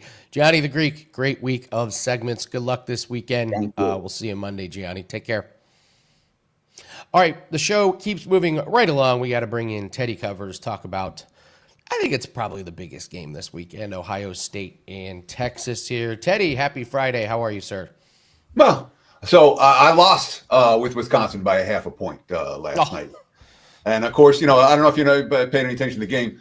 Their starting quarterback got hurt in the first half on a handoff. The backup came in, took a sack out of field goal range to an interception in the end zone, and then you lose by a hook. So when it happens, I'm frustrated today, no question. I felt like that, we outgained them by 200-plus yards, won the turnover battle, held them to 8 first downs, shut them out. But Wisconsin obviously couldn't put the biscuit in the basket. And you end up losing by a hook. And by the way, that game was not, he was saying there were 16 and a half available on that game for an hour. Literally. Not even less than an hour. So if you got it, more power to you. But 17 and a half was the line all week, all summer. And obviously last night it got steamed up to 18 and a half. The Badgers win by 17. So I'm not in a good mood. Johnny was all happy he won last night. I lost last night. I'm in a bad mood. Well, there's always today, and there's always tomorrow, and there's always Sunday. And that's the beautiful thing about this business. Is that you start out 0-0. As long as you still have a bankroll, you start out 0-0 every day. If your bankroll's gone, there's nothing I can do. But before we get to college football, Micah Parsons, because Gianni already mentioned it, and I see the line has moved on Green Bay. I mean, how much does Micah Parsons being traded a week before their first game affect the line? I mean, it's splashy. It makes the headlines. I'm sure the general public is really happy. How much should this actually impact the line? So we also remember, or I'm old enough to remember, when Green Bay picked up Reggie White right around this time of year from Philadelphia and immediately went on to win a Super Bowl and be a Super Bowl contender. So, an impact pass rusher is, we talk about the most important positions on the field: quarterback 1, pass rusher 2. Okay. The markets seem to think so. And while the AFC, you've got Lamar Jackson and Josh Allen and Joe Burrow and a guy named Mahomes, the NFC is just as wide open without the big name QBs. So any move that a team like Green Bay can make, they certainly improve their chances for this season. The markets are telling us that. The money pouring in on the Packers are telling us that. Whether it's a difference maker enough to go to the Super Bowl, well, let's put it this way. I had Green Bay in my Final Four before yesterday's move. They're certainly live. Final Four meaning if I'm picking the last 4 teams standing in January, the 2 conference championship games. I had to do that on air yesterday here in Las Vegas, and I had the Packers as one of them before the trade. So I'm certainly bullish on Green Bay. I think that's a legit contender. Well, okay, well, let's talk Texas and Ohio State. Yesterday on the show, I was saying one of my best friends, he's my next door neighbor, big Ohio State alum. You can always just tell from him and all of the Ohio State guys how confident or not confident they are about a game. I found out just this morning he has tickets to this game and he sold them. He's not even going. He was like, I don't know what's going to happen with this game. I have no clue how good our team is or isn't. I don't even want to be there. So from an Ohio State fan, and he's very good at getting a read on his own team. He has no read on this team going into the season. So interested in your take. Texas, Ohio State. The line keeps getting closer and closer to a pick 'em. What's your breakdown on this game? Yeah, let's talk about the Buckeyes and the Longhorns. Heck of a matchup on opening day, as anticipated as any top 5 matchup, as you'll see on the first day of the season. And of course, right now, looking at the Odds Logic live odds screen, right, you can get Texas plus 1.5. You can get Ohio State plus 1.5. Let's call it pick'em. And this, of course, is one of the biggest advantages you have as a bettor, the ability to bet this game over here and that game over there and get every half point. Whichever side you like in this game, you should be able to get at least a plus 1, all right, because they're available right now. And, of course, the total has been bet all the way down to 47, sucking a lot of the value out of that total. We've seen nothing but under money. We've seen Longhorns money and under money basically all summer long. The under money's come in early and often and steadily. The Longhorns money has been more recent. When we look at what's happened already, and it's important to pay attention to what's happened already in college football. I know that is a small sample size, but it's certainly going to give us a good example. People talk about, in first week 1. Well, this is FCS games in week 1. I'm not counting extra board or added board, yada, yada. But, or FBS, I should say. 7-1 to the under in 8 games last night.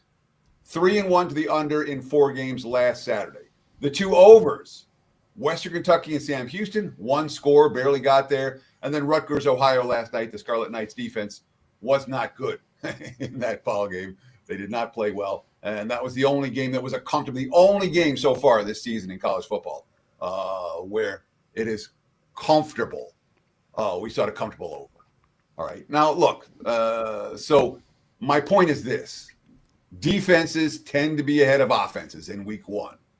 And we're talking about 2 really, really good defenses. Now, there are some questions in that regard. How good is the Texas, the Ohio State defensive line? You're splitting hairs. There's the linebackers elite. Their secondary is elite. The defensive line will be just fine. Just because these aren't proven guys yet, they will be by the end of the year. And certainly we talk about Ohio State, 22 straight home wins, one of the longest streaks in the Big Ten. We saw all a bunch of lesser teams in the Big Ten struggle to cover numbers last night. I just whined about Wisconsin.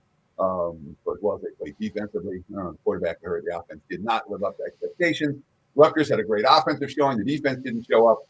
But Big Ten, there's not like this huge bandwagon betting Big Ten teams that went 0-4 ATS yesterday. The hype here is obviously Arch Manning. Why do we know about Arch Manning? Because of his last name, because of his dad, because of his grandpa, not because he's done anything. That's the point. All right. And when you have a first-year starter making his first career start on the road in the horseshoe against an elite defense, what do you expect? What I expect a relatively conservative game plan, especially because there's questions about that Texas offensive line. There really is. I'm not sure he's going to have a ton. They're going to ask me what's the biggest question mark in this game. Be the Texas O-line. I would not be surprised if Ohio State blows them up at the line of scrimmage. On the other side of the equation, you have Julian Sain, who has none of the hype of Arch Manning, but he could have all the talent. But certainly, when we talk about the game plan here, what do we expect from these coaches? And of course, new coordinator for Ohio State. Chip Kelly's now in the NFL. There's some concerns about Matt Patricia as a defense coordinator, but certainly on the offense side of the football, you're changing schemes, you're changing terminology. There's questions there with two QBs that have nothing in terms of experience so far. So I understand this total's already been bet down. The best of the number is gone.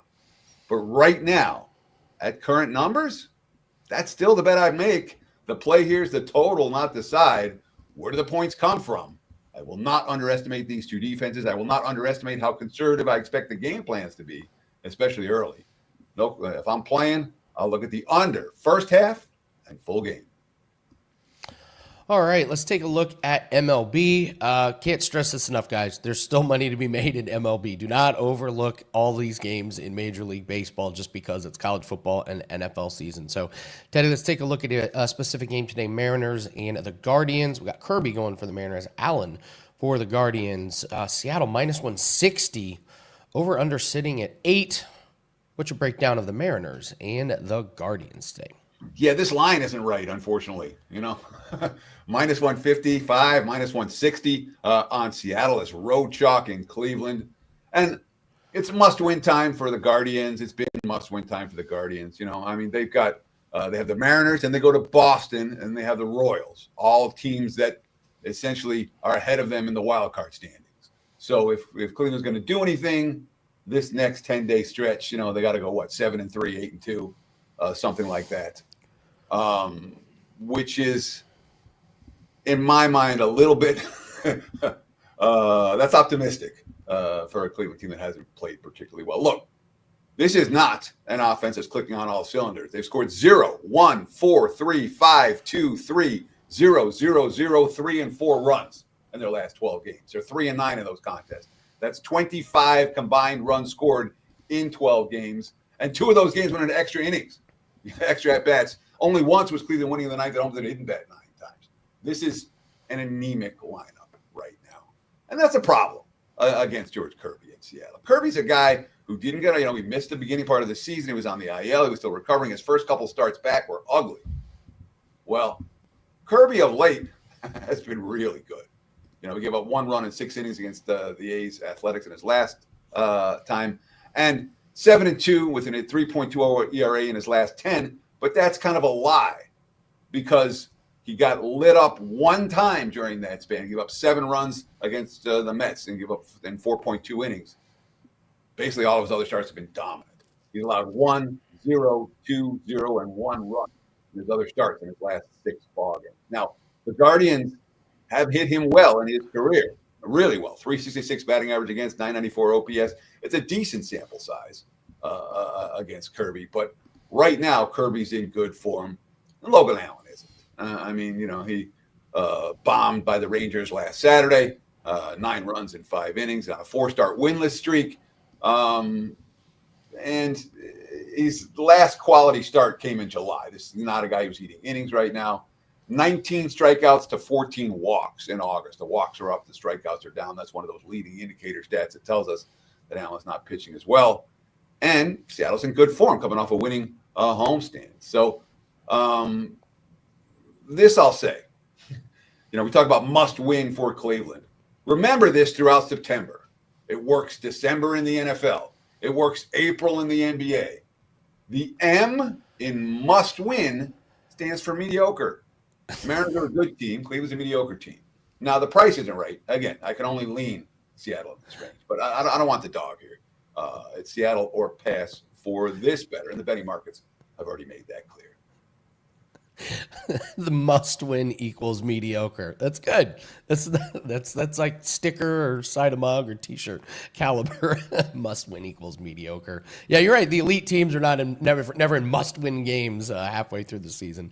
I do want to ask you your thought. I asked you about Green Bay. What are your thoughts on this trade? Because I don't know, 4 years for $188 million seems like an awful lot of money. I know Micah Parsons is really good, but man, that's a monster contract. Did you agree with the trade? Disagree with the trade? Should we call it lose-lose? Can we do that? Yeah, that's very well said. Look, anytime you're talking about trading a potential Hall of Famer for future draft choices, Dallas got a decent haul in return. But for this season, one would expect, even with the addition on the defensive line, that makes Dallas weaker. Dallas wasn't a legit contender this year necessarily. They're still not legit contenders, and they bulked up for the future, but they traded away a franchise cornerstone. So, in my mind, that's a lose. Fans aren't happy. Fans aren't happy if you trade Luka Doncic. Fans aren't happy if you trade Micah Parsons, and your job is to reward fans with success. So, Dallas loses in that sense. But Green Bay sure paid a lot, a lot. And it's not like this makes them clear-cut favorites. It certainly helps their odds, but it's not like the NFC is necessarily wide open either. There's plenty of other contenders. So it could well be a lose-lose for both teams. If Green Bay does not get to the Super Bowl from this move, they lose. And for Dallas, if you're a fan of Dallas this year, next year, it doesn't really help. So, yeah, I'll call it lose-lose. Both teams lose. Fun for the fans to talk. Love it. Hey, I'm of the opinion that LA did not do as well as they think they did with Luka. After seeing how much money they got to pay him in this league where depth is super important and them not going to be able to put very many people out. I don't think that Luka trade was nearly as bad as people made it out to be. Could be wrong. So, all right, Teddy, what do you have up for everyone here at Wager Talk? So, locked and loaded for tonight, college football. We're locked and loaded for tomorrow, college football. Obviously, NFL's already posted for week 1, 30-11, with my week 1 NFL plays over the last 10 years. So we're expecting success. Frustrated about last night, not freaking out about it, frustrated. See if we can get it back over the course of the next 24 to 48 hours. Check out the homepage, wt.buzz/TC. Ton of free plays up there. We got free play action in college football for today, for tomorrow, MLB. Plenty of free plays, plenty of free content at WagerTalk.com, and visit my page, wt.buzz/DC. Teddy covers every Friday. It's Football Friday. It's going to be an amazing run here with college football and NFL. Have a great weekend. Can't wait to do it again next week. Thank you, sir. Cheers. All right, Teddy covers everyone. We're going to go all around the world. Then we're going to bring in Marco. But real quick, guys, I have to tell you guys, 4% college football best bet is still up, and I've already attached 2 props in that as well. It's a play I've already bet with my own money. I've just gotten down on both of the props as well. I keep football very selective. It's low volume. Only had 36 plays lifetime in college football, hit 26 of them for 73% win rate. If you want a longer term approach, we're running a 50% off discount on 30 days. Use the promo code ANDY30, ANDY30. And guys, we're cashing on cricket. We're cashing on the U.S. Open in tennis. Plenty of profits out there in all the sports. Our player props have been good. Our team totals have been fantastic. So you want 30 days of plays, we're giving it to you for 50% off. Just use the promo code ANDY30 at checkout for my 30-day special. WT.buzz/AL. All these plays are plays that we bet with our own money. All right, let's see. Travis, yes, if you already have the Cowboys under, you are feeling great. Yeah, fortunate given 2 first-round picks in that division might sting sooner rather than later. Yeah, like Teddy said, if they don't win the Super Bowl, they don't make it there, it's going to be tough. And Jason asked, what day is Prop It Up going to be on? We always do our Monday show. That'll be myself and Andrew McGinnis. We'll get you ready for Monday Night Football, and then we'll look ahead towards the weekend. And then I believe we're going to record on Fridays, and it'll be up Saturday morning for the weekend games. So, Jason, prop it up. We'll get 2 episodes in per week to get all your props ready. All right, let's go all around the world. Let's talk some plays. Someone in the comment section, guys, whatever you want, just ask in the comment section. We read these comments, we respond to them. Wanted some college props, so let's do it. We're going to Texas, Ohio State. I'm going to play Arch Manning over 1.5 passing TDs. Ewers last year for Texas, he went 10-4 on this play, so Texas will be throwing. Ohio State lost 14 players to the draft, and to me, this is not just a play in this game. It's a play that I'm probably going to play every game for Arch Manning. I think he's going to be just fine. And like I said, talked to my Ohio State buddies, and they do not feel confident about this Ohio State team. So if Texas is going to score, I think they put Arch Manning in a good position to throw. We'll go to the Georgia Tech-Colorado game. Jamal Haynes over 80 yards rushing. 7 games last year. He had 13 or more carries. He went over in 6 of those games. Georgia Tech returning a lot of players on offense, including Haynes, who's a senior. Colorado only returns 3 starters total, and they have not been good to start the season at times. Last year, Colorado was only 61st in rush defense, giving up 151 yards per game. So look at the Georgia Tech running game to have a lot of success tonight. We got to go back to Rakia Jackson over 1.5 threes. You guys have heard me talk about this. 9 straight games she's gone over this prop, and the books are still leaving it at 1.5. The last 4 games, she's made 16 threes. She's attempting over 6 threes this month, so the volume is there. The accuracy is there. So you got to keep riding with Rakia Jackson. And then we'll do a team total today. Rays at Nationals. Rays over 4.5 on the team total. Parker is pitching for the Nationals. He has been awful.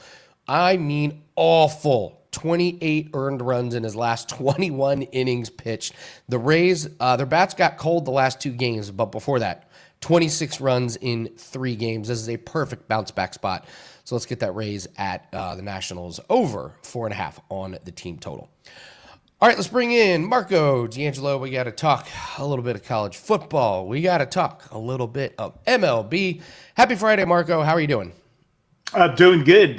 We had a 2-0 college football start to the week last night, so happy about that. I did lose my player prop in the WNBA. I was still trying to figure out how I did it. Lost that one, but I had Collier over rebounds and points, plus there was 30.5. She took 23 shots in the game. We ended up with 28 points. She was just 7 of 23 because she's feeling the heat of Miss Asia Wilson for the MVP race, and she played 35 minutes. Her coach wants her to get the MVP. She just come back from injury, played 31 minutes in the first game back and 35 minutes in the second game back off of injury. Yeah, they're trying to get her the MVP. Yeah, keep going back to it. Just keep going back to it. They're gonna feed her here. So, all right. Well, let's move to college football here. Let's talk Alabama and Florida State. Florida State. My gosh, what a disastrous year they're trying to come back from. So let's start off with a cupcake. Oh wait, let's start off with Alabama. We got Alabama's 2 touchdown favorite. Got an over under of 49.5. What do you make of these 2 teams in their first games of the season? Well, like you said, what a disaster of a season last year for Florida State. Remember, this is just 1 year removed from them going undefeated in the regular season. And, oh, by the way, they didn't get to go to the college football playoffs, if you remember that fiasco that year when their quarterback got hurt at the end of the season. I look at this one, and you want to talk about disappointment. And most teams would be happy. I won't say most teams. A lot of colleges, if their team goes 9-4 for the season, that's a good year. Not when you're the Alabama faithful. That was very disturbing to them, and it's hard to say it, but yeah. Kalen DeBoer's actually feeling a little bit of heat after his first year, only going 9-4. In fairness to him, it is always tough to be that first guy through the door when you're following a legend that retired, from the coaching ranks in front of you. So I think he'll be okay this year, and they've got all of the tools to do it. If you look at this offense, yes, they got a new quarterback, but this is one of the highly touted QBs that we saw out there.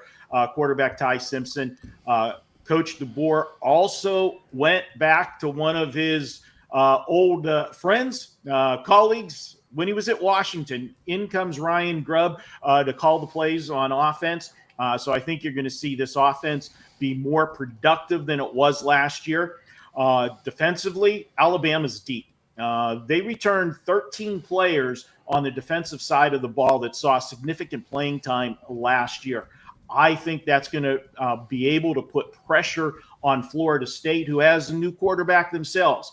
They bring in the Boston College quarterback, Thomas Castellano, who put up huge numbers at BC. The only difference is he's not going to be seeing those ACC defenses that give up 30 points, and more on average. He's going to be seeing the SEC defenses. And with that front seven that Alabama has, he's going to be, I think, running for his life most of the game.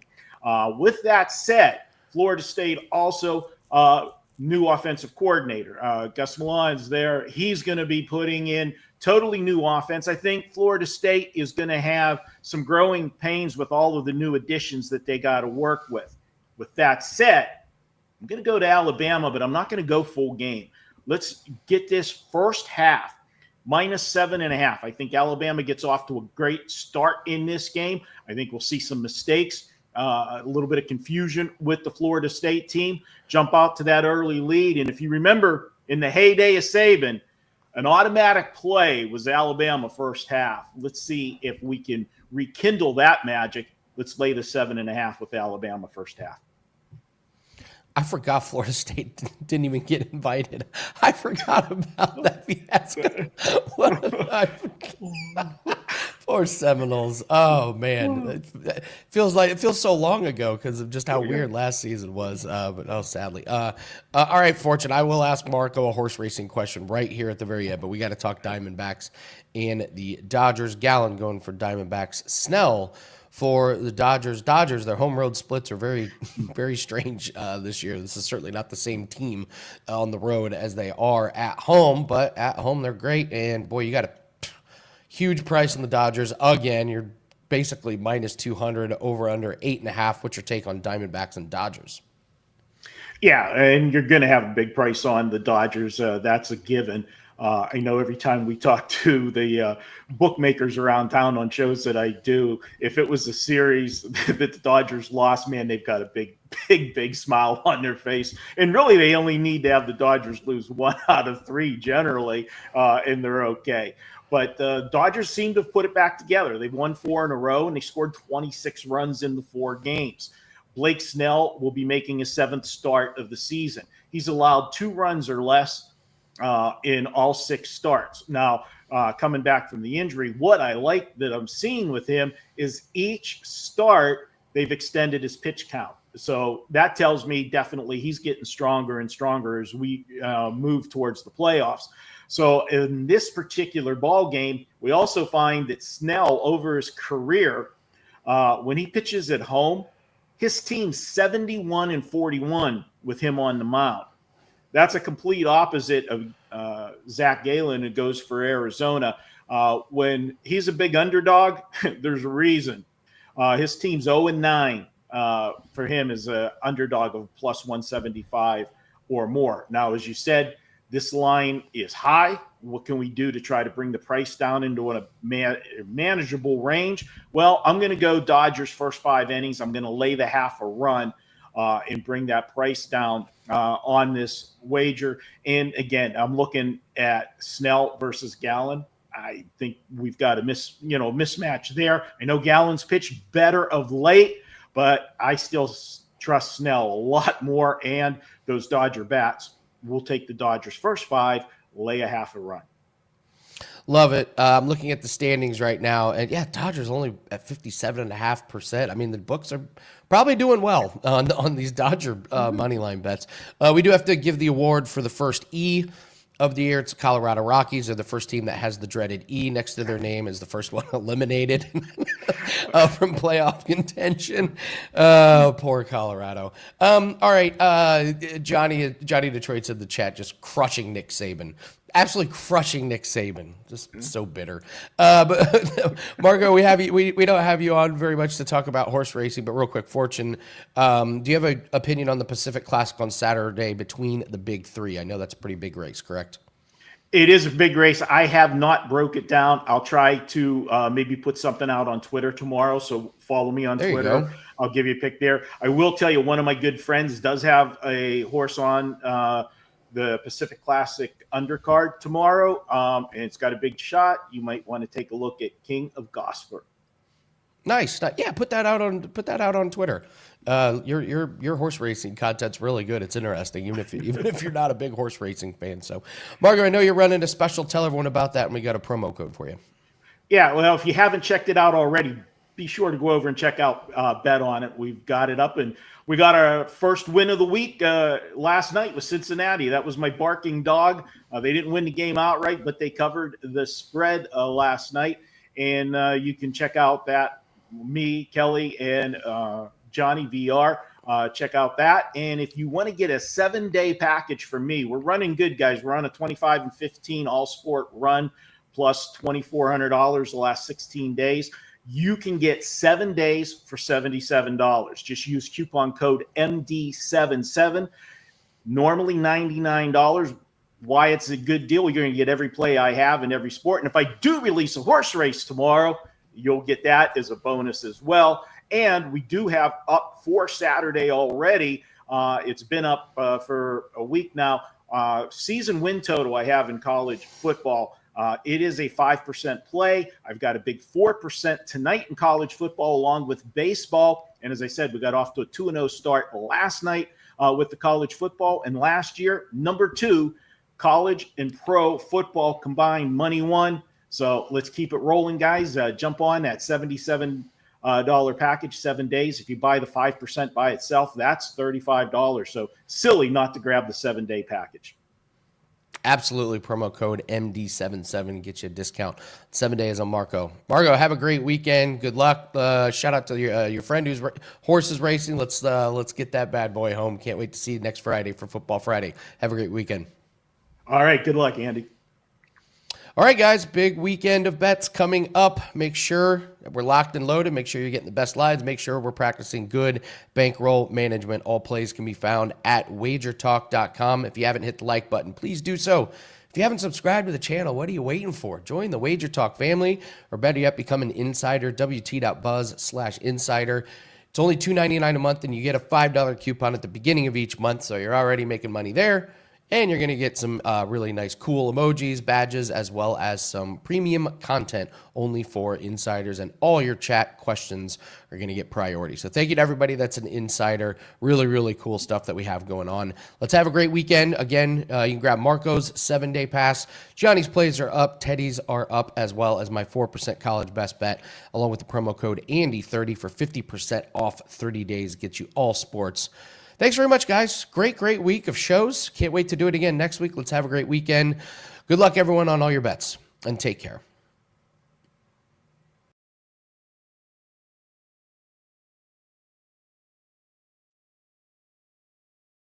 There we go. Okay. Welcome in to the opening line report. Kelly Stewart here on this beautiful Monday morning. We still have a little bit of time before the NFL kicks off, but Teddy Covers, as always, is going to bring us a look into what we need to be betting here early in the week. Teddy, let's talk some divisions today. I'm very excited to go over this entire breakdown. As I mentioned, we still have a little bit of time before the NFL starts. I think Thursday, so a little less than 10 days. But I want to know who you're betting for each and every division. I want to hear your breakdowns. I want to hear some long shots. I've got my list ready to go. So I hope all of you hanging out with us there at home live on all the various Wager Talk channels and, of course, your social media outlets. Teddy, let's get right into it. Let's talk AFC East. Sure. And so first of all, Kel, I focus on win totals. Part 2 of my NFL season win total report will come out on Wednesday. If you haven't gotten the report already, it's still available. And frankly, the lines are still available. There are years where the stuff that I put out, the markets move. This year has not been one of those years. I think get everything within 10 or 15 cents of where I put it out. So there's 5 plays released already, including a big ticket. I will be adding to that report this Wednesday. So if you want to get on board with the season win report, again, 103 and 52 lifetime, 17 and 4 lifetime with the big tickets. We won again last year. check it out on my homepage, wt.buzz/TC, or just visit WagerTalk.com. So we've kind of done the win total stuff. We talked about that over the summer. We went through, we were doing 2 divisions a week, and we went through win totals. So for today, we're going to talk about divisions and division odds. And there's lots of divisions where I'm not betting anything. I wouldn't think about betting anything.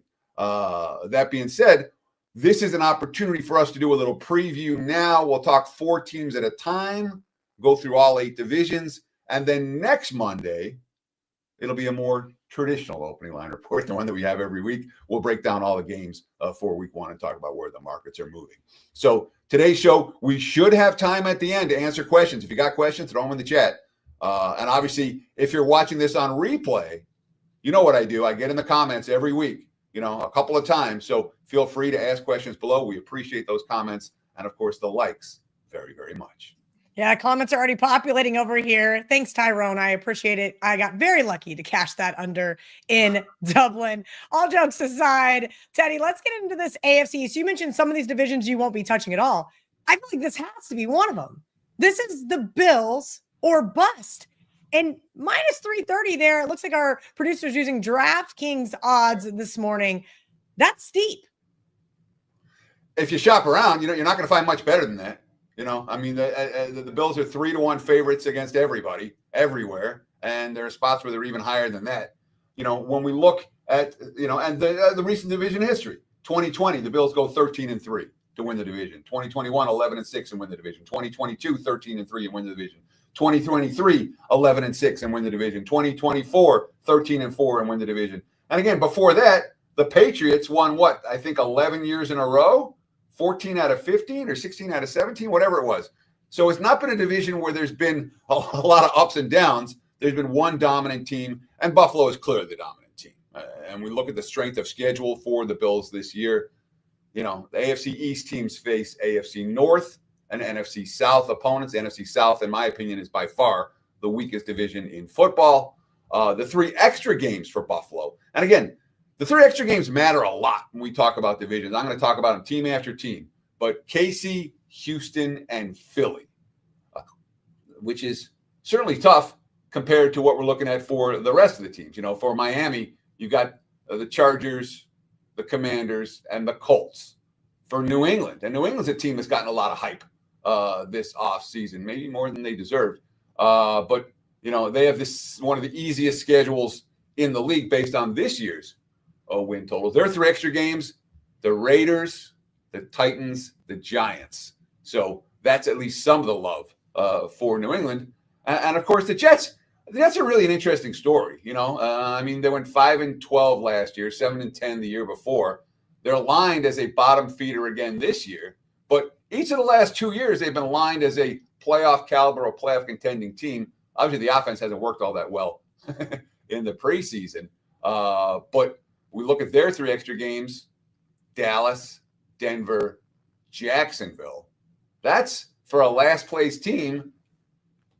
All 3 of those teams, I don't know how good Dallas is going to be. We'll talk about them, but Jacksonville should be better. And Denver could be elite this year. We'll talk about the Broncos later on in this preview as well. So from a scheduling standpoint, Buffalo has it tougher. But from a talent standpoint, look, the Bills are Super Bowl contenders. They're Super Bowl worthy.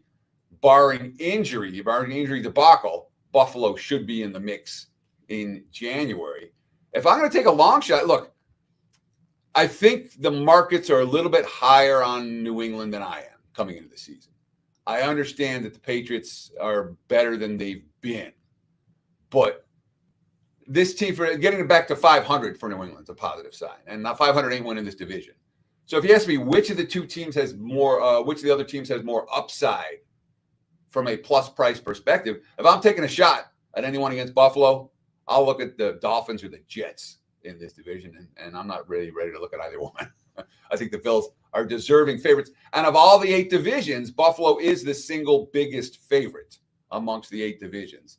Deservedly so. Bills have the right schedule, and that team is absolutely loaded. There's no reason to think that Buffalo won't be competing for home field advantage and the number 1 seed in the AFC when January rolls around. All right, let's move along to the AFC North.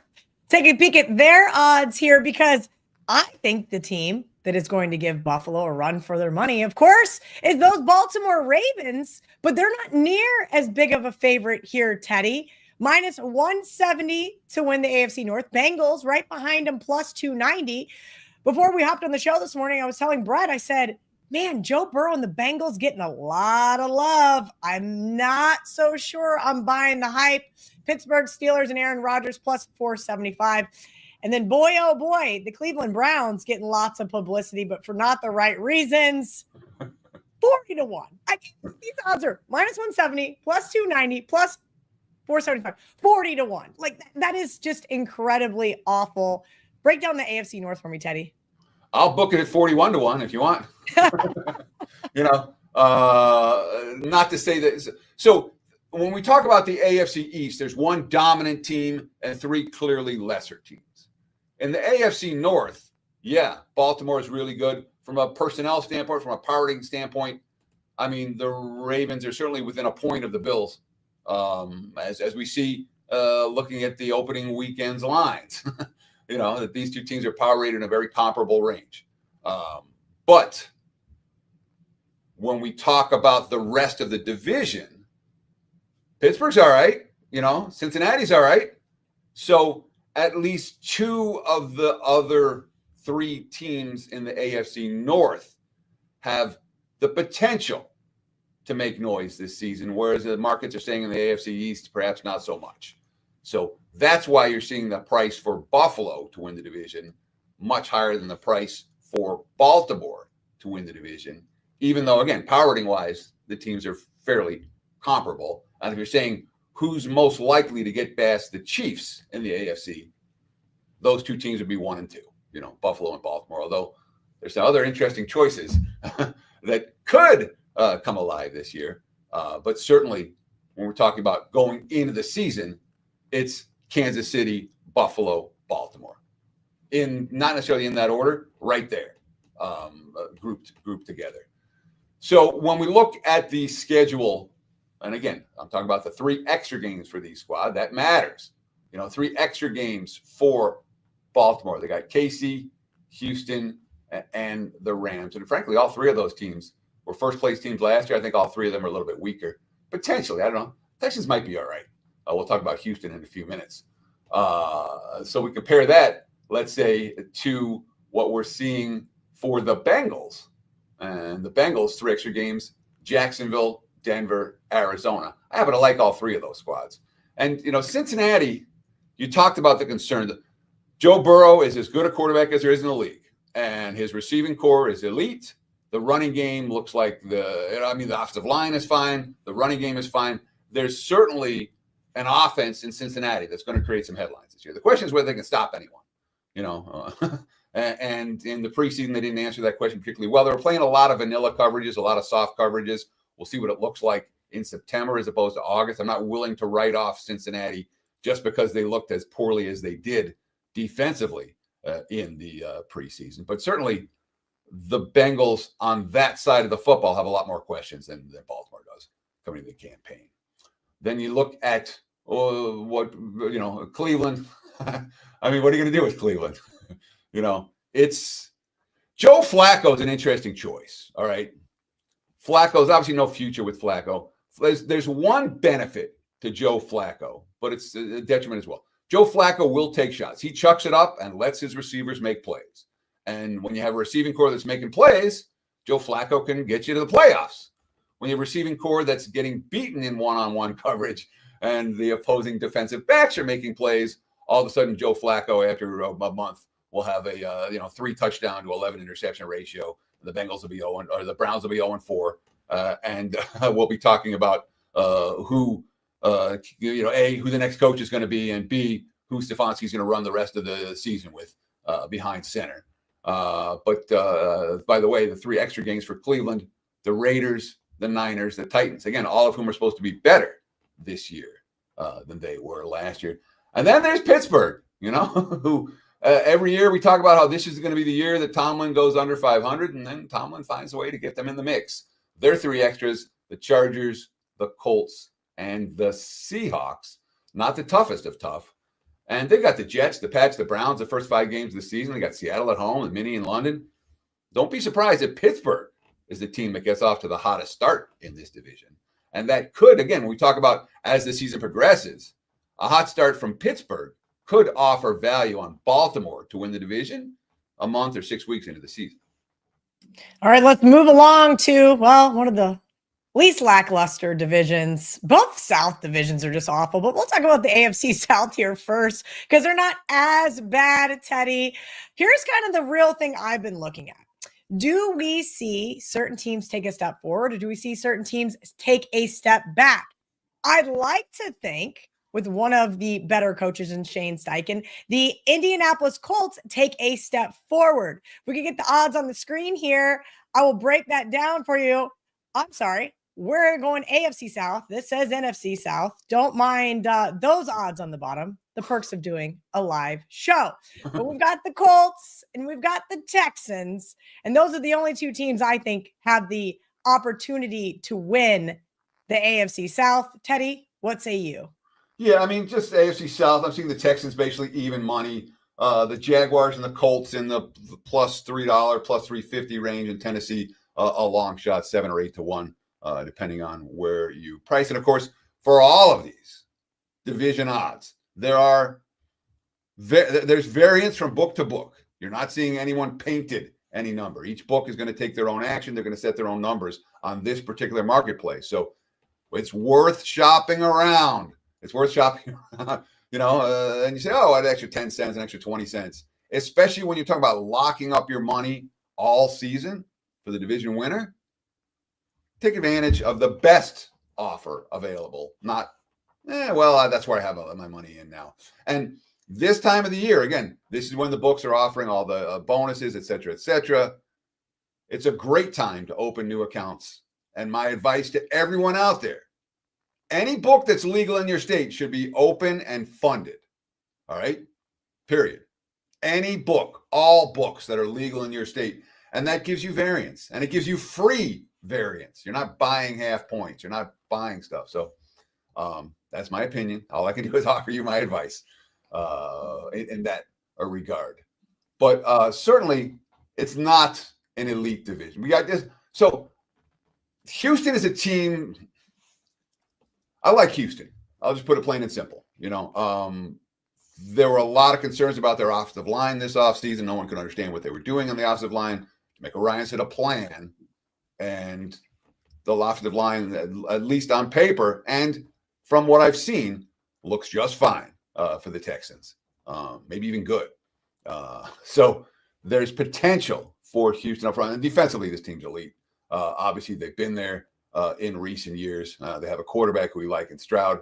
If I'm making a bet here, it'd be the Texans. And I'm a Texans believer. I'll put it that. Maybe Texans to win the division at even money is something that, again, it's not a great bet, but it's something worth considering. There are 3 extra games: Tampa, Baltimore, Buffalo. Ouch. That's just tough. And that certainly affects me when it comes to Houston's season win total.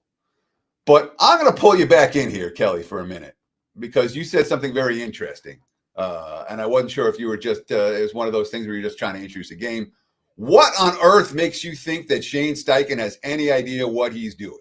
You called him a good coach, a great coach. You said something that positive about Shane Steichen, and I'm very curious about that.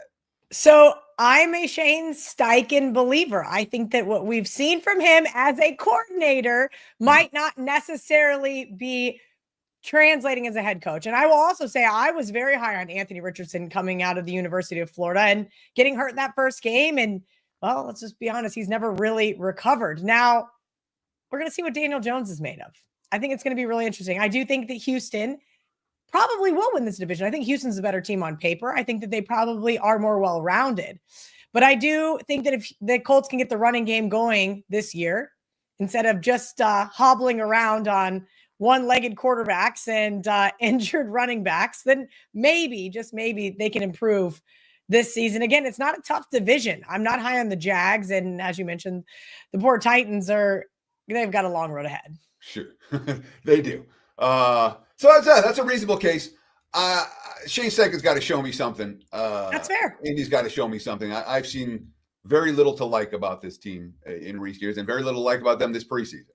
And obviously Jones is now the guy. And if you're talking about winning now, being a 500 team now, Jones is probably the QB that you want.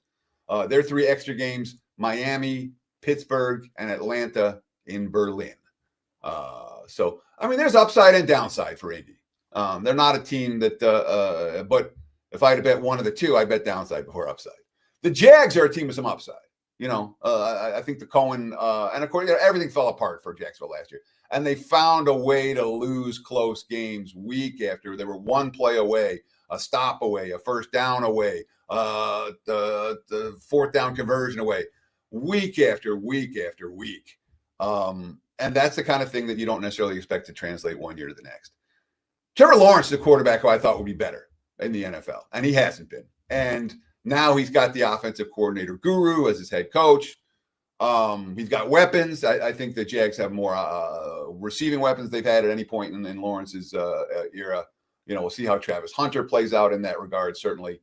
There are 3 extra games: Carolina, Cincinnati, and the Jets. Compare that with Houston, and you understand why there's some love for Jacksonville, certainly in the over marketplace. And again, if I'm taking someone that's not Houston to win the division, it would probably be Jacksonville. And Tennessee, I mean, you said it. It's a complete rebuild. It's a rookie quarterback. The Titans are going to go through some growing pains, maybe a lot of growing pains. There are 3 extra games: New England, Cleveland, and New Orleans. Although the Browns and the Saints, both late season games. If you're playing crappy teams, you'd rather play them early, because they're crappy. By late season, maybe something weird happens. But going into the season, Cleveland and New Orleans are ranked 31 and 32 in my power rating. So that's one advantage, perhaps, for a Tennessee team that still looks pretty rough. All right, guys, I see some questions populating in the chat. Andy Lang with a funny comment: using a high draft pick on a quarterback with limited experience and bad accuracy. How could anybody have predicted that would go wrong? All jokes aside, Andy Lang will be up next. Wager Talk today. Teddy, before we get into the AFC West, I had a quick question for you because you've mentioned it a couple times about what we've seen in preseason. So I'm a novice sports bettor. I watch preseason. I formulate opinions about teams, players, and so forth. Should I do like the Men in Black thing and just forget all about what we saw in preseason? This is kind of where I tend to think people like to overreact. How about that? Sure. And the answer is a little bit from column A, a little bit from column B. All right. So you don't want to, so for Cincinnati's defense, for example, all right, looked terrible. They were just playing base coverages. It's a first install of a new defense. Since he wasn't trying to disguise coverages, they weren't blitzing. It wasn't Cincinnati's defense.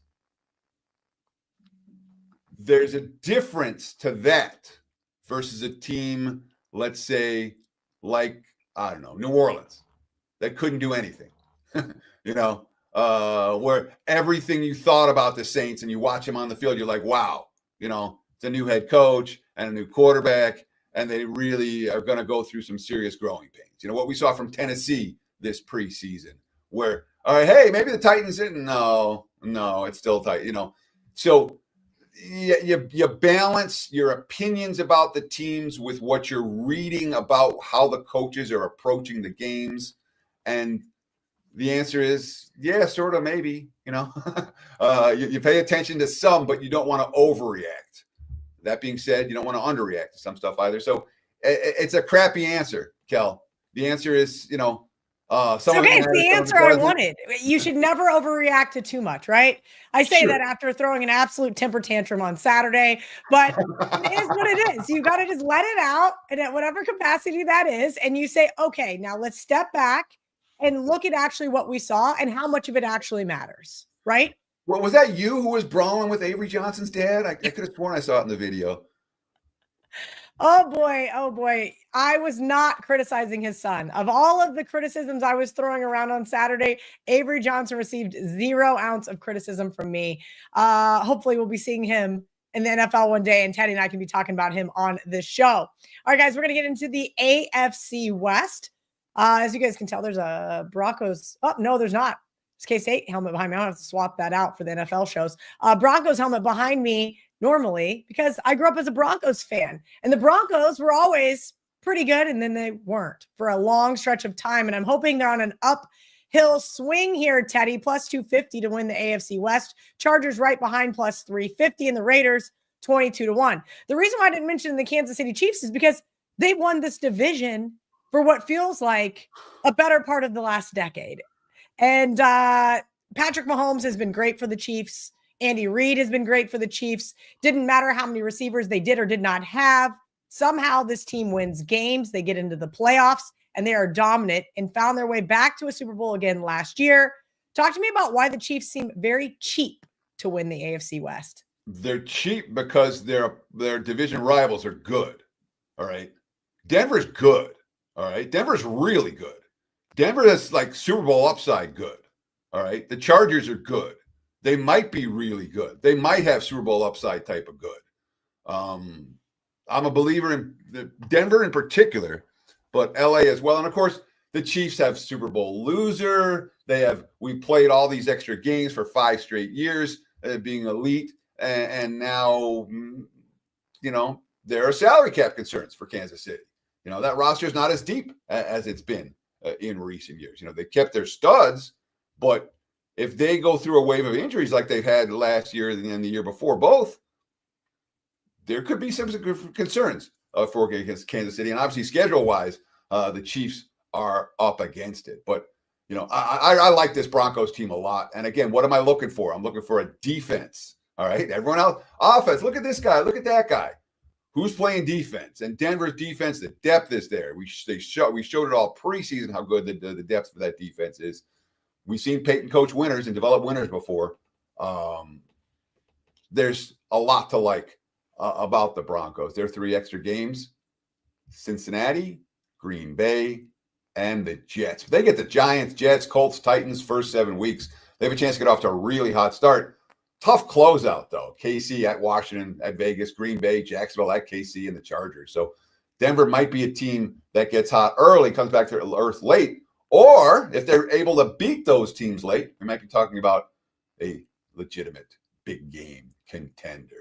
For the AFC West of the division, they face the AFC North and NFC East. Not the 2 toughest divisions in football. 3 extra games for Kansas City. Baltimore, Detroit, Buffalo. Ouch. And they got the Chargers, Eagles, Ravens, Lions all in the first 6 weeks. Then Washington, Buffalo before the Week 10 bye. Kansas City's up against it schedule-wise. If they decline, they're not as good early. If they're not as hungry, if they're worn down, they could be in a spot by midseason. That being said, Andy Reid's team's gone over the win total every year forever. Literally every year going back to Philadelphia. Andy Reid has been a machine when it comes to win totals. The Raiders have certainly upped their talent. I think their floor is much higher than it's been. Their ceiling isn't that high, but I don't think the Raiders are bottom feeders this year. They face 3 extras: New England, Chicago, Cleveland. And talk about winnable home games, Tennessee, Jacksonville, Dallas, Cleveland, the Giants. There hasn't been much of a home field edge for the Raiders. They're only 2-6 at home last year. Their opponents always fill up the stadium as much as the Raiders do. But they do have a fair few winnable home games. And, Harbaugh's another guy who has been proven that we want our money on this coach, not against him. I like the physical style for the Chargers. I do worry about some of the injuries they suffered in August. Their 3 extras: Miami, Minnesota, Pittsburgh. Pretty tough, but not unreasonable. And a really tough closeout for LA. Philly, at Kansas City, at Dallas, Houston, and Denver in their last 5 games. But all their toughest opponents come at home, and they have a fairly easy start to the season. The Chargers might be a team we're talking about a lot at the midway point, and the Chargers and Broncos. Again, if I'm making one bet here, it'd be Denver to win the division. The price is right, but betting against Andy Reid and Patrick Mahomes has not been exactly a winning proposition. No, it is not, Teddy. It has not been fun, except for that Eagles Super Bowl. That was kind of fun. All right, let's get into the NFC. We're going to start off with the NFC East. If you guys have a question for Teddy, please drop it in the chat, and we will get to your NFC questions. If you missed the AFC, you're going to have to drop it in there, and he's going to respond to you guys later. The NFC East is going to be very interesting, Teddy. We've got the Philadelphia Eagles, short favorite, -140. Using DraftKings odds, of course, always shop around. The Commanders, +220. Cowboys, +650. Giants 18-1. Teddy, a lot of people think the Eagles are going to make another Super Bowl run this year. But before they're going to do that, I think they've got to do pretty well here in the NFC East. Sure. I mean, let's start with Dallas. I got these in alphabetical order. So, Dallas, we have a new head coach. We have your typical offseason turmoil. You have a team that's still missing their best defensive player. You have an offensive line that's not as good as it was. You have an aging quarterback coming off injury. Yeah, I got my concerns about the Cowboys. They're not. And look, there's a potential for upside for Dallas, but I'm not buying it. 3 extra games for Dallas, Carolina, Arizona, and the Jets. Fairly easy in that regard. That being said, that's a show-me team. The Giants showed – so the Giants are a team we want to tap the brakes on for what they did in the preseason. Look great in the preseason. Of course, you're going to look great in the preseason. You have a rookie quarterback who played well against second and third string defenses in Jackson Dart, and then you have veterans behind him, and Jameis Winston and Tommy DeVito, and bang, you're putting up 30-plus every game, which is nice in August. In September, it's one quarterback, and you're not playing against third and fourth string defenders, and things change in a hurry. And, of course, based on this year's win total, the Giants have the single toughest schedule in the league. 3 extra games, New Orleans, San Fran, New England. 2 of those 3 are supposed to be much better this year. NFC East teams face AFC West and NFC North, which are both, in my opinion, elite divisions. AFC West, NFC North could be the 2 best divisions in football. And that's who the AFC East teams face. So not going to be easy for the G-men to turn their long-term failures into success this year, schedule-wise. Philadelphia, certainly on paper, the Eagles look as close to being as good as they were last year. Last year, they stayed healthy. All their key guys stayed healthy, especially down the stretch.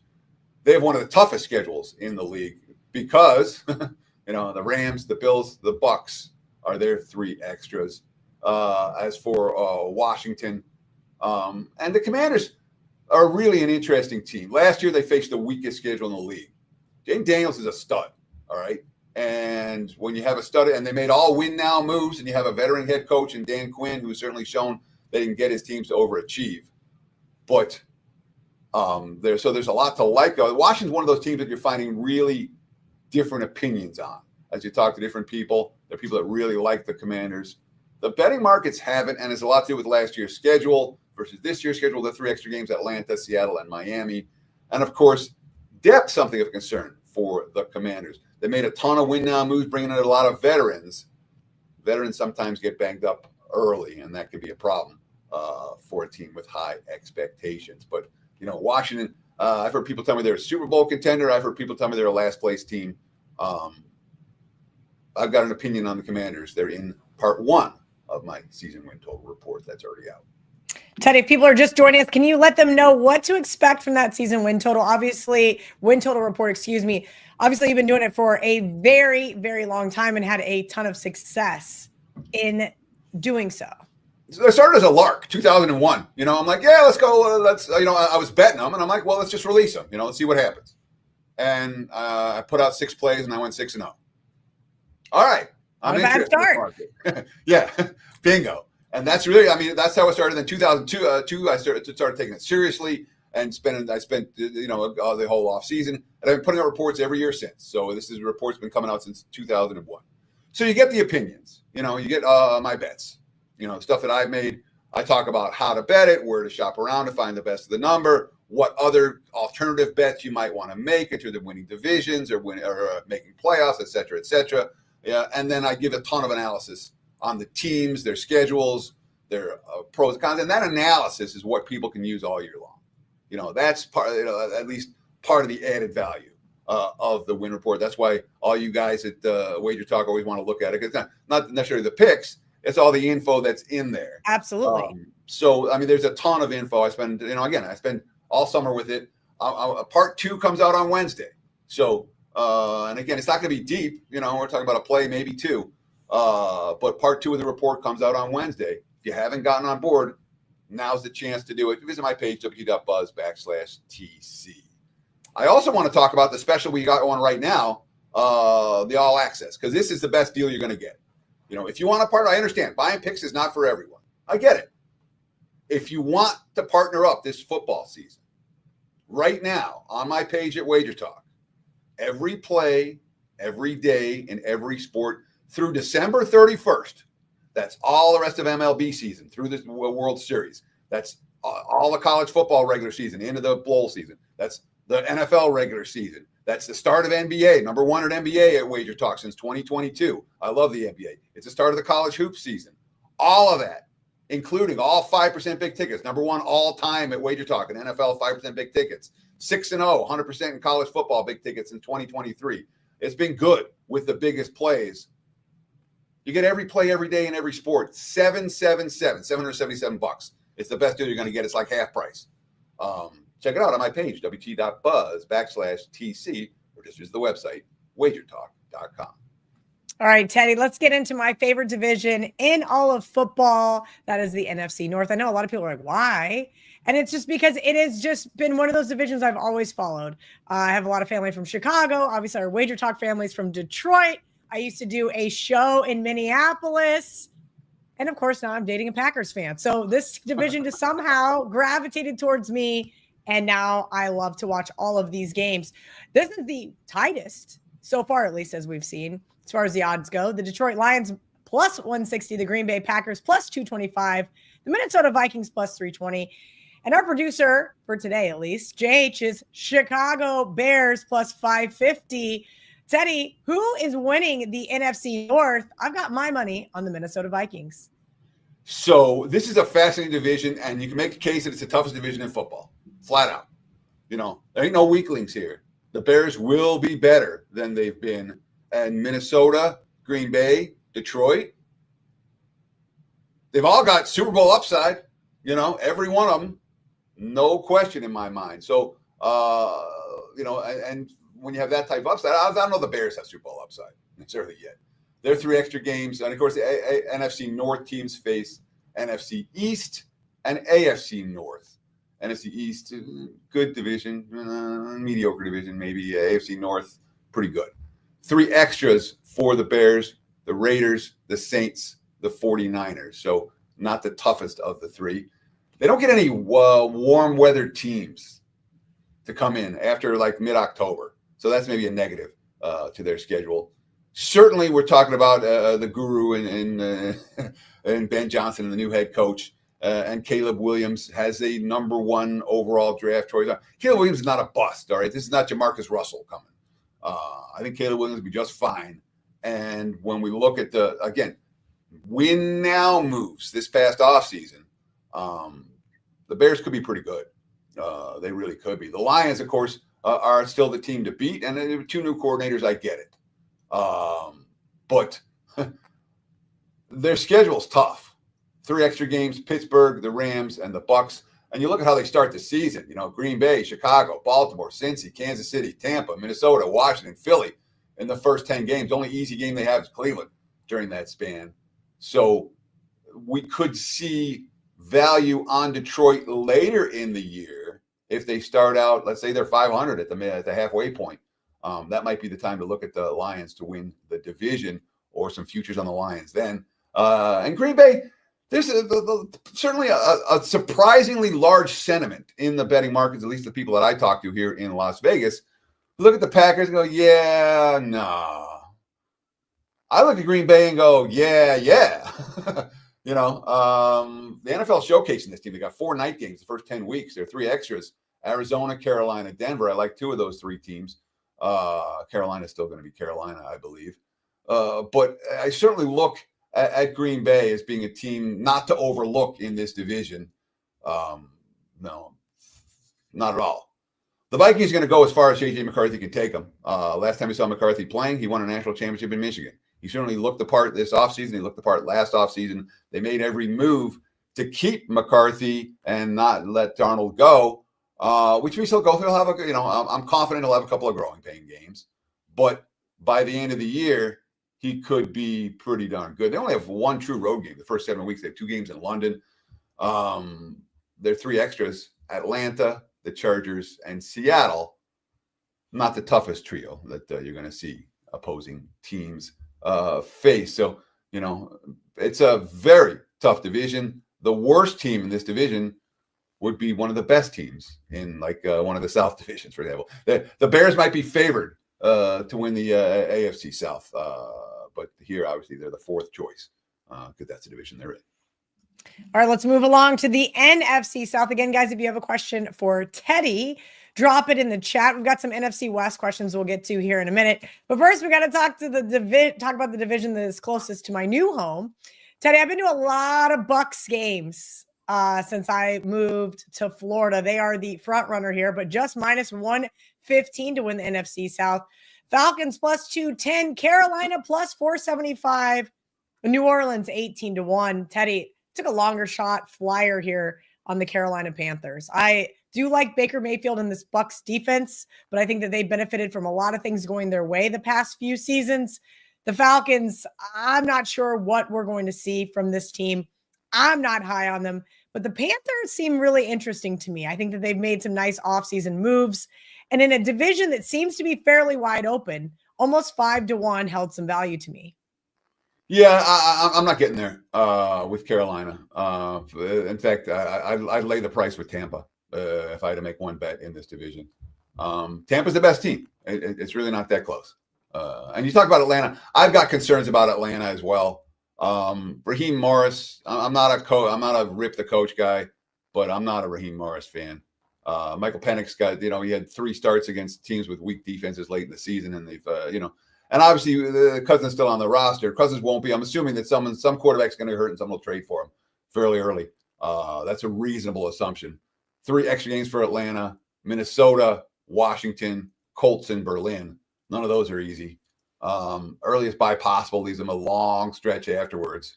That being said, their schedules, I don't know if this is the easiest stretch of any team all year, but it might be close. They got Miami, New England, Indy, Carolina, New Orleans, the Jets, and Seattle over a 7-week span, late October into December. So there's room for Atlanta schedule-wise to make some noise. I just don't know if they're good enough. Plenty of talent on that team. They have not shown any signs to me to putting it together.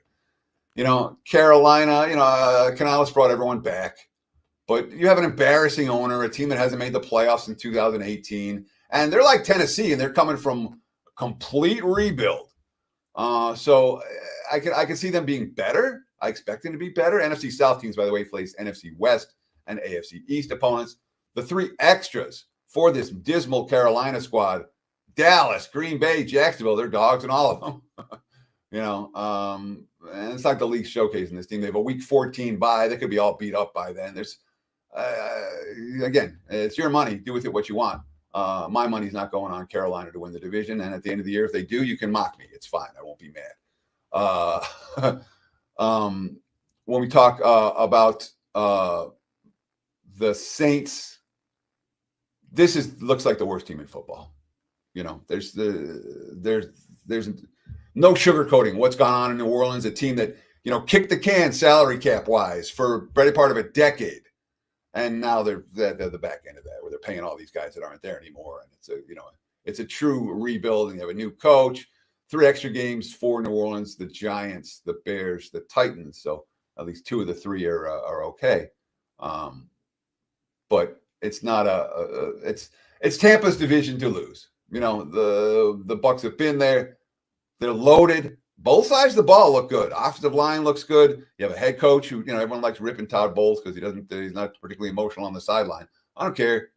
They got 6 games versus division teams all lined at 7.5 wins or lower. But the Jets, the only other team on their schedule lined lower than 8.5 wins. The 3 extras: Houston, Philly, Detroit, much tougher than anyone else in the division. So that does perhaps give room for somebody else to make some noise. But there's no other playoff team in this division. It's Tampa or pass for me. I would agree. It is Tampa's division to lose. Teddy, we're going to move along to the NFC West before we finish up the show here. But if you guys are watching, of course, on the WagerTalk YouTube channel, hit that like button. Make sure you're subscribed so you never miss another episode of the Opening Line Report. Teddy and I are going to be here every single Monday, including the Monday after Super Bowl. So I already had to move my post-Super Bowl vacation by 1 day. All jokes aside, we love Teddy. We're going to do some emergency betting alerts. So I got us this really cool thing off Amazon that I think is going to be awesome. Super fun. Apparently, you can just magnet to your car. So maybe next time I get stuck in traffic, I can use that as well. Teddy, what else can they be expecting here on Mondays? We're going to be live 11 Eastern, 8 a.m. Pacific every single Monday, getting ready for the week for the NFL slate.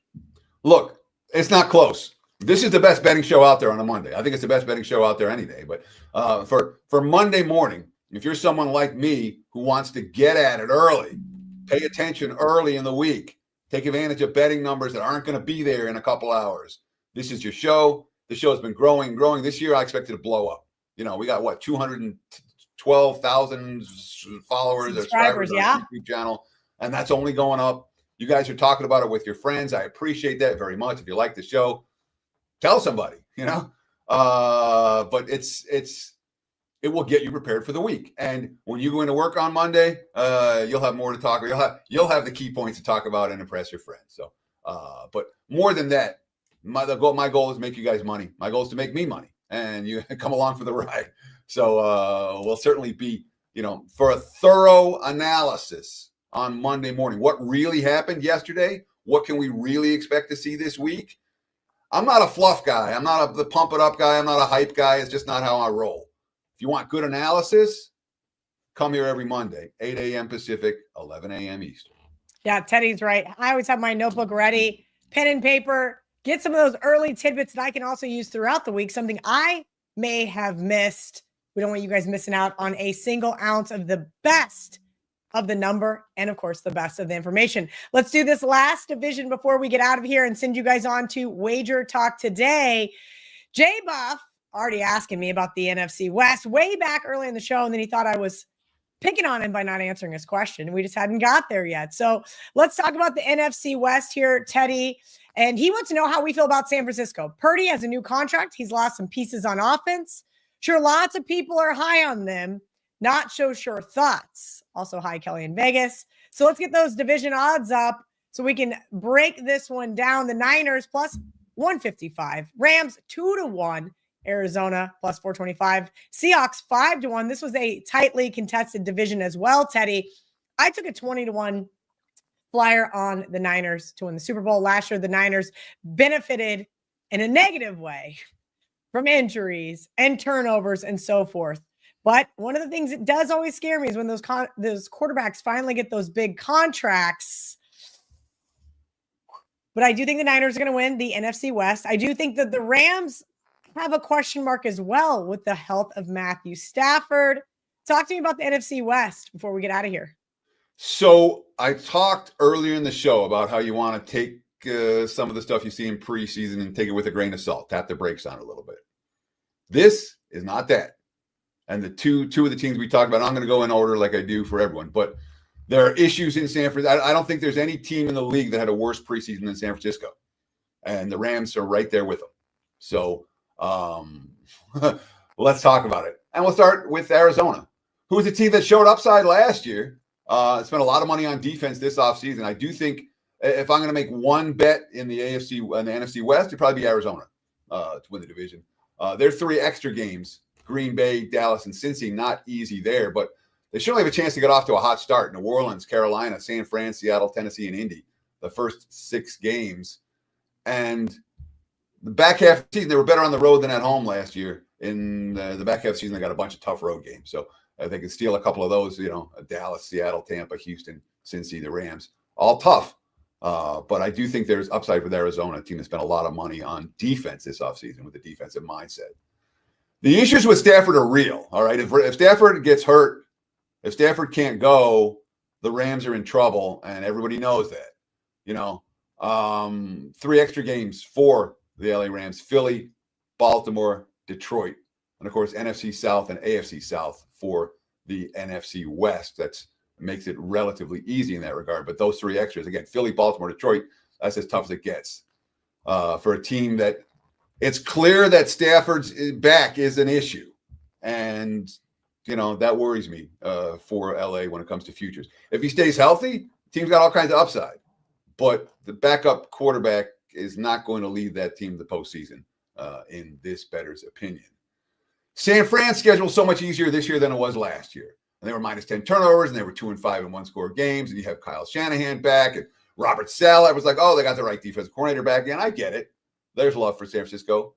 But this team was an injury-riddled mess all year last year. And this August, I don't think any team had more injuries than San Francisco to key guys. That worries me a lot, especially when you had to, again, they jettisoned a bunch of veterans and big names. I don't always worry about that when you had to pay Brock Purdy $265 million. But as soon as you have to pay your quarterback, that affects your depth. Just ask what happened to Cincinnati when they paid Joe Burrow and everybody else who's a star for the Bengals. 3 extra games for San Fran, easy. The Giants, Chicago, Cleveland, in theory. But if they don't have healthy players, it could be a concern, especially if they have a Week 14 bye.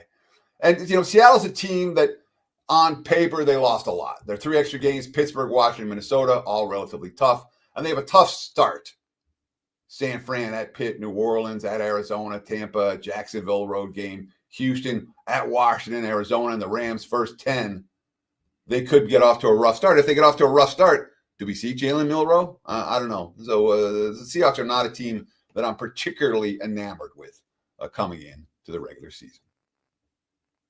All right, guys, that has been the opening line report, breaking down all of those divisions for you guys here on the WagerTalk YouTube channel. Of course, all of those social media channels, I think, as well as Kick and maybe even Rumble. I'm not even sure I should probably know this is part of my job, but we're on every single platform available at this point in time, including Spreaker. So if you guys listen to any podcast, Apple Podcasts, Spotify, basically every single podcast network, you guys can catch us there as well. Yeah, I just subscribed. So I download the podcast on Spotify now. Perfect. I love that for us. We have our own little thumb there, opening line report on, of course, any podcast network that you so choose. Teddy, that's all I've got today. I appreciate everybody hanging out with us. Any final words before we see you next Monday? Do we have any last questions from the chat, or is that all we got? Lots of comments. I think this is a really fun chat. We've got lots of people kind of bickering back and forth. They've got their opinions, but I'll give you guys last call here. 4 questions. No more questions in the chat. We're going to get you guys out of here. Get ready for Andy Lang in the, of course, show Wager Talk today. If you guys want to see more Teddy, he's going to be part of Bet On It Extra. He's going to be bringing you that same segment last year, the Stock Watch. Yeah, I don't have a watch on, but you get the idea, guys. Stock Watch, where he's going to bring you a team later on in the week that you need to be buying on or selling on. So be sure to check that out as well. WT.buzz/TC for Teddy covers. If you want to join Teddy for this upcoming NFL season.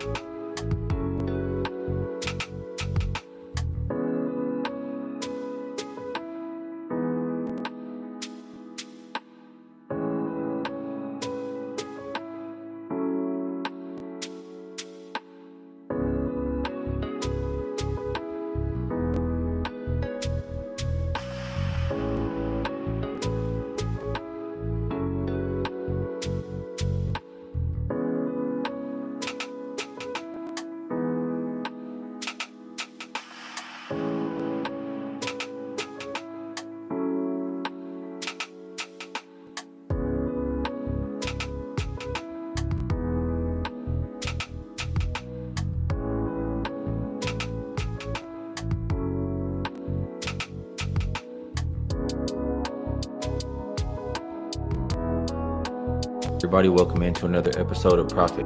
If you are new, we always start this show by being transparent. And yesterday was a good day for myself. I had one play, and it was a winner, 5% winner on the Sky plus 12.5. And I'll take it. On a little bit of a run right now. I think 31-18. So try to keep that going here, Ravino. Hopefully your day was as successful as mine yesterday. And how are you doing today? I'm good today, Ski. I wasn't as successful as you were yesterday because I had the total in that game 164, landed 162, 83, 79. Could have used a couple extra points, but first half started really slow offensively, and then second half picked it up just a little too late. And I had an 0-2 in college football, so yesterday was one of the worst days I've had in a long, long time. They're coming, and like you say, we try to be transparent about all this stuff, but I think we see some stuff on the board here today and for this weekend that can get all of that back and then some. All right, let's talk about it. We got a couple WNBA games. We have some college football to talk about. So we'll start with WNBA 607, 608. Dream opened up minus 11.5. We now see them as high as minus 17. Total open 164, and I'm seeing it as high as 166. As far as an injury report is concerned, for the Dream, Jordan Canada remains out. For the Wings, just a laundry list of injuries here. Luisa and Arike are both out. Haley Jones is doubtful, along with Isaiah James, and then Paige is truly questionable. So it could be a bare minimum roster there for Dallas tonight. Pretty huge point spread here, Ravino. I know the Dream been playing good basketball, but I mean, this is asking them to not only play good basketball, but to carry for 40 minutes against this bottom level Wings team. And I'm not sure that I want to do that. So I know the Dream have also been an under team. The market is pushing this one up, no matter what players are missing from Dallas. I'm curious which way you're looking at this one. Yeah, I think the only way I can look at it, Ski, is from a team total perspective, Dallas under. They're going to be so small as far as the interior is concerned. I mean, Lee Yuru already was out for the season. Basically going to have to go with a crew of small forwards to try and protect the rim. I think, Atlanta's number is 90.5, but I agree with you that you don't know how interested they'll be to go ahead and rack up 90 plus. They could if they really want to, but their defense has been so good, and Dallas's team total is 74.5. If Paige doesn't play, which she may not, you certainly don't have ball handlers. You certainly don't have a lot of shooters. And let's add to that Isaiah James is also on this game time decision list. So I just wonder, between the lack of size, the lack of ball handling, I just don't know how Dallas scores against the defense like Atlanta's, unless Atlanta wants them to. If Atlanta wants them to score 75, then they probably will. But Dallas had a big scoring game the other night against Connecticut. I'd expect a little regression here, especially, like I say, with all these injuries and the matchups. Now, Atlanta's so good on the interior.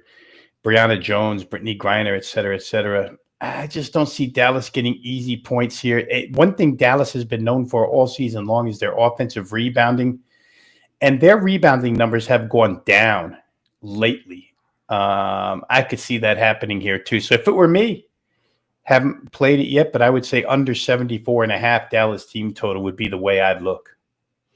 Yeah, I can agree with that. The Dream have been struggling to score. Like, they haven't hit 80, I believe, in 6 straight games, but they've played a lot better defensive teams than what they'll see tonight. And they've also been the number 2 defensive rated team last 5 games, and they faced some pretty good offenses in that span. So I'm in agreement with you. I wouldn't really want to include the Wings defense. So a Wings team total under sounds pretty appealing. All right, let's keep going here, Ravino. We have one more game in the W, and that is the Fever and the Sparks. This one opened up Sparks minus 1.5. They're a 2-point favorite at most shops. Total open 178.5, and I'm seeing it as high as 180.5. Injury report for this one. Oh, what happened there? My light went out. Injury report for this one. I see Rakia questionable for LA, and Caitlin Clark listed as out for the Fever.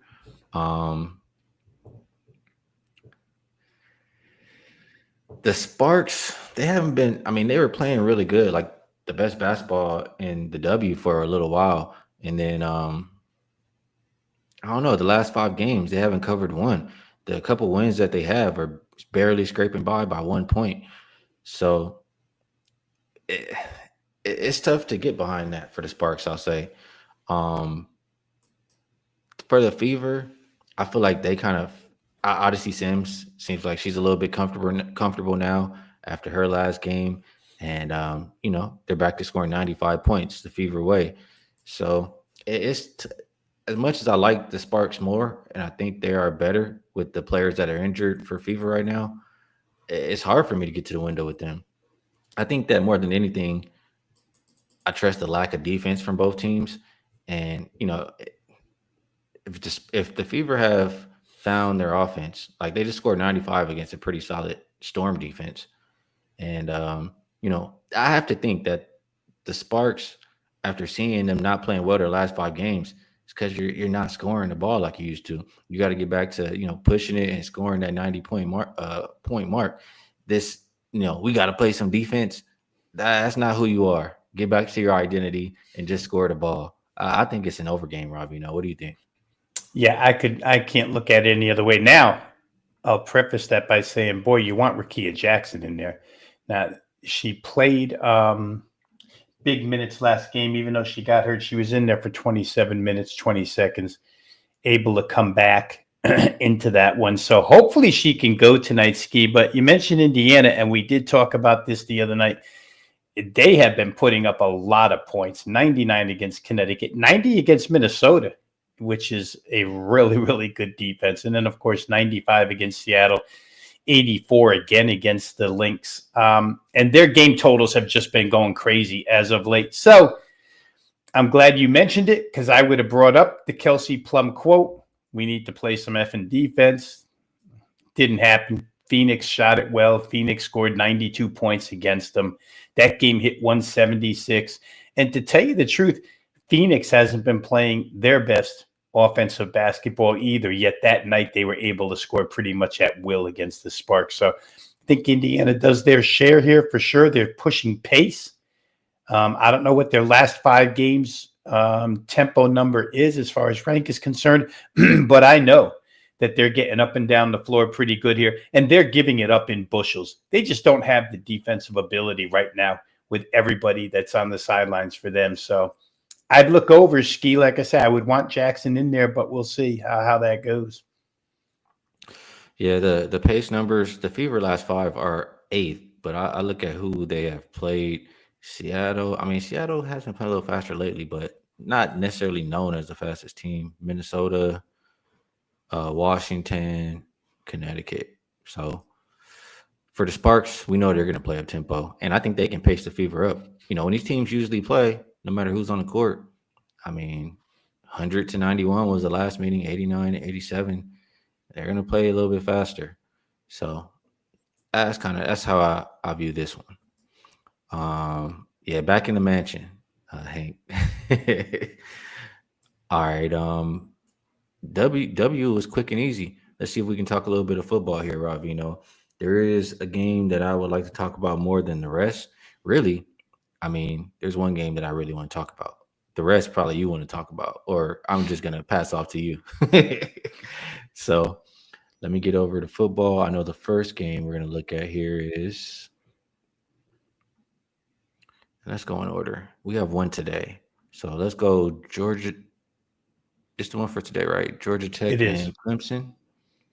Or I'm sorry, I said Clemson. I meant Colorado. Opened up -3.5 for Georgia Tech. Now looks like a 4 total. Big drop here, Rob, from 57 down to 50, as low as 51. Coach Prime without his son at quarterback, without Travis Hunter. What is Colorado going to look like in this game? They are at home. Do you think they'll be able to keep this one close, if not win? Well, at quarterback, it's going to be a different quarterback for Dion, right?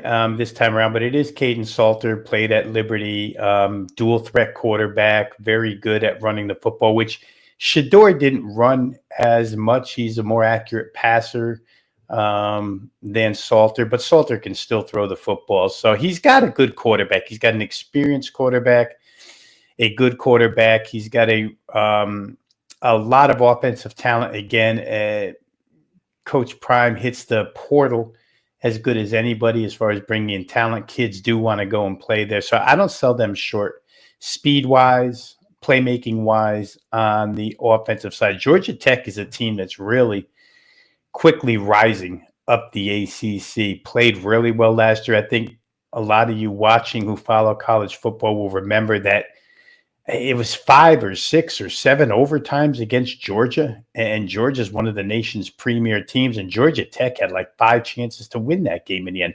But Haynes King, the quarterback, another dual threat, and Georgia Tech marches out that offensive line that can open up some holes and protect the quarterback. So both offenses look like the best units on the field here, Ski. The reason for the downward movement is the weather report. Going to rain in Boulder, Colorado tonight for this game. I will say this. I'm not so sure that the rain warrants as big of a total drop as we've seen here.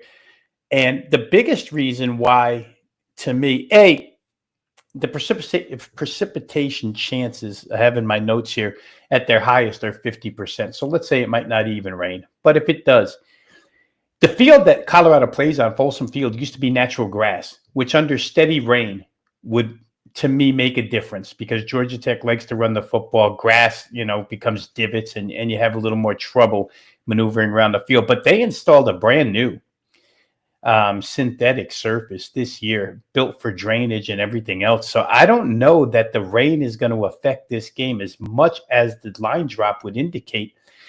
51 starts telling you that you can win an overbet 28-24. And I don't know that these two teams can't get to 28-24. There's a lot of explosiveness on the field. There's always the potential for a special teams or a defensive, setting up their team for a score or scoring themselves. So I may look over in this one. I didn't bet it early on this week, but the more I look into it, the more I think, you know what, maybe this line total-wise has just come down too far. I know there's a lot of support for Georgia Tech. There's a lot of people in our industry, sports betting industry, that are real high on Georgia Tech, and I can't argue anybody off of that play. Just don't know that I want to go into Colorado and lay more than a field goal. Yeah, this one is the odds screen is lighting up. I mean, I see 3.5s at majority of the shops right now. All of the 4s are disappearing. So, yeah, you said you wouldn't want to lay more than 4. Is that what you said, or you said 3.5? More than a field goal in Colorado. I wouldn't want to. I just think, and I guess the line movement there that you're talking about kind of shows Colorado money coming in, and maybe people have the same feeling. Yeah, I mean, I really need to see both of these teams play, but I'll dig a little bit deeper, and I kind of agree with you. This first game in Colorado, I know a lot of eyes are going to be on that game. I think that they can keep it respectable. So, yeah, I guess I lean towards Colorado for myself. Vino, we're going to go next to, and I'm trying to go in order here. I'm pretty sure LSU and Clemson is tomorrow, right? It is. So, yep. This one opened up -3 for Clemson, and it looks like 4.5, depending where you shop. Total open 56.5. Not a big move there, only 57.5. I don't really have much to say about both of these teams. I'm curious which direction you're looking at. Well, I kind of made a specific bet here, Ski. And for those watching, I did a full-fledged video on this game for WagerTalk TV. So if you want to go to YouTube, you can get the full analysis. I'll try and give you as much as I can here with the time that we have. I played Clemson first half for a real specific reason. LSU has to replace 4/5 of their offensive line. And it's not just 4 players off of a starting offensive line. It's 4 NFL draft picks, right? Will Campbell went 4th overall to New England. Emory Jones went to the Ravens. Frazier wound up on Denver. They had a lot of good offensive linemen on this team that are now gone. Just to tell you, to put it into numbers, LSU, which loves to throw the football, they threw the football 530 times last year, and that offensive line only gave up 15 sacks. That's 2.8% of the time the quarterback, Garrett Nussmeier, was hitting the ground. This year, a little bit different. Both starting tackles, Ski, they have 2 career starts between them. They're young guys, 2 starts. You got a couple of transfers in the middle of this offensive line. But I think if there's anything you learn watching football as long as I have, 35, 40 years, and betting it that way, that the offensive line is the unit that takes the longest to become cohesive. You drop them into Clemson against what many will tell you is the best defensive line in the country. And I don't know that this quarterback has as much of a chance as he had last year, at least early on. I'm sure that and Brian Kelly, for what it's worth, Ski, the head coach of LSU in summer practice, this was his quote. I tinkered with my offensive line trying to find the 5 best. So if you're still guessing at who your 5 best are at the end of summer camp, that's tough. And his decision was, we're going to go with a rotation of 7 or 8 and see what works. To me, if you're looking for what works early in the game in a stadium at nighttime that can be very, very frenzied and against a defensive line that could be the best in the country, that just speaks to trouble for me for that offense early on. And Clemson's got plenty of offensive talent. Their quarterback, Cade Klubnik, also a guy who's viewed as a first-round draft pick, plenty of speed, and a good offensive line. So the odds maker was almost telling us in this one that Clemson first half was a better bet. I shouldn't say better, but at least they were shading it that way. Clemson first half -2.5, Clemson game -3.5, now up to 4. When more than half of the full game price tag is listed as the first half number, then, you know, they're telling you a little something. I think Clemson at home opener, with that huge advantage defensive line against LSU's offensive line rebuilding, win by a field goal first half. I think that's more than doable. So that's one that I bet. All right, I like it. You're making it sound good there, Rob. You know, a couple of people in the chat agreeing with you. We're going to move to one that I'm looking at a little bit more. Before I put it up on the screen, Rob, you know, while I don't know what's going on with my light, but while I fix this light as well, maybe I need to fix it or get a new, I don't know, fix it. But we've been doing these shows for quite a while now, Rob. You know, I kind of mentioned before the show, I said, you know who I want, you know what game I want to talk about. And I'm pretty consistent, you know, with which one I want to talk about all these years. So any guess one more time before I put it I mean, in college basketball, I'd know right away it's Houston. In college football, I would say maybe it's UCLA. I'm not sure. Oh man, it's been too long since we talked some college football. That's what that means. So no, we're gonna go to number 1 and number 3, Texas and Ohio State. You remember what Ellinger? I used to always look at the overs in that one year. But yeah, my team is Texas. I'm gonna put that out there for everybody. So I'm gonna focus heavily on my team. I'll fade them, I'll back them, I'll bet the totals. I'm not too biased when it comes to, you know, betting for or against Texas. Now, with that said, Rob, you know, they come into this as the number 1 team. You have Arch Manning, now the clear starting quarterback. Man, Quinn Ewers, he sucked, bro. He really did. I'm so happy he's gone as a fan. But first game for Arch Manning is going in the Horseshoe. And this is one of the toughest venues for him to be making, you know, this start here to start the season. Texas, from what I've been looking at, I know, and I'll say we, because like I said, I'm a Texas Longhorn college football fan. Having an inexperienced offensive line, and I want to say somebody on the offensive line also got hurt. I feel like we have also inexperienced wide receivers.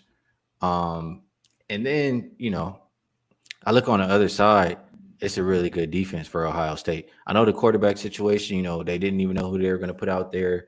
But when I look at that defense, I mean, they have probably the number one defender and a really good defense on that side. I look at Ohio State, Ravino. They've won 22 straight at home. They haven't lost a home opener since 1978. I mean, I think this is tough for my Longhorns to go in here and win this game. So I would be reluctant to back the Longhorns. I would think it's more of a situation that's favorable for Ohio State. Is that how you see this game? Or what do you think about Texas and Ohio State? Yeah, a lot of what you said are key elements to this game, Ski. I would say that on top of that, you've got two great play callers here, right? Chip Kelly against Steve Sarkisian.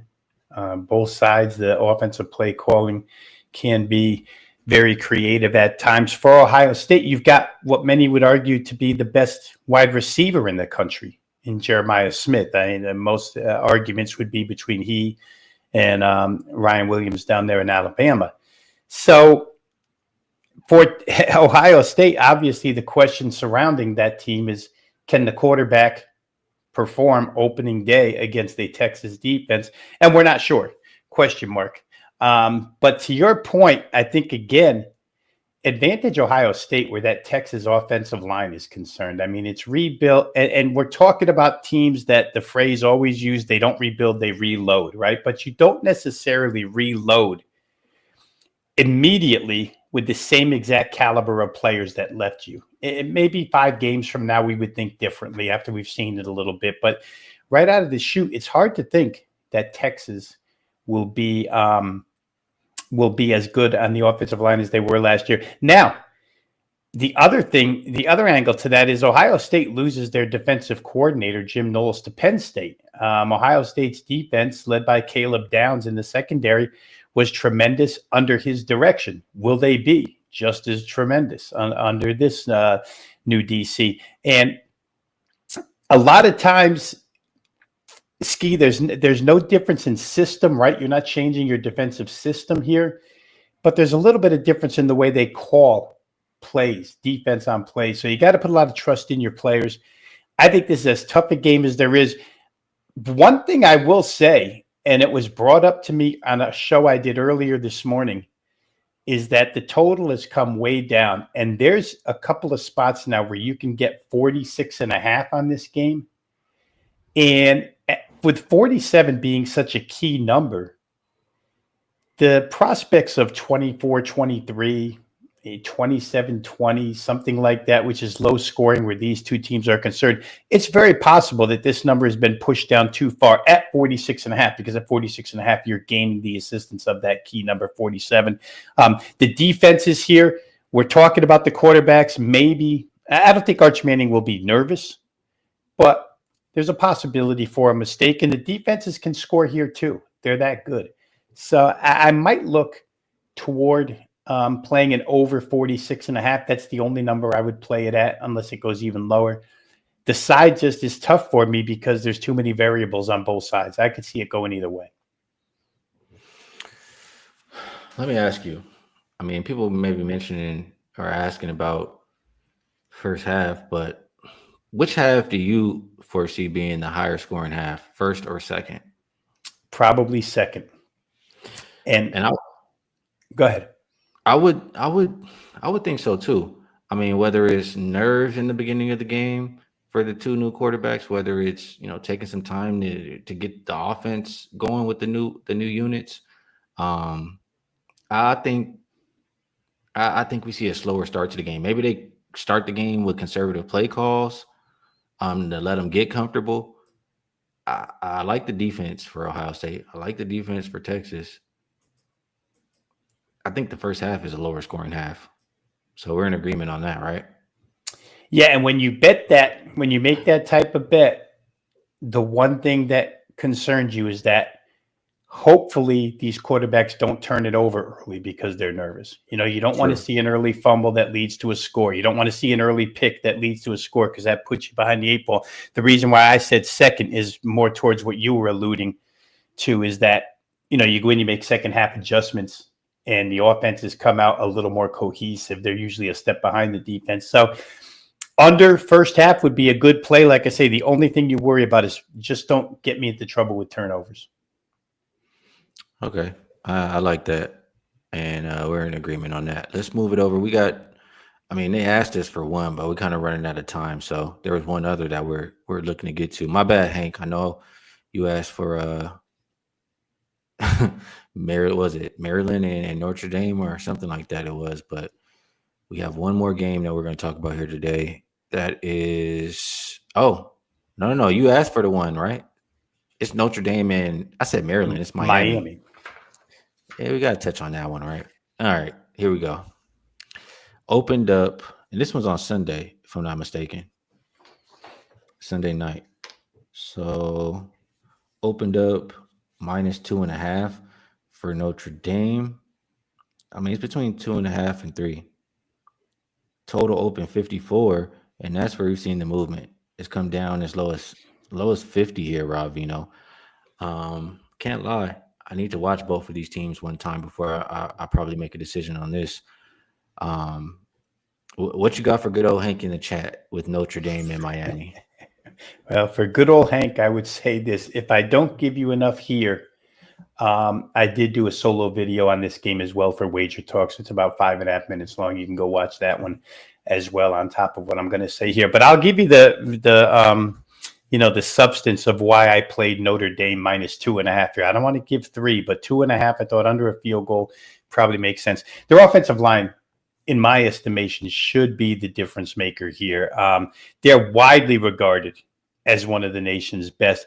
And let's not forget that they made it to the national championship game last year playing without 2 to 3 starters across that offensive line. So a couple of the younger guys got in there, got really good experience playing in big-time games. And their career, I think their total of returning starts is somewhere near 60, but they're more veteran than you would think. So I like their offensive line. The problem with Notre Dame, we just talked about questionable quarterbacks, right? Ski, here you got C.J. Carr for Notre Dame. He's named the starting quarterback for one reason and one reason only. He's got the best arm. He's got the best arm talent. And Notre Dame has vowed this year to throw the ball vertically down the field, because last year, if you guys remember, when they had Riley Leonard at quarterback, man, you didn't have to worry about the pass at all. They didn't really have game-breaking wide receivers. This guy was more of a runner than a passer. He was very inaccurate. This year, they put the throwing quarterback in. He's inexperienced, unproven. We don't know what he's going to do, but they brought in a couple of wide receivers that have been around the block a little bit, graduate transfers, I think, that have performed well in other spots. So that's a long way to say that their running back stable, led by Jeremiah Love, is as good as it gets behind that offensive line. So maybe Carr, all he has to do is turn around and hand it off, and the line can open up holes against Miami. Remember, Miami was a miserable defense last year. They have done a great job in the portal and a great job recruiting, but it's a bunch of new guys. And again, game one, I just don't know how quickly a whole bunch of new guys coming together and being extremely successful as you'd have to be against this Notre Dame team. I don't know if they can do that or not. The second thing I'll say is, yeah, Carson Beck, the Georgia quarterback, is the quarterback of Miami, but can you do any better than what Cam Ward did last year? And he can't be better. Cam Ward was bailing this team out week after week after week by scoring 40 points. And to that point, they lost one of their best receivers, Xavier Restrepo. They lost their tight end, Elijah Arroyo. He's now playing for Seattle in the NFL. Both of those guys are in the NFL. You've got transfer portal inserts, but are they as good and are they as cohesive? All of these guys have never worked together. Cam Ward worked with all those guys. So I don't know that Miami gets it going immediately on either side of the ball. Less than a field goal in a venue that, again, Notre Dame won't be intimidated. They're battle tested. I would take my chances with this Notre Dame team. Not only is their offensive line considered one of the nation's elite, but their back seven, linebackers and secondary combined, is considered top 5 in the country. So it's going to be tough sledding for Miami. I think Notre Dame, less than a field goal, is the right way to play this one. All right, good stuff there, Ravino. I think we did a pretty solid job. So What do we talk? 4 college football games, 2 WNBA, and we did it all in 30 minutes. So on that note, before we move it over, appreciate you, Fighter Dav says, really like your show. Smash the like button, people. It absolutely helps us out if you get the like button for us, and I appreciate the kind words. All right, so we're gonna move it on over to best bets, Ravino. And before I do that, I mean, I don't have anything to put on the screen, so I'll just ask you if there's anything that you would like to promote, and if you have a best bet for the show, we would love to hear it. If you do not, it's all good. Real quick, I would just say to everybody that WagerTalk offers all access packages, daily, weekly, monthly, seasonal. And right now, with all the sports, you can tell what we're covering here, covering WNBA, college football, NFL football, CFL, Canadian football. So you get 4 sports worth of coverage here to bet on. I've been profitable in WNBA and CFL this season. So all access package gets you every single thing that any of us releases here at WagerTalk.com. I would encourage you, if you're going to get involved in September here, as we towards the end of August, hitting early September, you're getting the most for your money. So you can pick up an all access package at WagerTalk.com. And I'll really quickly mention one more time, Odds Logic. Odds Logic is a odds screen that is probably the most up-to-date odds screen that you'll find. If you're interested in when these games move immediately, point spread wise, injury wise, whatever, Odds Logic is the place to get all that stuff. And you can get a 7-day free trial over at WagerTalk.com. So all access packages and also Odds Logic over at WagerTalk.com. Best bet, Ski. I'll go back to the football game we talked about. I think Clemson first half -2.5 is a really nice play. I think that stadium will be absolutely crazy. They've got the advantages that I talked about. So less than a field goal. I thought that was a good price. Clemson first half -2.5. I like it. First half -2.5 for Ravino. He gave a lot of reasons why you should like it. Promo for myself. I'll say, yeah, I do have. Well, first of all, I'll say, you guys know I'm pretty honest all the time, but I am not the super college football. I know everything. You know what I'm saying? Like how I know basketball. I do follow certain teams. I do listen to people who I trust. I listen to people who are knowledgeable, and I know how to cap the games.